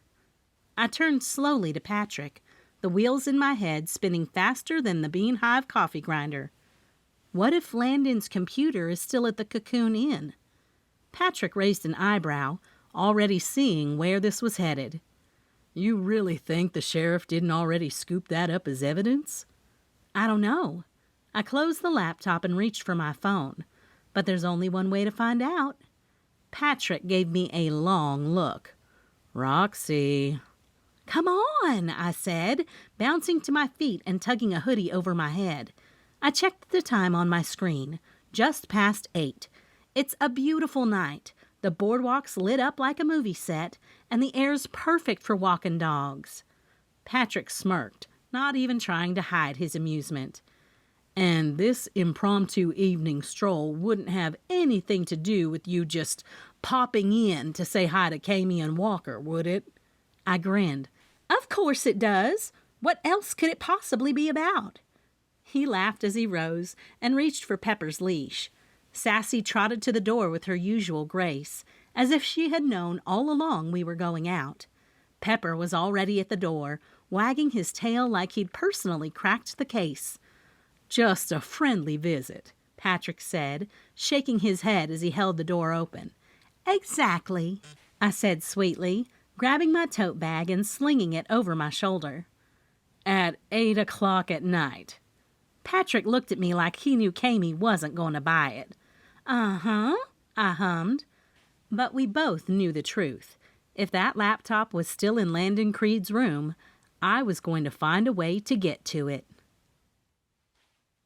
Chapter 17. The truck's tires were the only thing we heard as we turned onto the quiet road that led toward town. The windows were cracked just enough to let in the soft scent of spring, fresh-cut grass, and a whisper of something in bloom that I couldn't quite place, but made me think of porch swings and simpler days. Sassy had claimed her usual regal spot in the back seat, her black curls catching the glow of the passing streetlights, while Pepper stood in the passenger seat like a co-captain, ears perked and nose pressed to the crack in the window. Patrick, behind the wheel, gave me a knowing glance as I adjusted my seatbelt. You really think Landon's computer might still be in his room? He asked. There's only one way to find out, I said, clutching my bag a little tighter. I'm just going to pop in and say hello to Kami and Walker. Maybe catch a glimpse of the room. That's all. He snorted. Right, and I'm just here to walk the dogs. We both laughed. By the time we reached the edge of town, the world had slipped into that velvety hush of evening. The sun had dipped low behind the trees, casting a soft golden afterglow over Lake Honey Springs, and the Cocoon Inn stood proud and glowing, like something from a southern storybook. Its grand white facade gleamed beneath strings of warm lights that twinkled across the balconies, and the soft murmur of guests enjoying a nightcap drifted down from above. The dew-kissed lawn shimmered under the moonlight, and the wide front porch with its hanging ferns and rocking chairs looked like it was waiting to share secrets. Patrick pulled into a small space beside the inn, and before I could even open my door, Pepper had already jumped into my lap in excitement. Sassy gave a more dignified huff, waiting for Patrick to help her down, like the queen she was. All right, I said, clicking the leash on Pepper and smoothing down my shirt. Let's stretch our legs. And just happened to swing by the lobby? Patrick asked, one brow raised. I shot him a grin over my shoulder. Just being a friendly neighbor. Uh-huh, he muttered as we started up the sidewalk. Friendly neighbor with an agenda. And as we made our way up the path, the soft rustle of spring leaves overhead and the glimmer of the lake behind us, I couldn't help but feel it, that tingle that always came right before things got real interesting. Leave the excuses up to me, I told Patrick, as we made our way up the sidewalk toward the Cocoon Inn. My mind was already racing, that familiar flicker in my chest lighting up like it used to when I'd walk into court, ready to outmaneuver a witness or catch a contradiction mid-sentence. It was that rush, the lawyer spark. I'd missed it. The breeze off Lake Honey Springs was soft and warm for an April night. I smelled something smoky and sweet, maybe grilled peaches or barbecue. A couple of bullfrogs croaked somewhere in the distance, and the faint lap of water on the shore played back up to the chirp of crickets tucked in the grass. As we rounded the curve behind the Cocoon Inn, the view opened up. From the back of the inn, a lush Kentucky bluegrass lawn stretched all the way down to the lake, sloping gently into a wide, sandy beach. The grass was thick and dewy under the moonlight, that perfect, deep green color you only get in spring. Giant oak trees dotted the landscape like sentinels, their branches casting long, graceful shadows in the portable floodlights Kami and Walker had surely set up earlier in the evening. And nestled in that picture-perfect scene, right in front of the Cocoon Inn, was what had to be one of the prettiest setups I'd ever seen. Rows of white tent canopies, strung with tiny twinkle lights, glowed under the night sky. Gauzy white curtains billowed in the breeze, tied to the sides of the tents with strands of greenery. Beneath them, round tables had been set with creamy linen cloths and simple centerpieces made of fresh-cut wildflowers and flickering candles. Tiki torches lined the edge of the beach where the sand met the grass, casting a golden glow over the setup. A few riders were already lounging near the shoreline, their bare feet dug into the sand as they sipped wine or tea. Laughter drifted on the breeze, soft and content, like a scene pulled straight from a magazine spread titled Southern Nights and Storylines. Sassy padded forward like she belonged there, head high, tail flicking, every bit the black-coated queen of spring evenings. Pepper darted ahead, zigzagging across the field like he was chasing an invisible squirrel. "Well, would you look at this?" Patrick said under his breath, slowing beside me. "It's beautiful," I said softly. Kami and Walker really pulled out all the stops. "Guess they're trying to make sure people leave here talking about something other than murder."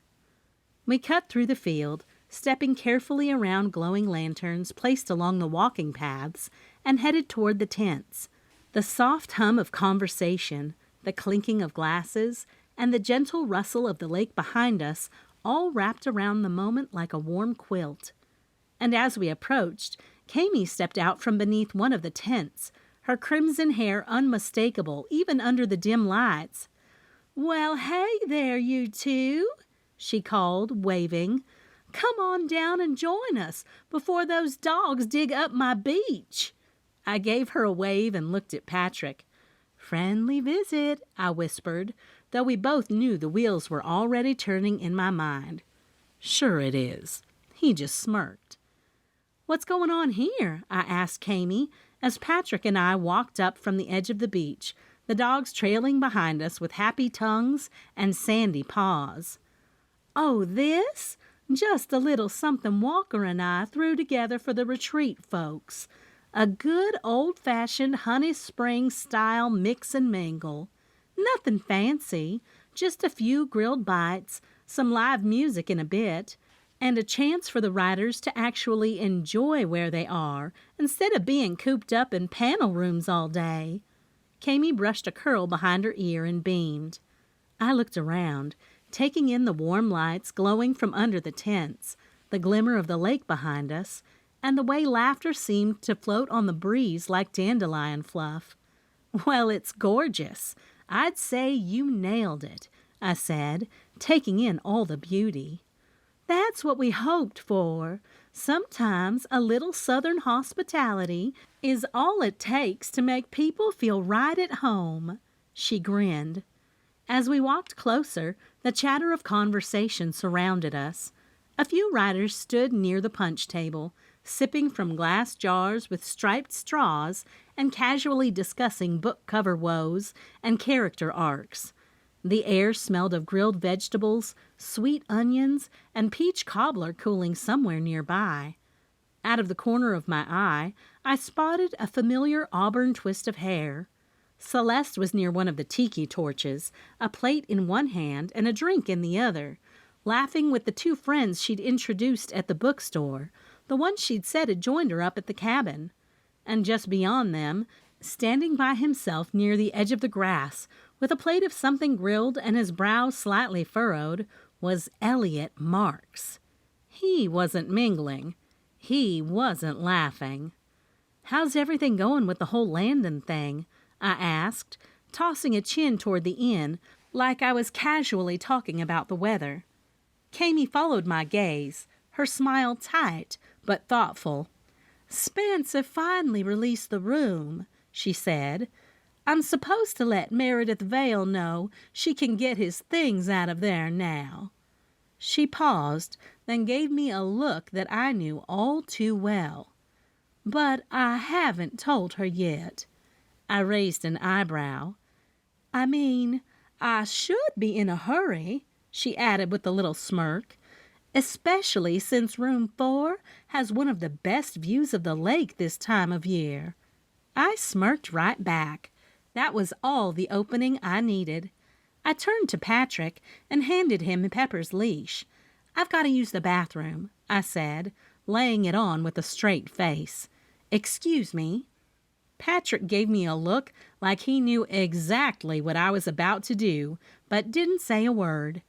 Sassy flopped down obediently at his feet, while Pepper watched me with big, suspicious eyes, like he knew better than to believe I was headed toward a powder room. I didn't break stride as I started walking toward the inn, heart kicking up just a notch, boots clicking softly over the flagstone path leading from the beach. The porch lights cast warm pools of gold across the wood, and I could already feel that familiar itch, part adrenaline, part instinct, starting to work its way into my limbs. Room 4 was waiting, and I wasn't going to miss my chance to snoop around while everyone was outside. Not that I thought I would find much, because the sheriff's department always did a very good job of sweeping places. But even though this was not a crime scene, it could provide some clues to why someone wanted Landon dead. The moment I stepped into the lobby, I glanced over my shoulder. The buzz of laughter and clinking of glasses from the lakeside feast floated through the open doors. No one was watching. Perfect. My feet barely made a sound on the polished floor as I moved behind the counter, heart thudding just a little faster than I wanted to admit. I knew exactly where the room keys were kept. Kami had shown me during a long weekend a few summers ago when I helped her check in a wedding party while she was short-staffed. Some things stuck with you. I slipped the small brass key marked 4 from the neatly labeled hook and slid it into my pocket. Back in the open, I padded toward the sweeping staircase that curved gently upward to the second floor. My hand trailed lightly along the railing as I ascended, taking in the quiet hush of the upper level. Soft lighting warmed the wide hallway, where the thick gray carpet, patterned with darker gray diamonds, muted my steps. 2 gray chairs and a matching ottoman sat nestled in a corner by a white table, a vase of spring flowers now replacing the fall blooms I remembered from previous visits. The light gray walls and crisp white trim gave everything a calm, peaceful feel. Except my pulse wasn't calm at all. I passed the cardinal paintings, vivid red birds frozen mid-flight, and paused in front of room 4. The door was closed, the brass handle glinting faintly under the hallway sconces. I took a deep breath, slid the key into the lock, and turned the knob. Time to find out what Landon Creed left behind. I quickly pushed the door open, making sure it didn't squeak, and slipped inside. The room smelled faintly of stale air, mixed with the rich floral scent of the cleaning products they'd used. My heart pounded in my chest, each beat reminding me why I was here, looking for clues, for something that might explain why someone wanted Landon Creed dead. The room was just like all the others, neat, but with the kind of neatness that only a frequent traveler could pull off. I moved quickly to the desk, flipping through a few papers, contracts, receipts, nothing that screamed murder motive or hinted at anything important. A few scribbled notes here and there, some phone numbers jotted down, but nothing concrete. I slid open the drawers one after another. Nothing, just business stuff. Nothing that would suggest a personal connection or a reason for murder. I stood back and scanned the rest of the room. That was when I saw it. A small briefcase in the corner, a worn leather thing, beaten by time. It looked too personal, too close to the writer for it not to be important. I walked over, crouched down, and pulled it open slowly, making sure not to make a sound. Inside were a few neatly stacked files. No laptop, though. That was what I really wanted to see. Something, anything that would give us more insight into what Landon was up to before his death. As I started flipping through the files, I heard a faint sound, a door opening. I froze. My pulse slammed into overdrive. I spun and dove silently behind the large gray chair and ottoman by the window. Heart pounding, I crouched low and tried to steady my breath. The door creaked open. Heavy footsteps thudded inside. I risked a peek between the chair and the curtain. Elliot Marks. He came in slowly, glancing around the room, his eyes scanning every inch like he was looking for something specific. Where is it? He said he saved everything. He yanked open drawers, rummaged through the side table, ripped back the bedspread, and threw the pillows to the ground. His hair was disheveled, eyes wild, and his mouth moved even when no sound came out. "This can't be it. This can't be all that's left," he hissed. "He promised. He said we were almost done." I held my breath, my heart thundering in my chest. I didn't know why I didn't move. Maybe it was because something about this felt wrong. I didn't know what he was looking for, but I had a sinking feeling I was about to find out. Just as I was about to shift to get a better look, the door creaked open again. My heart dropped to my stomach. Another person entered. I couldn't see them, but I could hear their footsteps, muffled like they were wearing soft shoes. Elliot turned quickly, his voice shaking slightly as he spoke. "What do you want?" There was a pause, an eerie silence hanging in the air. I couldn't see what was happening, but I heard the quiet shuffle of clothing, the faint sound of movement. Then, bang! The loud, sharp sound of a gunshot cracked through the room. The gunshot shattered the quiet, echoing through the room like a firecracker in a tomb. I slapped my hand over my mouth, stifling the scream threatening to claw its way out. Elliot stumbled backward, his mouth opened in shock. A crimson bloom spread across his chest as he crumpled to the floor. And when he landed, his wide, unblinking eyes locked directly on me. My body jolted, but I didn't move. I couldn't move. His stare pierced right through the shadows where I crouched, eyes frozen open as if he knew I was there. I stayed hidden, still as a stone, my body frozen in shock. I was trapped, with a killer still in the room. Chapter 18. The silence after the shot was so thick it buzzed in my ears. Thud, thud, thud, thud. Footsteps, heavy, purposeful, moving fast. I curled tighter behind the chair, holding my breath, every muscle in my body stiff with fear. I didn't dare peek. Whoever had fired the shot, whoever had killed Elliot, was still in the room, maybe steps away. A shuffle of papers, a breath, and then the sound of quick footsteps retreating, fading toward the door. The soft click of it closing behind them was followed by a deafening quiet. My lungs finally begged for air, and I let out a slow, shaky breath. I stayed crouched, frozen in place for what felt like an eternity. Just the ticking of the room's little wall clock and the sound of my own blood thudding in my ears. Then, "Roxy!" Patrick's voice cracked through the silence like a lightning strike. "Roxy!" I jumped to my feet so fast I nearly tripped over the ottoman. "Patrick, I'm here!" I gasped, stumbling around the chair. He rushed into the room, eyes wild, scanning until he saw me. "Oh, thank God," he muttered, pulling me into a quick, fierce hug. "Are you okay? I heard a gunshot."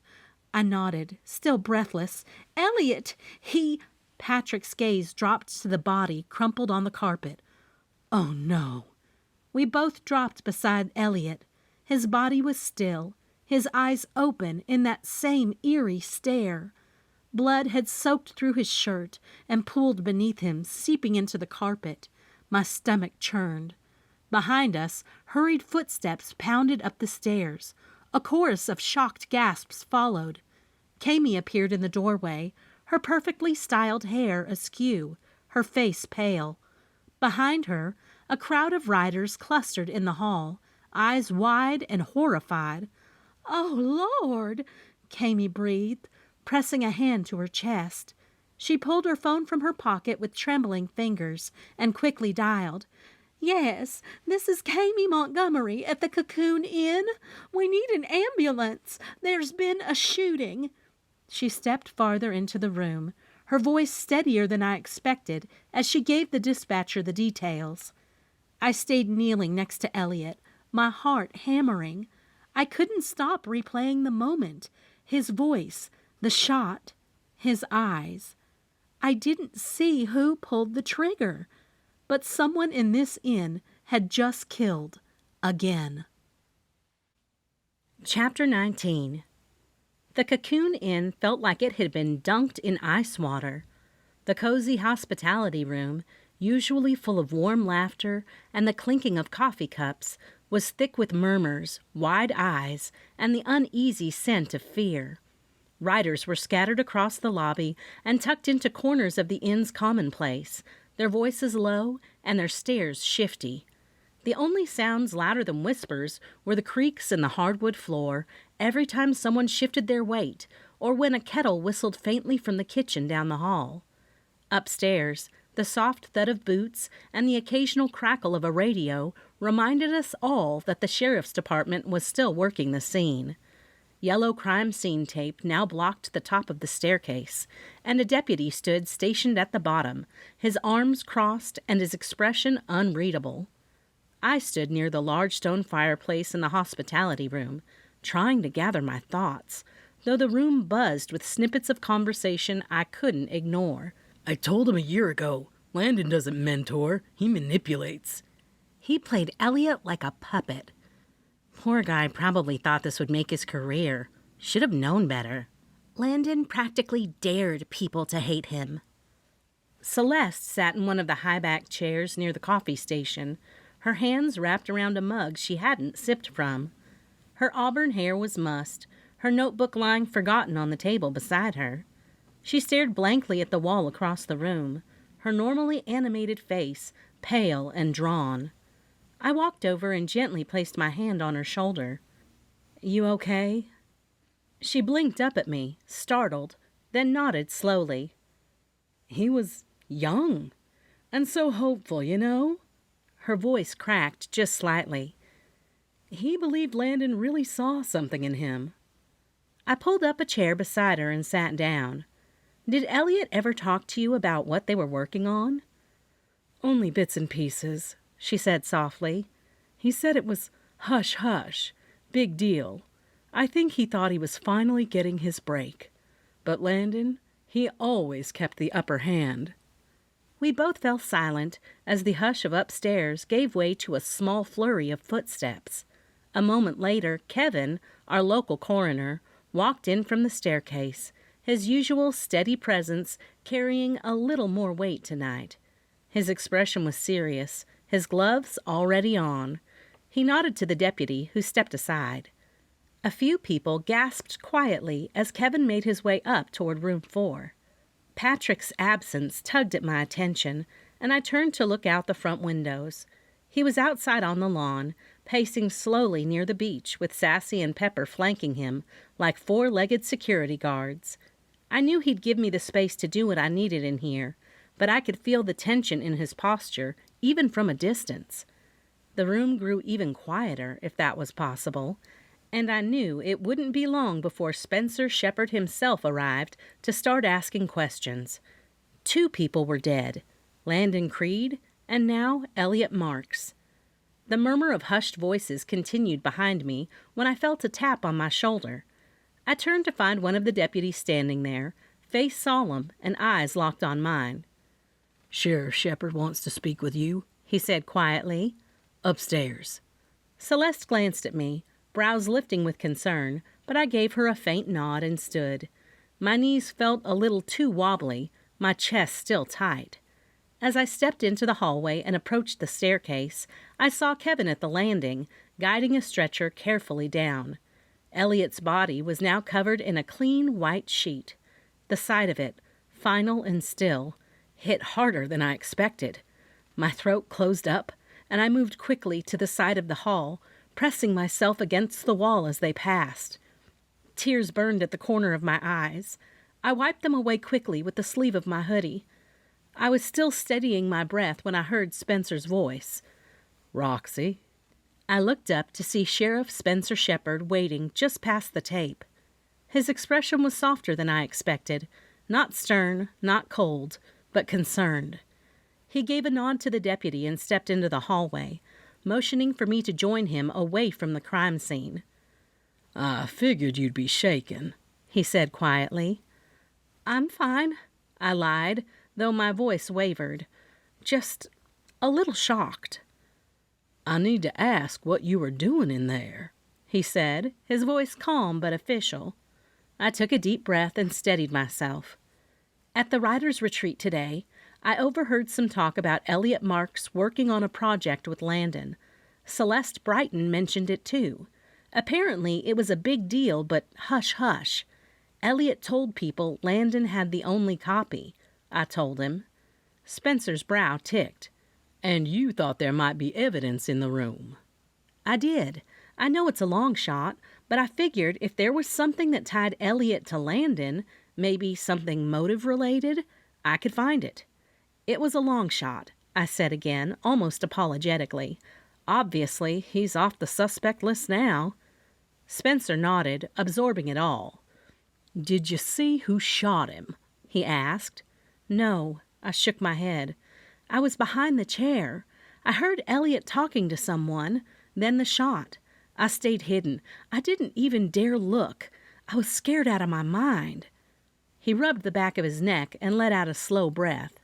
"We swept the inn," he said. "Checked all the rooms, any doors or windows the shooter might have slipped through. So far, we've come up empty." I didn't like the sound of that. Whoever had done it had moved fast, clean. "I'm going to need to take you down to the station," he added gently. "Standard procedure, as you know. We need to do a gunshot residue test and get your full statement." Of course, I nodded slowly, fully aware from my experience as a lawyer how these things played out. Even though I knew I had nothing to hide, the knot in my stomach twisted a little tighter. 2 writers were dead, one right after the other. And now the sheriff's department had to consider everyone a potential witness or suspect, including me, which didn't sit well with Patrick. He was standing just outside the front porch of the Cocoon Inn, the leashes for Sassy and Pepper looped around his wrist, and his expression already darkening the second he saw me following Spencer down the steps. "Wait, what's going on?" he asked, stepping forward as Sassy trotted beside him and Pepper gave a low, confused whine. Spencer held up a hand. "Just taking Roxy down to the station to get a statement. That's all." "A statement?" Patrick's brows dropped low. "You're taking her?" "It's protocol," Spencer said evenly. "She was in the room. We've got to run the gunshot residue test, ask a few questions, get it on record." "You're treating her like a suspect?" Patrick's voice was low but tight. the kind of voice he used when he was trying not to lose it in public. "Patrick, it's okay," I said quickly, stepping closer. "I understand. I already told him I'd cooperate." He looked at me, his jaw clenching like he wanted to argue, like he needed to. But instead, he gave a slow exhale and nodded. "All right," he muttered, more to himself than anyone else. "All right." Then he reached out, brushed a piece of hair away from my cheek, and leaned in just close enough for me to hear. "I don't like this, but I trust you." I gave his hand a small squeeze. "I'll be fine." "I'll take the dogs home and get 'em settled." He stepped back and adjusted the leashes. "I'll be down at the station as soon as I can." I watched him go just for a second, Sassy gliding beside him, Pepper looking back over his shoulder like he wasn't sure why I wasn't coming too. And then I turned towards Spencer, my breath steady, my back straight. Chapter 20. The steel chair beneath me was cold, and so was the room. Not from the air necessarily, it was more the vibe. That quiet kind of tension that buzzed around your skin and made the hairs on your arms stand up. Across from me, Sheriff Spencer Shepherd leaned against the wall, arms crossed over his chest, his green eyes steady on mine, watching, waiting. He hadn't said much since we got here, just a few quiet instructions, a couple of scribbles in his notebook, and a look I couldn't quite read. "This is just routine," I said finally, breaking the silence. "Right?" Spencer nodded slowly. "Standard procedure. Anyone in the room during a homicide has to be ruled out." "I was hiding behind a chair," I told him. "I know, but rules are rules," he said with a firm tone.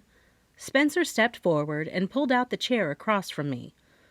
"All right," he said, settling in. "Walk me through what you saw. Start from when you entered room 4. I did, carefully.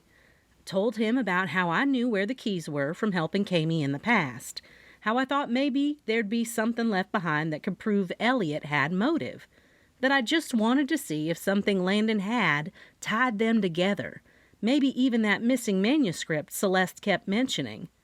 "And?" he asked. There wasn't a manuscript, just a few scribbled notes, no laptop, no typed pages.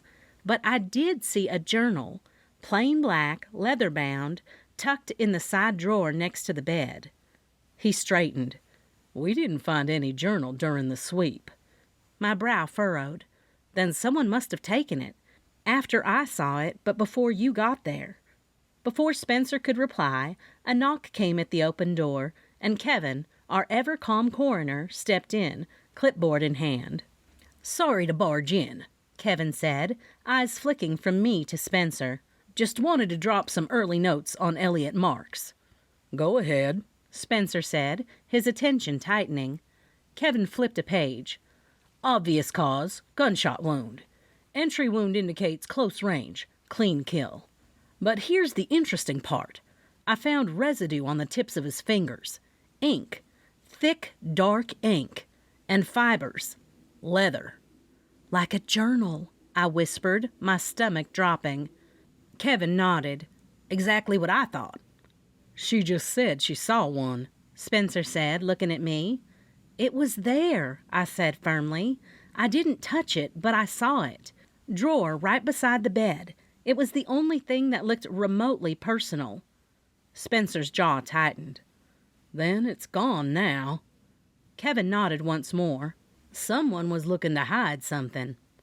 Before Spencer could respond, the deputy from earlier popped back in, urgency written all over his face.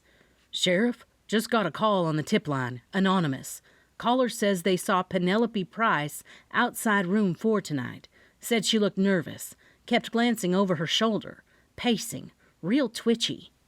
Silence fell in the room, heavy and sharp. I looked between Spencer and Kevin, my heart beginning to race again, not from fear this time, but from something sharper. A hunch taking shape. First Landon, then Elliot. Now Penelope Price was suddenly too close to both. But it was Meredith Vale who was the glue to all of these people. And that missing journal? What was in it? Or what did someone think was in it? The room was quiet again after the deputy and Kevin left. Eerily so. I was still wrapping my head around the fact that Elliot Marks had died only feet from where I'd been crouched when the door opened once more. This time another officer stepped inside, wheeling in a small cart with a metal kit on top. He didn't say much, just a quiet nod toward Spencer as he opened the case and began laying out materials. Swabs, a plastic sheet, a roll of tape I didn't recognize. "All right," the officer said, slipping on a fresh pair of gloves. "Gunshot residue kit. Hands out, palms up, just like before." I obeyed, trying not to flinch as he pressed and dabbed and gently dusted across my knuckles and fingertips. It was clinical, detached, but it still made me feel like I was on the wrong end of something I didn't deserve to be near. Just as he finished sealing the last strip into a labeled evidence pouch, the door opened again, and Patrick was there. He filled the space immediately. "It's okay," the officer said, barely glancing up. "We're done here." Patrick stepped past him, straight to me. His eyes locked on mine as he closed the distance in a heartbeat. "Hey," he said, soft and low, kneeling beside my chair. "Are you okay?" I tried to nod, but the knot in my throat got the better of me. "I told you she's not a suspect. This is standard procedure. I have to make sure it's all by the book so nobody questions it later." Spencer stood off to the side, arms crossed, his tone neutral. Patrick didn't even look at him. "I'm not talking about that," he snapped, eyes still on me. "She just watched someone get shot a few feet from her. That takes a toll, Spencer, no matter what badge is in your pocket." His words sank deep into the silence between us. I managed a shaky breath. "I'm okay." "You don't have to be," he said gently. His hand slid over mine, warm and solid, grounding me the way he always did. "Not right now." My eyes welled, but I blinked the tears back. Patrick lifted one hand and brushed a strand of hair away from my face, his thumb skimming across my cheek like I might break if he didn't move carefully. "I keep thinking about his eyes," I whispered, "how he looked at me, like he knew." Patrick's jaw tensed, but he stayed quiet, just held my gaze. And that, somehow, made me feel steadier than anything Spencer or the sheriff's department could offer. "I got you," Patrick said. "You don't have to carry all of this alone." I nodded, squeezing his hand back. "I'm still going to see this through," I whispered. "I know," Patrick said with a soft smile. "And I'm going to be right beside you every step of the way." A soft knock sounded at the door before it cracked open, and the same deputy from earlier stepped in, holding a small manila envelope. "Her hands are clean," he said simply, giving Spencer a brief nod. Spencer looked at me, the weight of procedure sliding off his shoulders just a bit. "I didn't think they wouldn't be," he muttered, then stepped over to the table. He slid a form and a pen toward me. "This is just your official statement. Sign at the bottom." I took the pen, my hand steadier now, and scribbled my name across the line. "Can I take her home?" Patrick asked. Spencer nodded. "Yeah, we're done for now. I might have more questions later." Patrick helped me to my feet. "Of course," I said. My voice was still raw, but my mind was already spinning again. As we stepped out into the cooler air of the hallway, the fluorescent lights seemed too bright, too clean after everything that had happened. But I didn't head toward the exit like Patrick expected. "I don't think I can sleep," I said, rubbing the back of my neck. "Can you just take me to the Bean Hive? I'll work through the night. Might help me think." Patrick didn't argue. He just gave a small sigh and said, "If you're going, I'm going." We didn't say much as we walked outside to his truck. The night had gone still again, quiet in that way only small towns manage after midnight. I climbed into the passenger seat, my tote beside me. As we pulled away from the station, I looked out the window, watching the road roll by in ribbons of moonlight and shadow. The headlights cut across the familiar turns, each one bringing me closer to town, closer to answers or maybe more questions. The trees whispered secrets as we passed, their branches stirring in the breeze. The lake on our left shimmered like dark glass, still and wide beneath the sky. The boardwalk would be quiet now, but I knew the bean hive, my bean hive, would be waiting with its warm lights, that steady comfort I'd built with my own 2 hands. 2 people were dead, Landon, Elliot, and someone out there had decided they weren't finished yet. I pressed my hand to the cool glass of the window. No sleep tonight. Chapter 21.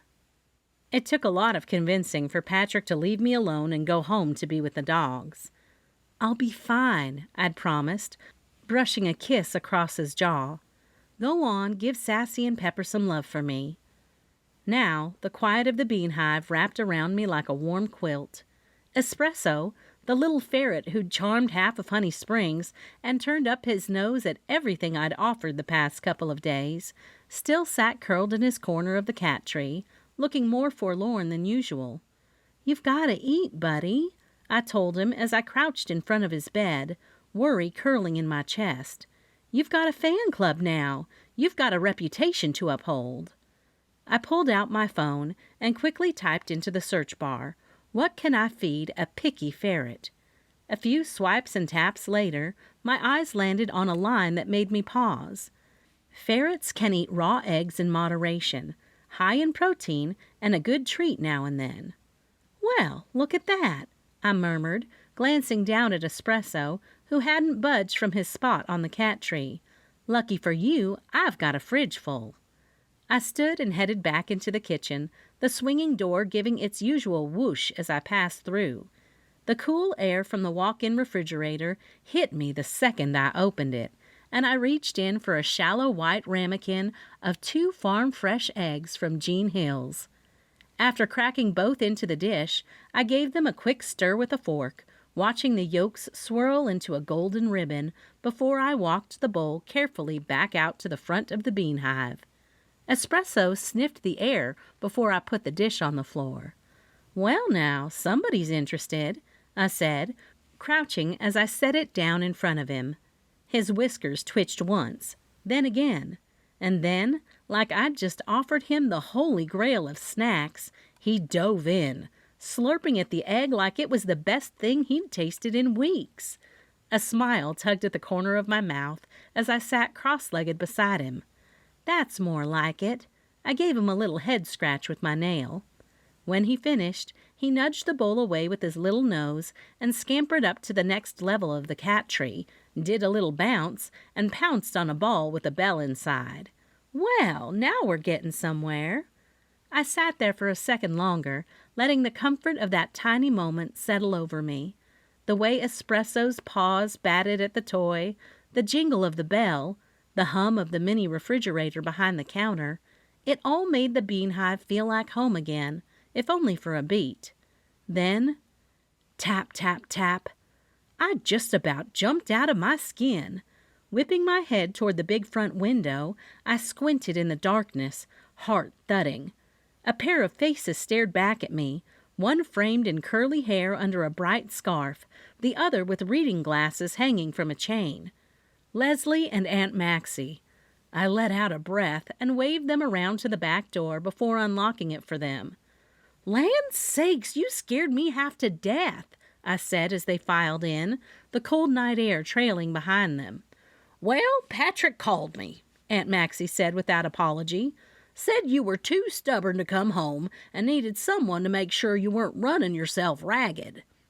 "I happened to be at the bookstore going over some of the shelf rearrangements," Leslie added, cheeks pink from the chill, "so I tagged along."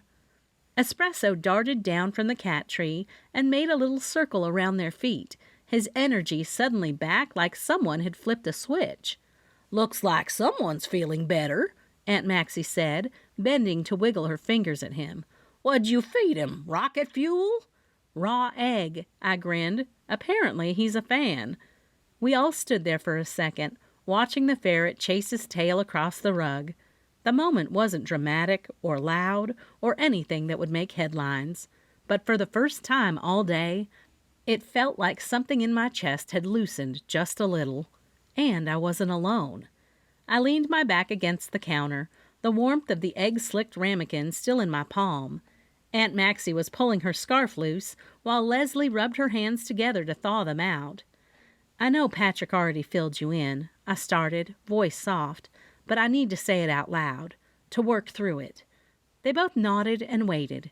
Aunt Maxie gave a knowing hum and pulled one of the bar stools around, gesturing for me to sit like she was my nurse and not just my aunt.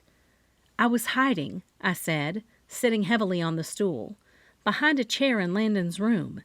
Elliot came in looking for something, going through everything, muttering about files or a computer. Then someone else came in. I couldn't see who.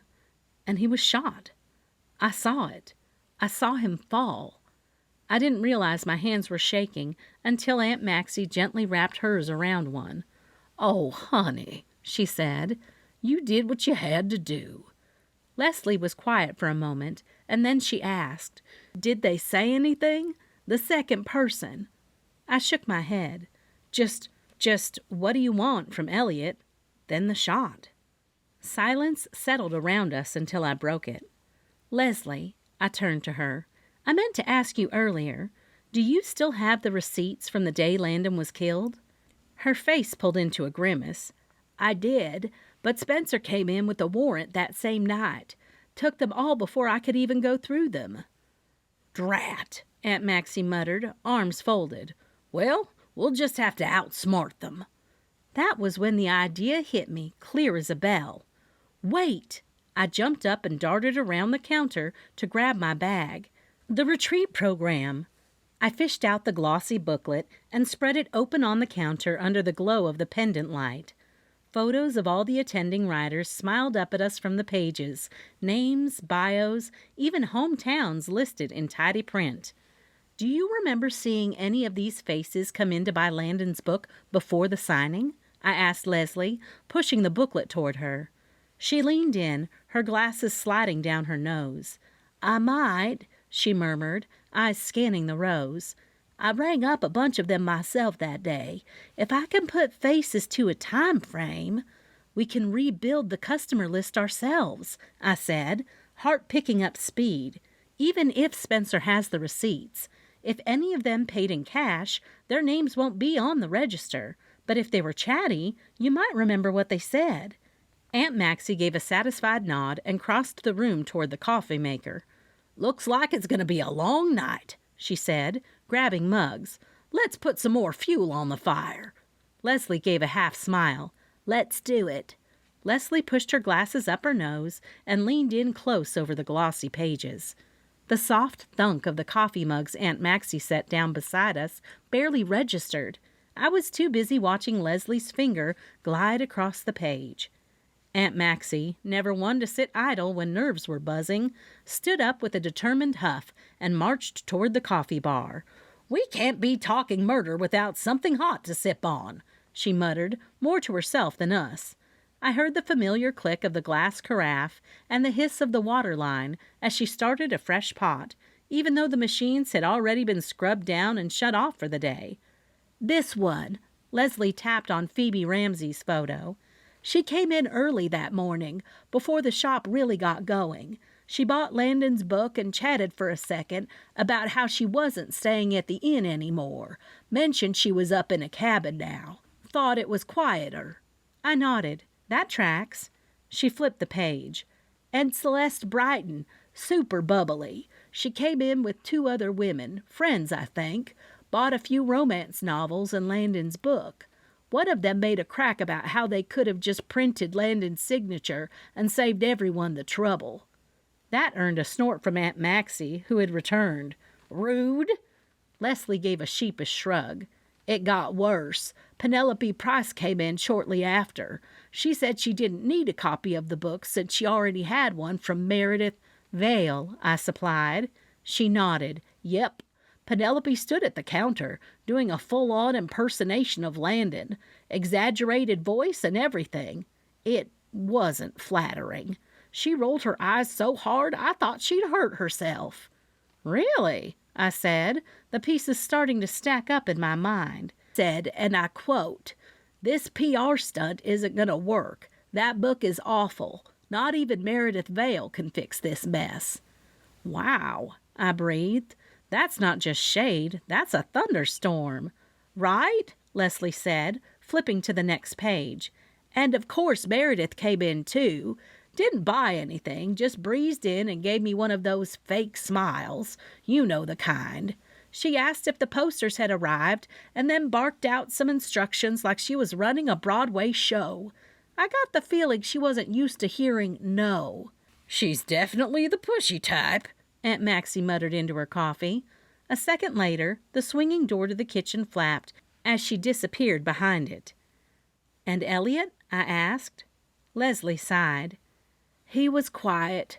Came in around noon. Didn't say much. Just bought the book and left. I remember thinking he looked kind of sad, like maybe he didn't want to be there." That made my stomach twist. I looked at the 5 names Leslie had just pointed out: Phoebe Ramsey, Celeste Brighton, Penelope Price, Meredith Vale, and Elliot Marks. All of them had interacted with Landon in some way, some kinder than others. And now Elliot was dead, Penelope was suddenly a rising star, and Meredith seemed like she was orchestrating the whole thing. "Thank you," I said softly, placing my hand over Leslie's. "This is exactly the kind of thing I needed." The kitchen door swung back open with a gentle squeak, and Aunt Maxie reappeared, carrying the murder board. She set it upright against her hip and gave me a look that said she meant business. I quickly cleared one of the cafe tables, pushing aside the centerpiece vase of wildflowers and a forgotten napkin holder. "Let's put it right here," I said, dragging a chair closer. Aunt Maxie set the board down, smoothing her hands along the sides like she was waking it up for duty. I picked up the dry erase marker Aunt Maxie had stashed in the tray and gave it a shake before popping the cap. The familiar squeak of it dragging across the board filled the quiet space. "All right," I murmured. "Let's go over everything we have so far." I pointed to the names already written down: Daphne Carlton, Meredith Vale, Penelope Price. Next to each, we'd jotted motive possibilities. "Daphne's worried about her position as president of the Southern Literary Alliance," I said, writing it out again to freshen the board. "She picked Landon as the headliner, and the retreat was losing attendance because of it. She looked miserable when she announced Penelope as the replacement." "Meredith Vale," Aunt Maxie said, crossing her arms as she stared at the board. "She's got money tied up in this whole thing. That girl practically sparkled when she talked about Penelope's budding career." "Exactly," I agreed, scribbling next to Meredith's name, Agent. I turned to Leslie. "You said Penelope did a not-so-flattering impression of Landon?" Leslie gave a sharp nod. "At the bookshop, the day of what was supposed to be his signing. It was uncomfortable. She called the whole PR switcheroo a joke and said the book was awful and the plan would flop." I added that beneath Penelope's name, mocked Landon publicly, called book awful, disrespected PR plan. Then I wrote the newest name, underlining it: Elliot Marks. Leslie and Aunt Maxie were quiet as I looked at the name, a little sadder now than the rest. "Celeste told me Elliot and Landon were working on something together," I said, capping the marker for a moment. "A secret project. But Landon kept all the files on his laptop, never let Elliot see the whole thing. Sounded like Elliot was strung along and frustrated." "But not a killer," Leslie said softly. "No," I whispered. "He was desperate, maybe, but not a murderer." I uncapped the marker again and wrote, "Frustrated with Landon, secret project, felt strung along." Then I drew a big red X through his name. Aunt Maxie nodded slowly, her eyes narrowing on the board. "Good. You be careful, though." I gave her a wry smile. "Always." But even as I said it, the wheels in my mind were already turning. "I can see those wheels turning already," Aunt Maxie said, grabbing her purse off the back of one of the cafe chairs. "Why don't I give you a ride home so you can get some sleep?" "I'm fine," I said, shaking my head. I just want to stare at this thing a little longer, see if anything else shakes loose. You two go ahead." Leslie hesitated, but Aunt Maxie nudged her toward the door. "Come on," she said. "You know there's no talking her out of it once her mind's spinning." They said their good nights, the bell over the front door jingling softly behind them as the door shut. The bean hive slipped back into stillness, lit only by overhead Edison bulbs and the warm glow from the bakery case. I turned back to the murder board, arms crossed. "All right," I murmured. "Let's take another look." Espresso patted across the floor, his little claws clicking on the tile, and with a quick hop, he launched himself onto the edge of the cafe table where the board was propped. He sniffed at the dry erase marker before plopping down dramatically across the bottom half of the board, like he was ready to help solve the case. "Hey," I whispered, "this is serious stuff." He blinked slowly at me, unbothered. I leaned forward and tapped the corner next to Meredith Vale's name. "You," I said. "You're the one tying this whole mess together." Then I went name by name. Phoebe Ramsey gave up her room at the Cocoon for Landon and Meredith. Meredith probably pulled the strings on that. I slid my gaze over to Penelope Price's name. New author, new client, suddenly the headliner after Landon's death. Meredith needed her to be the breakout star. Espresso rolled over onto his back, exposing his belly. "Celeste Brighton," I said. Might be too new to be tied to anything deeper, but even she pointed me to Elliot and Landon's project, which brings us to Elliot Marks. I tapped his name. "You were working on a project with Landon. Meredith would have known about it. She would have known what it meant to you. And if she thought it wasn't going to benefit her or Penelope, well, you got in the way." I sighed. "Or she knew Landon had something in the missing journal that you knew about." Espresso yawned, as if unimpressed. I know. It's all just theories," I said, pulling the throw blanket off the back of the couch. I shuffled over and sank down onto the cushions, the day's weight finally settling into my bones. I tucked the blanket around me, eyes drifting back to the murder board one last time, as Espresso made one more circle on the table and leapt off with a thud. The lights glowed softly, the hum of the fridge kicked on, and before I knew it, my eyes closed. I slipped into sleep with a dozen suspects and one determined agent floating in my mind. Chapter 22. "Lord have mercy! I've seen possums play dead with more alertness than you had just now." Bunny Bowowski's voice floated through my foggy brain like honey over hot biscuits. My eyes fluttered open to find her standing over me, one hand planted on her hip, the other clutching the edge of her crocheted shawl, like she'd just walked straight out of the Southern debutante's daydream. A lavender pillbox sat proudly atop her hair, netting and all, perched like it had somewhere important to be. And right beside her, Maybelle Donovan. If Bunny was a daydream, Maybelle was the encore performance. She had on a bonnet tied with an exaggerated bow under her chin, a seafoam green shawl wrapped around her matching house dress, and the exact same thick-soled orthopedic shoes as Bunny, rolled down knee-high stockings and all. The two of them looked like they'd been cut from the same southern lace pattern. "I tell you what," Bunny said with a slow shake of her head, "you must have been sleeping harder than a possum in a corn bin, sugar. We've been knocking on that glass for a full minute." "She didn't even twitch," Maybelle said with a tisk. "I told Bunny you probably needed rest after all that ruckus yesterday." I blinked a few more times, my eyes finally adjusting to the low light of the bean hive.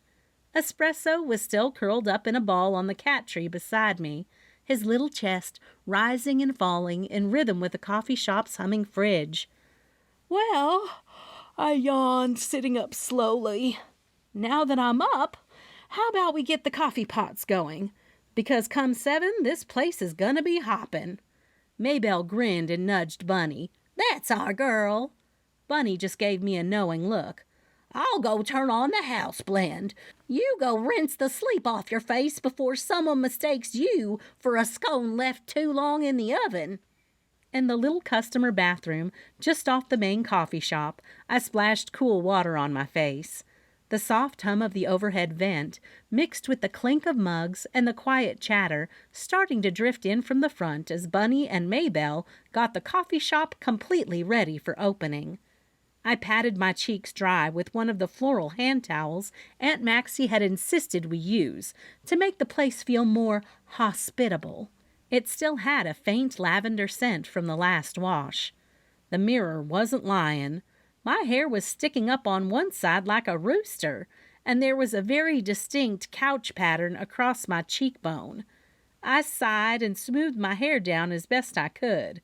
It would have to do. "Roxy Bloom!" Bunny's voice rang out from the front of the shop, as twangy and clear as a church bell. "If you're gonna sleuth your way through town, you better come sleuth this espresso machine first. I just found your dry erase marker sitting on the tip jar again." I laughed under my breath. "I wasn't done with it," I called back through the door. Just then, the bell over the front door gave its familiar ding, and I froze for a heartbeat. That was it. The Bean Hive was officially open. I gave myself one more quick glance, squared my shoulders, and opened the bathroom door to the warm scent of coffee and cinnamon pastries, waiting to greet the first customer of the day. The day might have started slow, but I had a feeling things were about to pick up speed, and not just behind the counter. The second I stepped out of the bathroom, the rich scent of coffee hit me full force, warm and grounding. The shop was already coming to life. 2 regulars were perched near the window, mugs in hand, chatting about the lake weather like it was national news. Bertie stood behind the counter, already wiping down the espresso machine with her usual precision.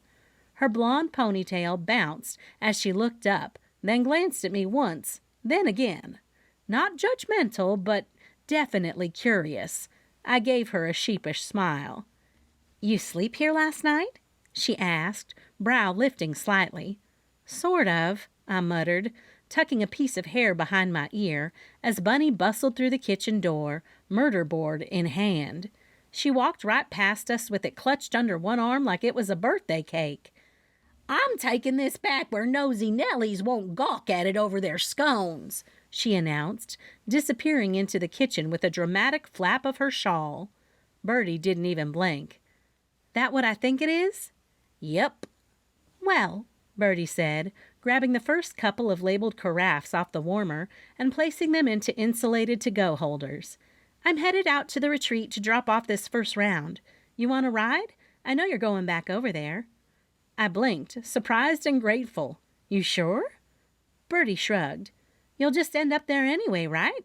Might as well have hot coffee with you." She had a point. Let me grab my bag. As I turned to get it, a memory from a few days ago curled in my head, and I blinked at the very same man now standing near the sugar station, pouring raw sugar into a fresh cup of coffee. Espresso was laid around his shoulder like a scarf. I took a breath and crossed the room. "Excuse me," I said gently. "You were here the other morning when Landon came in, right?" He turned around, surprised but polite. "Yeah, you run this place?" "I do," I nodded. "And this little guy is up for adoption?" he asked with interest in espresso. "He is, and he's so sweet," I told him, knowing this was my chance to find espresso a forever home. "Do you know anything about ferrets?" "Oh, yeah." He reached up and rubbed espresso. "I had 2 growing up, and I've been wanting to get another one, but that means I'd have to get him a companion. It's better if they live in pairs." "That's what I heard." I sighed, thinking he wasn't going to adopt espresso, so I sweetened the deal. "What if I let you adopt him minus the fee, if you could answer a couple questions for me?" "Only if you don't mind that I'm going to change his name," he said with a smile. "Deal." I put my hand out, and he took it, giving a big shake. "I'm also the town's attorney. I wanted to ask you about something you said that day." He tilted his head. "You mentioned that you loved Landon's latest book," I continued, lowering my voice. You said something about the plot? Right. It gave me chills. His eyebrows rose. The storyline is almost exactly how he died. A writer goes to a retreat, right? Thinks they're about to get their big break, then gets shot at a book signing. My pulse thudded. There were rumors, he went on, eyes darting toward the door like someone might overhear, that Landon stole that plot from another writer, a nobody, posted the original idea in some critique group online, and poof, it ended up in Landon's book. Do you remember where you heard that? I asked, heart thudding now for entirely different reasons. I think someone mentioned it on a podcast, one of those writer gossip shows. You might look into it. I gave him a nod. Thank you. He smiled again and offered a quiet, good luck. Thank you, I said, and turned back toward Bunny. Espresso found his home. Please help our friend here with all the paperwork for Pet Palace. Will do. Bunny looked so happy to get Espresso out of there. She grabbed his adoption folder and waved him over to complete the paperwork. Bertie was now watching me with a raised brow and a knowing grin. You ready? She asked. Oh, I'm ready, I said, slinging my bag over my shoulder. But what I didn't say out loud was, I think we just found a whole new motive. Bertie maneuvered the car through the quiet morning streets of Honey Springs with the practiced ease of someone who'd driven the route more times than she could count. The sun was just beginning to peek over the horizon, slowly moving above the tops of the blooming trees that lined Main Street. A few shops were already stirring, their window displays welcoming the riders. Familiar scents of spring, fresh-cut grass, warming pavement, and the sweet floral bite of dew-drenched blossoms filled the air. Bertie glanced over at me as we passed Central Park. Grandma was talking last night about how some sort of law enforcement help is coming in today. She said sources at the mayor's office gave her the scoop. My brows lifted. News to me. She was real smug about it, too. Said something like, when the big boys show up, we'll finally get this mess straightened out. Bertie rolled her eyes with affection. I swear, if she gets any closer to the mayor, I'll have to start calling her Madam President. I let out a soft chuckle as we pulled into the parking lot near the back of the theater. It was nearly empty except for a couple of cars and a delivery van parked near the side entrance. The scent of pastries and bacon wafted through the air, mixing with the faint metallic scent of stage rigging and the buttery aroma of coffee still trapped in the sleeves of my sweater. I'll help you get everything set up, I said as we hopped out. The Bean Hive's coffee booth was already a small hub of activity. The folding table had been draped in our signature honey-patterned cloth, and the 3 carafes were ready to be filled. Bertie opened a small cooler of pre-sliced lemons and sweet creamers while I popped open the lids on the carafes. As the comforting gurgle of hot coffee filled the thermoses, I gave her arm a squeeze. Thanks for the ride and for jumping in so early. Of course, Bertie smiled, then greeted the other employees here to help. Go on, I've got this. I turned and walked back through the theater, the hush of the hallway feeling thick after the chatter of setup. Lights buzzed softly overhead, and the air was faintly laced with the sharp scent of stage makeup and dust. I passed a row of dressing rooms with laminated signs taped to the doors, each one printed in large block letters. Critique Group 1, Closed Session. Workshop, Pitching Your First Chapter. Agent Meeting Sign-Up. The last one stopped me cold. The door stood ajar. I peeked inside and saw a modest table with a sign-up sheet resting on it. My gaze scanned the list, and there it was. Elliot Marks, 8 a.m. The sight of his name sent a jolt through my chest. My eyes shifted to the next column, where the name of the agent was listed. Darcy Wren, Southern Scribe Literary Agency. Not Meredith Vale. If Elliot and Landon were working on a project together, wouldn't they have used Meredith Vale? I mean, she was Landon's agent. But then again, I had no idea how this worked. A glance at the clock on the wall just down the hallway told me it was 2 minutes to 8. My pulse picked up. Elliot would never keep that appointment. Not now. but I could. I slipped quietly into the room and let the door shut softly behind me, heart pounding with the thrill of chasing the truth, one step ahead of whatever secrets might still be hiding in the shadows of Honey Springs' Writer's Retreat. Chapter 23. I stepped quietly inside the small dressing room that had been transformed into a meeting space, the scent of coffee and stage paint still lingering in the air. A sleek brunette woman sat behind the modest table, a tablet and notepad in front of her, a pleasant but professional smile tugging at her lips. "Hello, Elliot," she said without looking up. "I'm not Elliot," I said gently, and she blinked up at me, startled. "Oh, goodness," she said, sitting up straighter, tucking a loose strand of hair behind her ear. "I'm so sorry. I was expecting Elliot Marks," I finished for her. She blinked again, confusion flickering across her face. I took a step closer and pulled out my wallet, flipping it open to show my card. "Roxy Bloom. I own the Bean Hive Coffee Shop here in Honey Springs, but I'm also working with the mayor's office and local law enforcement regarding the recent murder of Landon Creed." I introduced myself properly. The color drained from her face. "Murder?" Her voice dropped to a whisper.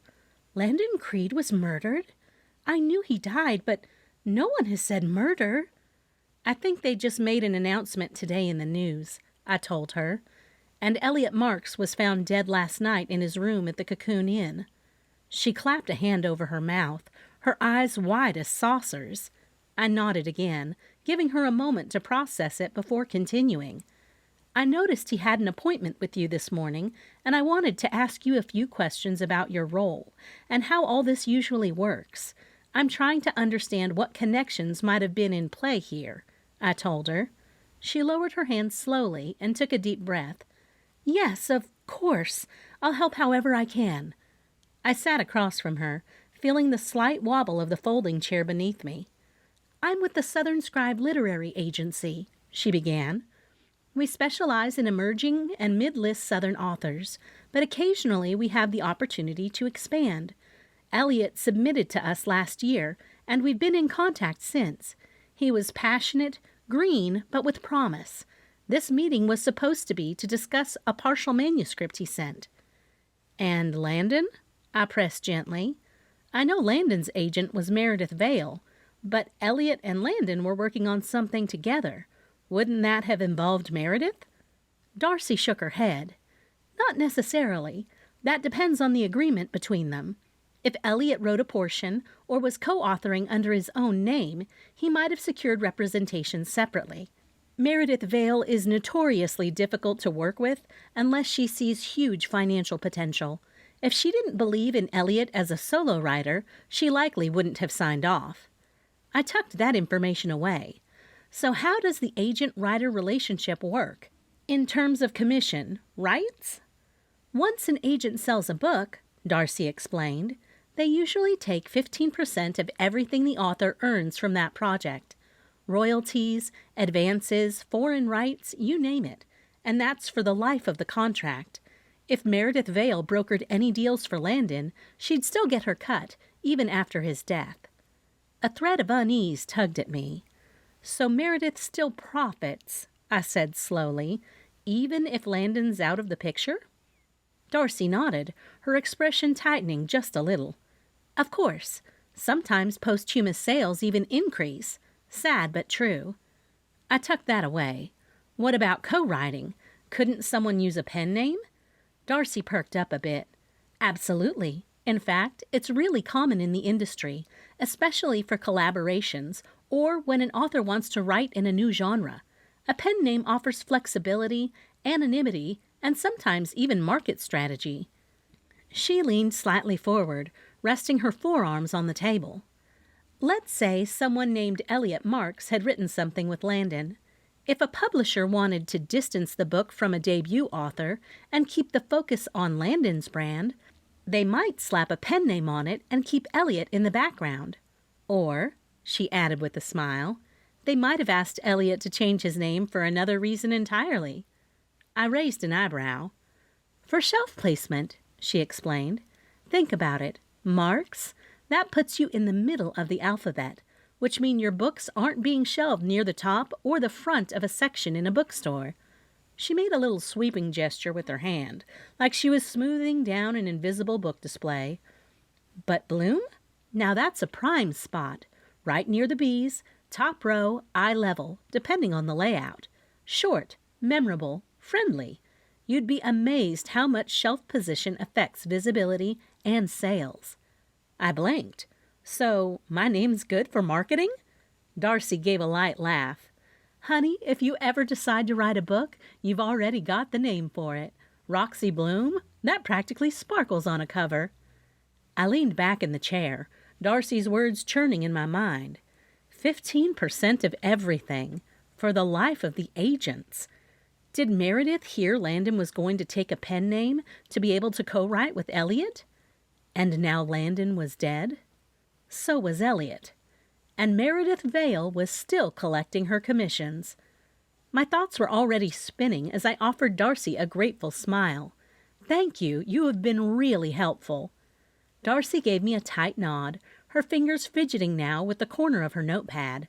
She took out her business card, just in case there was a coffee table book in me. The idea cracked me up. I laughed, a little snort I didn't bother trying to hide. Well, unless the world is begging for a Bean Hive cookbook full of murder-themed pastries and small-town gossip, I think I'll stick to brewing coffee and solving mysteries. A familiar flash of a power walk that could slice through a room like a credit card through a reader caught my eye. Meredith Vale. She was weaving through the mingling crowd near the silent auction table, scanning the room like she was cataloging weaknesses. Meredith's lips twitched, not quite a smile, but close, as I approached her. She adjusted the strap of her designer handbag on her shoulder, like it weighed more than her conscience. But, I added, softening my voice, if you have just a few minutes, I'd love to talk to you. She tilted her head, clearly intrigued, but already poised to decline. I heard, I continued, that the sheriff is about to get some outside help on the investigation, and I wanted to make sure they've got all the information possible going in. So if there's anything at all that you can tell me about Landon, now's the time. Her gaze narrowed ever so slightly, that calculating glint behind her mascaraed lashes flickering just beneath the surface.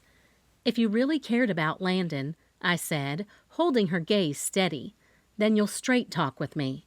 Help me understand who he really was, what he was working on, and who might have wanted to stop him.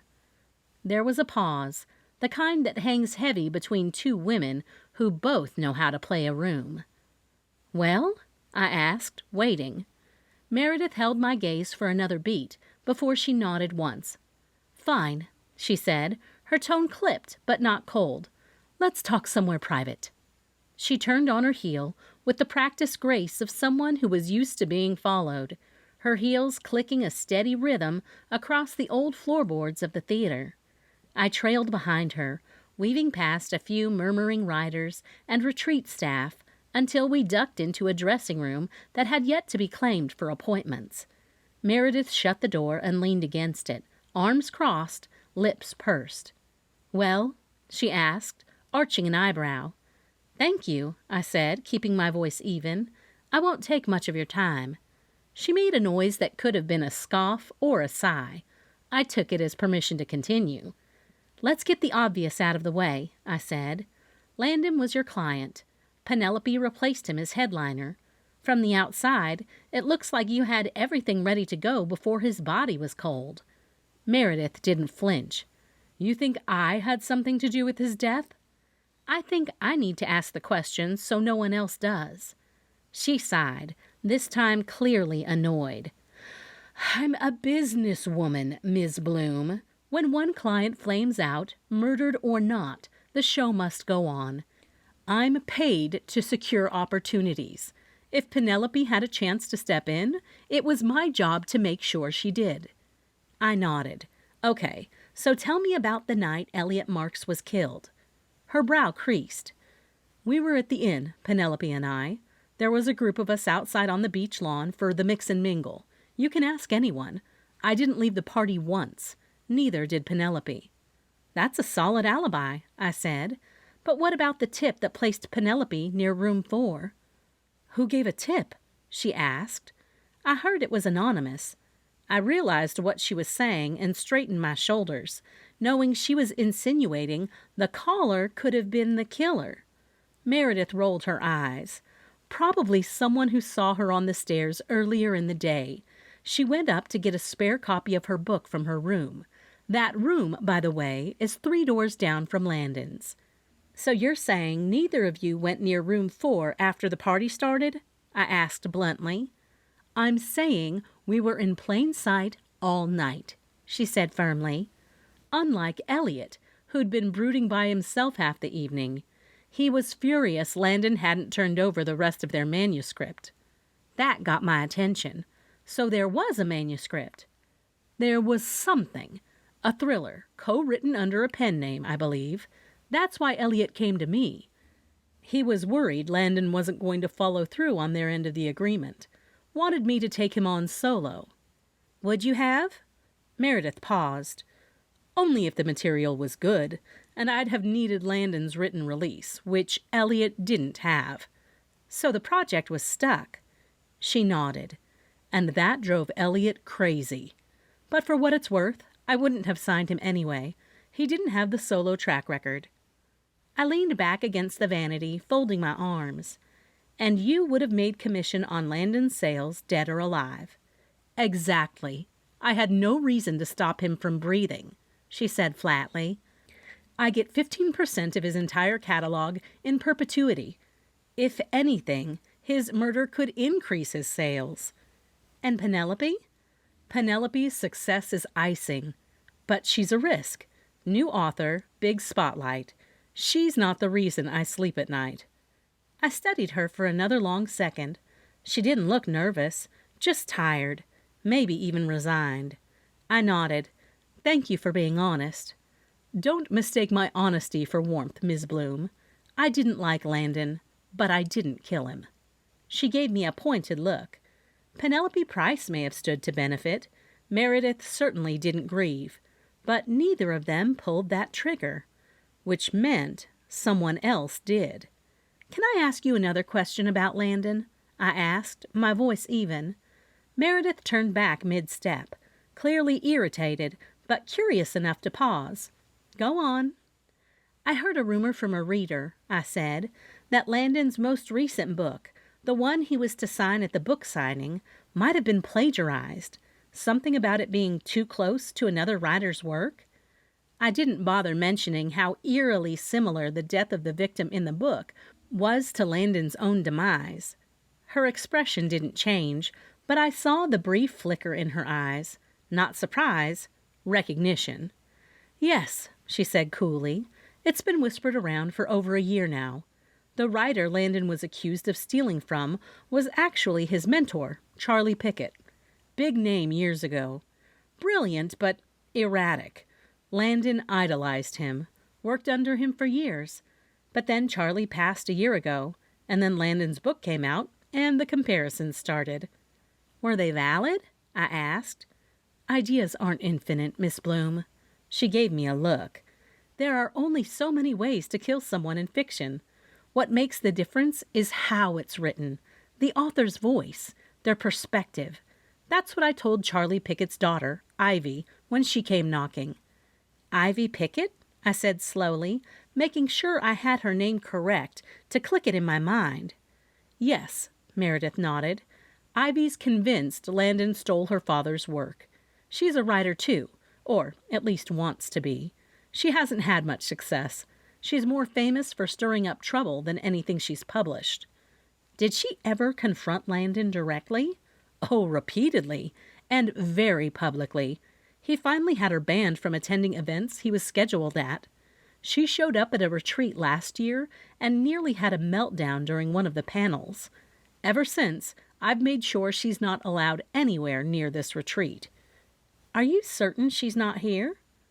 I triple-checked the registration list myself, Meredith said firmly. Ivy Pickett is not on the list. A memory clicked into place.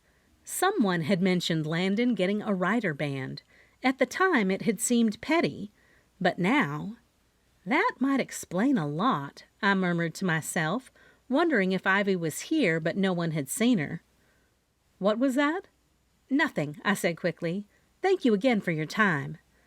But as Meredith turned and walked away, her heels clicking down the hall, my brain was already buzzing. Ivy Pickett had a motive, a serious one, and if she was bold enough to crash a retreat last year, maybe she hadn't taken no for an answer this year either. I knew someone who might know her.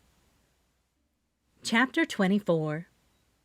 I glanced around the theater lobby, hoping to spot the pop of Celeste Brighton's curls. Nothing. The breakfast mingle had thinned out, and most of the chatter had moved toward the morning panels. Instead, I caught sight of Marlene and Tessa, Phoebe's fellow cabin riding crew, standing in line at the Bean Hive coffee booth. Tessa had a pair of oversized cat-eye glasses perched on her nose and was animatedly gesturing about something, while Marlene had a notebook open and was jotting something down, likely an idea sparked by the steam coming off the espresso machine. "Bertie," I called softly, tapping the edge of the counter, "will you comp their coffees? On me." Bertie raised an eyebrow but nodded. "Got it, boss." I stepped up behind the two women with a warm smile. "Morning, ladies. You two look like you've had more sleep than I have." Marlene turned, her wide brown eyes lighting up in recognition. "Roxy, good morning. We were just talking about the espresso shots here. Tessa says they taste like ambition and heartbreak."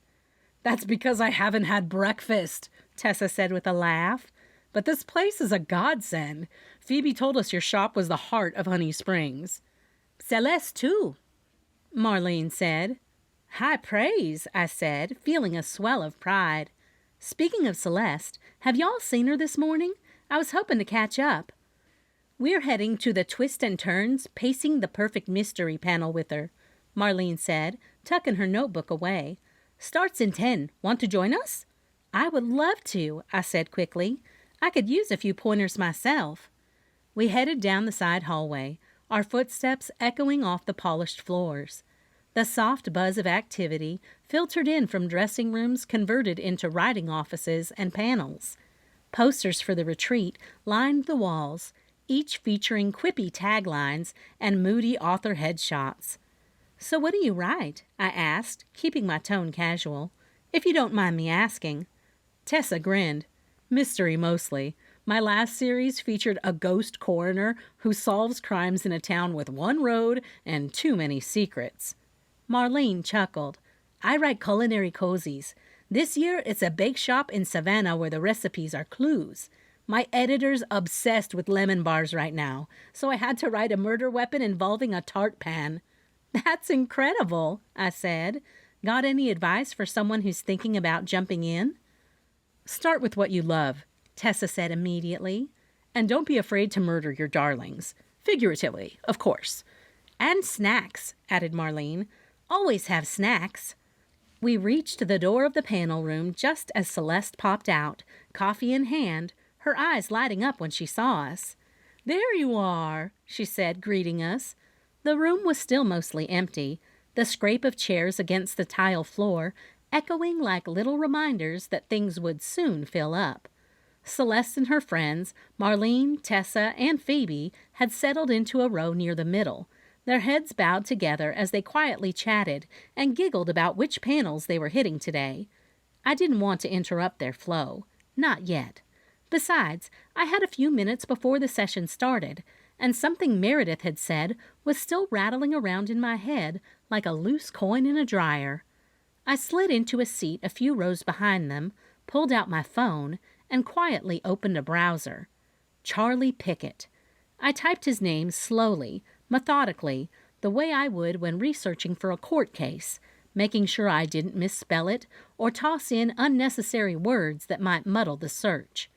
The screen loaded and filled with a handful of links. Author. Southern mystery genre. Known for gritty, small-town whodunits with a strong moral thread. Published mostly in the 80s and 90s. A few titles jumped out at me. Bayou Justice, Murder in Magnolia Hollow, Last Will and Testament. Covers that screamed classic paperbacks, bold fonts, shadowy outlines, all soaked in atmosphere. One blurb from an old Kirkus review caught my eye. Pickett's writing is steeped in the tension of rural justice, twisty, character-driven, and always a few steps ahead of the reader. There are articles, too, one from a mystery writer's blog that described Pickett as a cult favorite with a loyal following, though he never quite broke into the mainstream. Another mentioned how his work had inspired a generation of writers in the South. I clicked on one link with an archived interview. It was from a dusty-looking website that looked like it hadn't been updated since dial-up. Still, the content was gold. In the interview, Charlie Pickett talked about his philosophy on writing. Stories belong to everyone, but it's the voice, the rhythm, the cadence, the heart that makes a story uniquely yours. That's what sets writers apart. I read the quote twice. It lined up with what Meredith had said earlier, almost word for word. Coincidence? Or had Landon borrowed more than just Charlie's plot? Still, Charlie Pickett's name carried a kind of quiet reverence in the writing world. He wasn't flashy, but he'd left a mark. I locked my screen and slipped my phone back into my bag, glancing up just in time to see Celeste turn slightly in her seat. She hadn't noticed me yet, but I figured it was time to say hello. First, though, I had a new name to write on the murder board later tonight. Charlie Pickett. Even from beyond the grave, he might have been the spark that lit this whole thing on fire. "What are you doing over there?"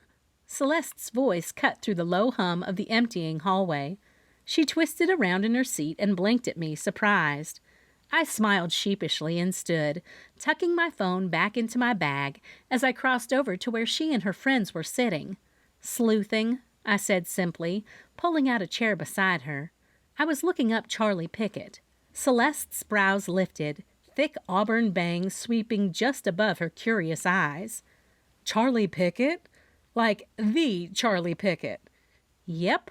I got a tip this morning that Landon Creed might have plagiarized one of Pickett's books," I said, lowering my voice just enough so that Marlene and Tessa couldn't hear. "And that Pickett's daughter, Ivy, accused him of stealing her dad's work. Apparently, Ivy's been banned from this event." Celeste's mouth fell open. "That's wild. I know Ivy. Not well, but I've met her, and I definitely saw her in the theater earlier this morning." That made my heart jolt. "You did?" She nodded slowly, glancing toward the hallway. "Yeah, I saw her just before I came in here. I didn't realize she wasn't supposed to be here." "Can you show me where you saw her? Maybe she's still around," I asked, already pushing back my chair. "Of course," Celeste said without hesitation. She turned to Marlene and Tessa. "Save our seats, okay? We'll be back before it starts." Marlene lifted her brow.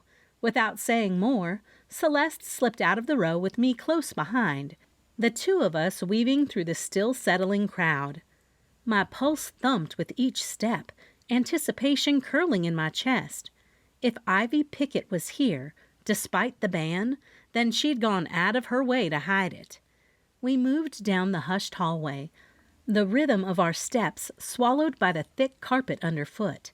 My heart thudded in my chest with every stride, a steady drumbeat that only quickened the deeper we went into the theater. As we approached the double doors, I pulled out my phone, fingers tapping frantically on the screen. "I'm trying to pull up a photo of Ivy," I murmured to Celeste, the glow from the screen casting a blue sheen across my face. "If I see her, I want to be ready." The silence around us was eerie. No distant chatter, no panel buzz, just the faint hum of the overhead lights and the soft whir of the air conditioning filtering through the vents.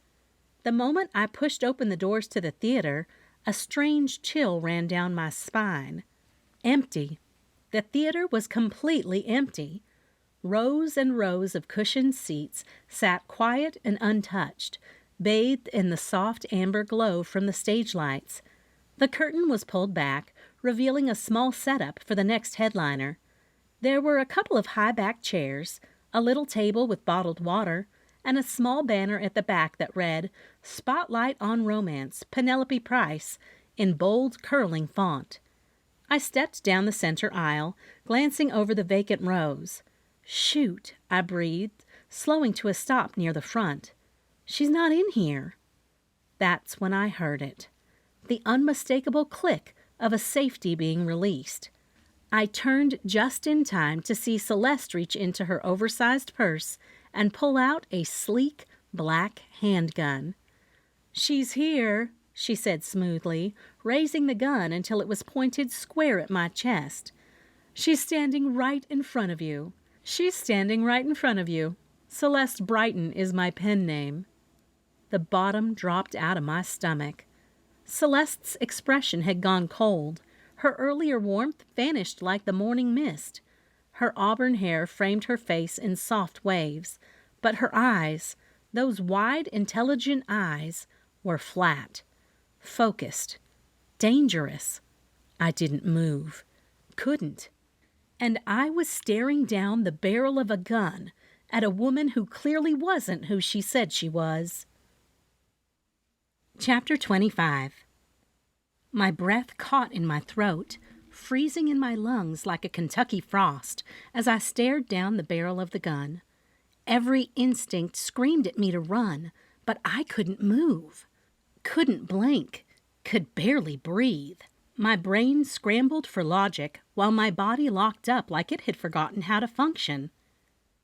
"Ivy," I said slowly, my voice barely above a whisper, the name burning across my tongue like acid. "Celeste. No, not Celeste. Ivy."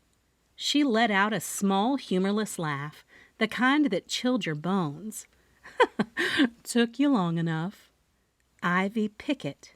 I kept my voice level, my hands low and visible at my sides. "Charlie Pickett's daughter." She gave a slight shrug, like I'd just guessed the punchline of a tired joke.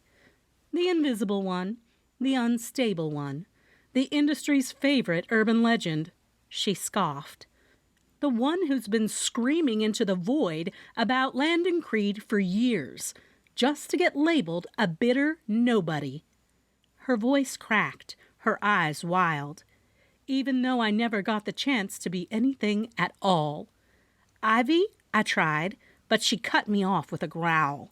"He stole it," she hissed, her grip on the gun twitching. "He stole my father's story, a short piece from his journals, my father's private words. Landon took it, expanded it, and slapped his name on the cover. Called it genius, called it his breakthrough, but it wasn't his." My heartbeat thundered against my ribs. My throat went dry, but I didn't dare move. "That's why you wanted Landon to die, just like your dad wrote it," I said, all the scattered pieces slotting into place with horrifying clarity. She gave a hollow laugh, more grief than humor.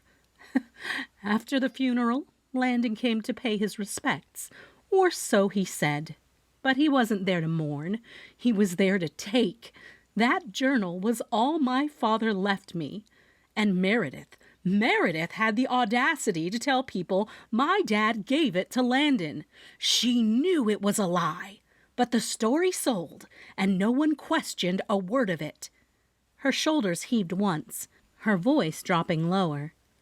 "They let him erase my father." "And Elliot?" I asked gently, though my stomach was already churning. "He was in the room before me," she said flatly, "looking for the same thing. I don't even know how he found out about the journal, but he did, and the second he looked up, he asked me what I was doing there."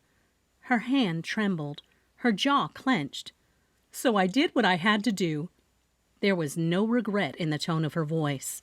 "And no, I don't regret it. Elliot Marks made himself part of the problem. I didn't plan to kill him, but I couldn't risk it." The bile rose in my throat, but I forced it back down. "I was just going to get the journal," she continued, her voice hollow now. "Show the world what Landon did. Let them finally see my father's words, not the mockery Landon made of them. I was going to do right by him.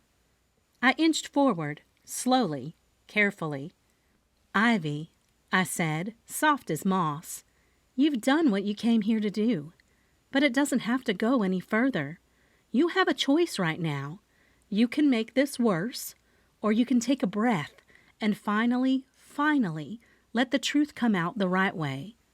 Her fingers twitched again, but the barrel of the gun dipped slightly.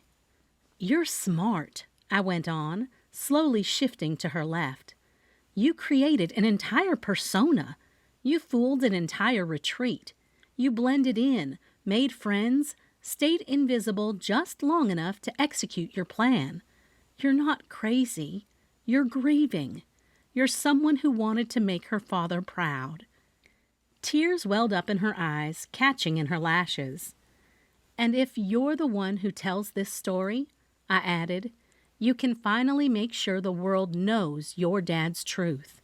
You can honor him, not with bullets, but with pages." She didn't say anything. Her chest rose and fell in sharp little breaths. The air in the theater crackled. Then, slowly, her fingers loosened on the grip. 1 inch, then another, and then the gun clattered to the floor, louder than anything I'd ever heard. I stood frozen for a second longer before stepping forward and nudging the gun gently away with the toe of my shoe. I didn't even realize my knees were shaking until I locked them straight to keep them from buckling. Behind me, the sound of pounding footsteps rang out, and Spencer's voice boomed my name. I didn't look away from Ivy. Chapter 26. The click of handcuffs was almost inaudible beneath the low murmur of voices inside the theater, but I heard it, sharp and final. I turned just in time to see Ivy Pickett being led quietly through a side door, flanked by 2 uniformed deputies.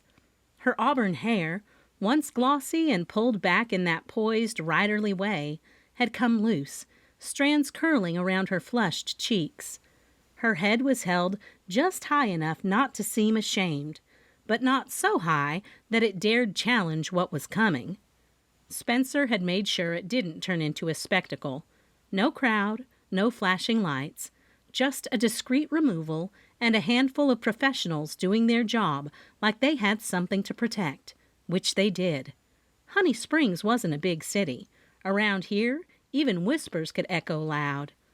A few writers sipped coffee from to-go cups across the lobby. Others shuffled down the theater hallway toward panels, tote bags slung over shoulders, lanyards bouncing on chests. They had no idea the killer had just been walked out of their midst, and I wasn't about to be the one to change that. I stood on the threshold of the theater entrance, watching the last glint of Ivy's cuffs disappear behind the emergency exit door. The spring breeze crept in through the crack, cool and heavy, with the smell of lake water and blooming honeysuckle. Spencer stepped up beside me, his silhouette tall and steady in the glow. His tan uniform shirt was still crisp, not a wrinkle in sight, like he hadn't just closed a murder investigation that spanned secrets, pen names, and a fake identity. "How'd you figure out who she was?" I asked, my voice just above a whisper. He rubbed a hand along the back of his neck. "Her lawsuit against Landon came up when we were building our profile. Once we saw she'd been banned from the retreat, we pulled her DMV records. I had her photo printed and stuck to the wall in the back of the office." He gave me a look, and I knew what was coming next. "I was flipping through that retreat program you left at the station, the one with the glossy cover and too many fonts, and boom, there she was, Celeste Brighton. Same jawline, same hairline, just enough makeup and a new name to fool someone who wasn't looking for her." I blinked and then let out a soft laugh that felt more like a breath of relief. "She almost pulled it off." "She did pull it off, until you," he said. "You cracked her. You kept asking the right questions." I looked down at my hands, still slightly shaky, The memory of Ivy's eyes locked on mine from behind the barrel of that gun flashing through my mind.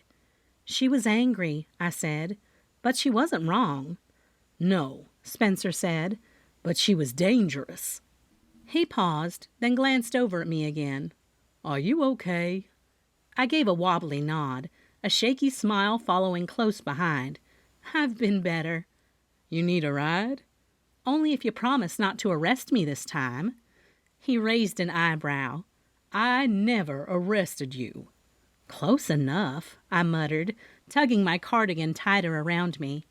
The spring morning felt extra fresh outside the theater. Birds chirped in the trees lining Main Street, and the scent of dew-soaked grass mixed with the tang of brewed coffee drifting from the Crooked Cat just around the corner. Sunlight caught in the window panes of the boardwalk shops, glinting off displays of books, boutique jewelry, and springtime wreaths. Everything in Honey Springs looked so normal. But I knew better. Normal had shifted. As we walked towards Spencer's cruiser, parked down by the end of the one-way, I caught a glimpse of the lake through the trees. It shimmered under the morning sun like glass. Calm, peaceful, completely unaware of everything that had just unraveled in its shadow. You're not going back to the retreat? Spencer asked, unlocking the passenger door for me. I shook my head. Nope. I think I've had my fill of plot twists for the week. He laughed. What about writing? Gonna take up the pen now that you've rubbed elbows with the literary world? I smirked. I think I'll stick to caffeine and corpses. Thank you very much. He let out a full, belly-deep laugh and closed the door behind me. As we drove away, I watched the theater disappear in the rear-view mirror. Ivy Pickett's truth had finally come to light. Landon Creed's sins had found him. Elliot's ambition had cost him everything. But justice? Justice had found its way back to Honey Springs. And for now, that was enough. Recipes from the Bean Hive. Murderously moist lemon drizzle cakes. So good, it's practically criminal. Ingredients for the cakes: 1 cup, 2 sticks, unsalted butter, softened. 1 cup granulated sugar. 4 large eggs. Zest of 2 lemons. 2 tablespoons fresh lemon juice. 1 1/2 cups all-purpose flour. 1 teaspoon baking powder. 1/2 teaspoon baking soda. 1/4 teaspoon salt. 1/4 cup buttermilk, or milk with a splash of vinegar. For the lemon drizzle glaze: 1 cup powdered sugar, 2 to 3 tablespoons fresh lemon juice, zest of 1 lemon, optional for extra zing. Instructions: 1. Preheat oven to 350 degrees Fahrenheit. Grease or line a 12-cup muffin tin or mini bundt pans for individual cakes. 2. In a large mixing bowl, cream together the butter and sugar until light and fluffy. 3. Add eggs one at a time, beating well after each addition. Mix in lemon zest and juice. 4. In a separate bowl, whisk together flour, baking powder, baking soda, and salt. 5. Gradually add the dry ingredients to the wet mixture, alternating with buttermilk. Mix until just combined. 6. Spoon the batter into prepared pans. Fill each about 3/4 full. 7. Bake for 18 to 22 minutes, or until a toothpick inserted into the center comes out clean. 8. While cakes are baking, prepare the glaze by whisking together powdered sugar and lemon juice until smooth. Add zest if desired. 9. Once cakes are out of the oven, let cool in the pan for 5 minutes, then transfer to a wire rack. 10. While still warm, drizzle generously with the lemon glaze so it soaks in. Let set before serving. Or don't, we won't tell. Serving suggestion: top with a dollop of whipped cream or a sprinkle of powdered sugar.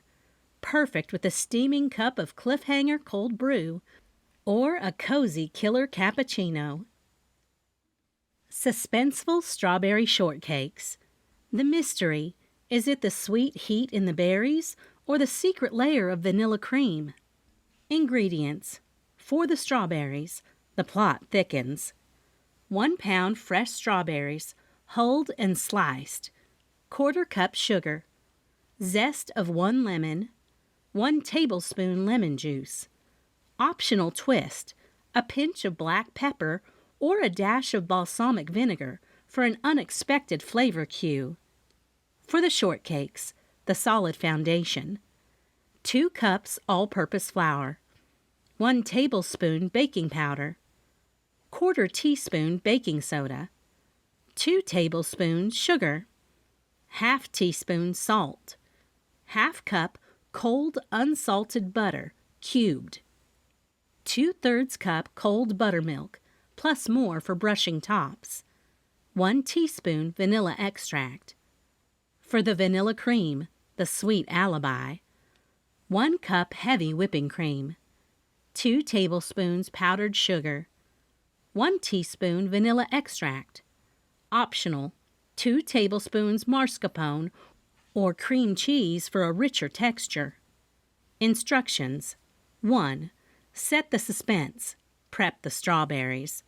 In a mixing bowl, combine the sliced strawberries, sugar, lemon zest, and lemon juice. Stir gently and set aside for at least 30 minutes to macerate. This is where the drama builds, juices form, and the flavor intensifies. Optional twist, add a pinch of pepper or balsamic for intrigue. 2. Build the base. Bake the shortcakes. Preheat oven to 425 degrees Fahrenheit. Line a baking sheet with parchment paper. In a large bowl, whisk together flour, baking powder, baking soda, sugar, and salt. Cut in the cold butter with a pastry cutter or fork until it resembles coarse crumbs. Stir in the buttermilk and vanilla just until combined. Don't overmix. The dough should be slightly sticky. Turn dough onto a floured surface and pat into a 1-inch thick disc. Cut with a biscuit cutter or mason jar lid. Place on the baking sheet. Brush tops with a bit of buttermilk. Bake for 12 to 15 minutes or until golden brown. Cool slightly on a rack. 3. Add the reveal. Whip the cream. Beat the cream, powdered sugar, and vanilla until soft peaks form. Fold in mascarpone or cream cheese if using for that silky, mysterious twist. 4. Assemble the final chapter. Slice shortcakes in half. Spoon juicy strawberries over the bottom half, dollop with vanilla cream, and cap with the top half of the shortcake. Drizzle with extra berry juice and serve with a sly smile. Serving suggestion: pair with a cozy mystery novel or a late-night whodunit movie. Serve on vintage china with a sprig of mint and watch your guests savor the suspense. Books by Tonya. Southern hospitality with a smidgen of homicide. Camper and Criminal's Cozy Mystery Series. All is good in the camperhood until a dead body shows up in the woods. Beaches, bungalows, and burglaries. Deserts, driving, and derelicts. Forests, fishing, and forgery. Christmas, criminals, and campers. Motorhomes, maps, and murder. Canyons, caravans, and cadavers. Hitches, hideouts, and homicide. Assailants, asphalt, and alibis. Valleys, vehicles, and victims. Sunsets, sabbatical, and scandal. Tents, trail, and turmoil. Kickbacks, kayaks, and kidnapping. Gear, grills, and guns. Eggnog, extortion, and evergreen. Ropes, riddles, and robberies. Paddlers, promises, and poison. Insects, ivy, and investigations. Outdoors, oars, and oath. Wildlife, warrants, and weapons. blossoms, barbecue, and blackmail, lanterns, lakes, and larceny, jackets, jack-o'-lantern, and justice, Santa, sunrises, and suspicions, vistas, vices, and valentines, adventure, abduction, and arrest, rangers, RVs, and revenge, campers, courage, and convicts, trapping, turkey, and Thanksgiving, gifts, glamping, and glocks, zoning, zealots, and zip lines, hammocks, handguns, and hearsay, questions, quarrels, and quandary, witness, woods, and wedding, elves, evergreens, and evidence, moonlight, marshmallows, and manslaughter, bonfire, backpacks, and brawls, fireworks, freedom, and felonies, autumns, awnings, and arson, snowcaps, skiing, and sabotage, cliffs, clues, and conspiracies, haunts, hikes, and havoc. Killer coffee cozy mysteries. Welcome to the Bean Hive Coffee Shop, where the gossip is just as hot as the coffee.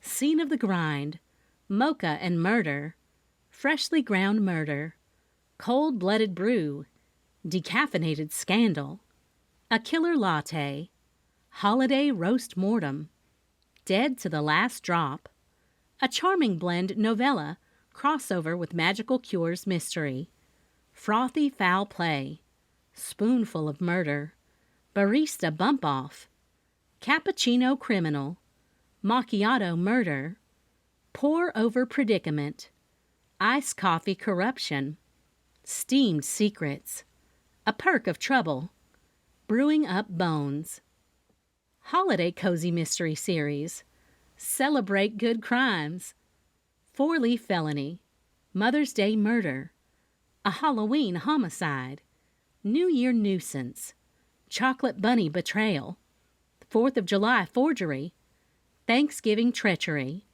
Santa Claus surprise, April Fool's alibi, Columbus Day conundrum, Holly homicide, Father's Day fugitive, Kenny Lowry mystery series, mysteries so delicious it'll make your mouth water and leave you hankering for more, Fixin' to Die, Southern Fried, Axe to Grind, 6 Feet Under, Dead as a Doornail, Tangled Up in Tinsel, Digging Up Dirt, Blowing Up a Murder, Heavens to Bribery, Grave as All Get Out, Thick as Thieves, Magical Cure Mystery Series, Welcome to Whispering Falls, where magic and mystery collide, A Charming Crime, A Charming Cure, A Charming Potion novella, A Charming Wish, A Charming Spell, A Charming Magic, A Charming Secret, A Charming Christmas novella,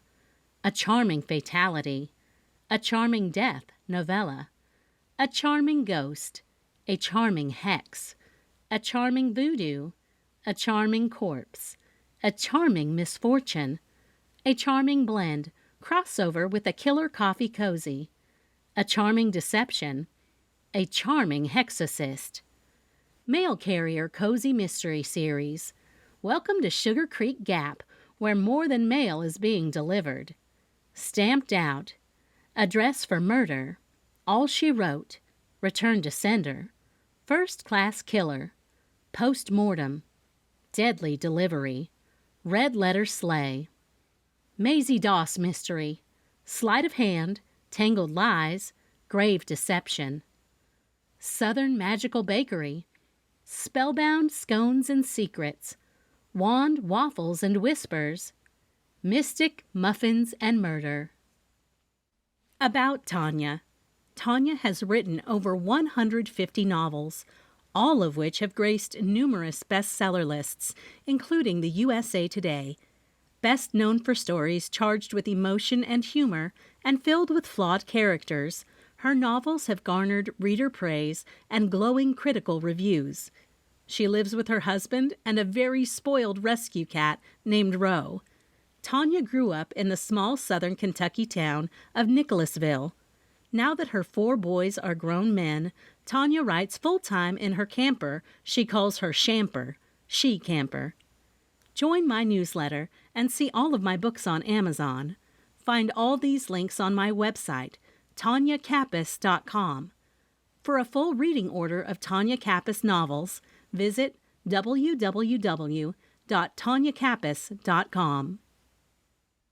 This has been A Perk of Trouble, Killer Coffee Mysteries, Book 17, written by Tonya Kapis, narrated by Christina Sagnameni. Copyright 2025 by Tonya Kapis. Production copyright by Tonya Kapis.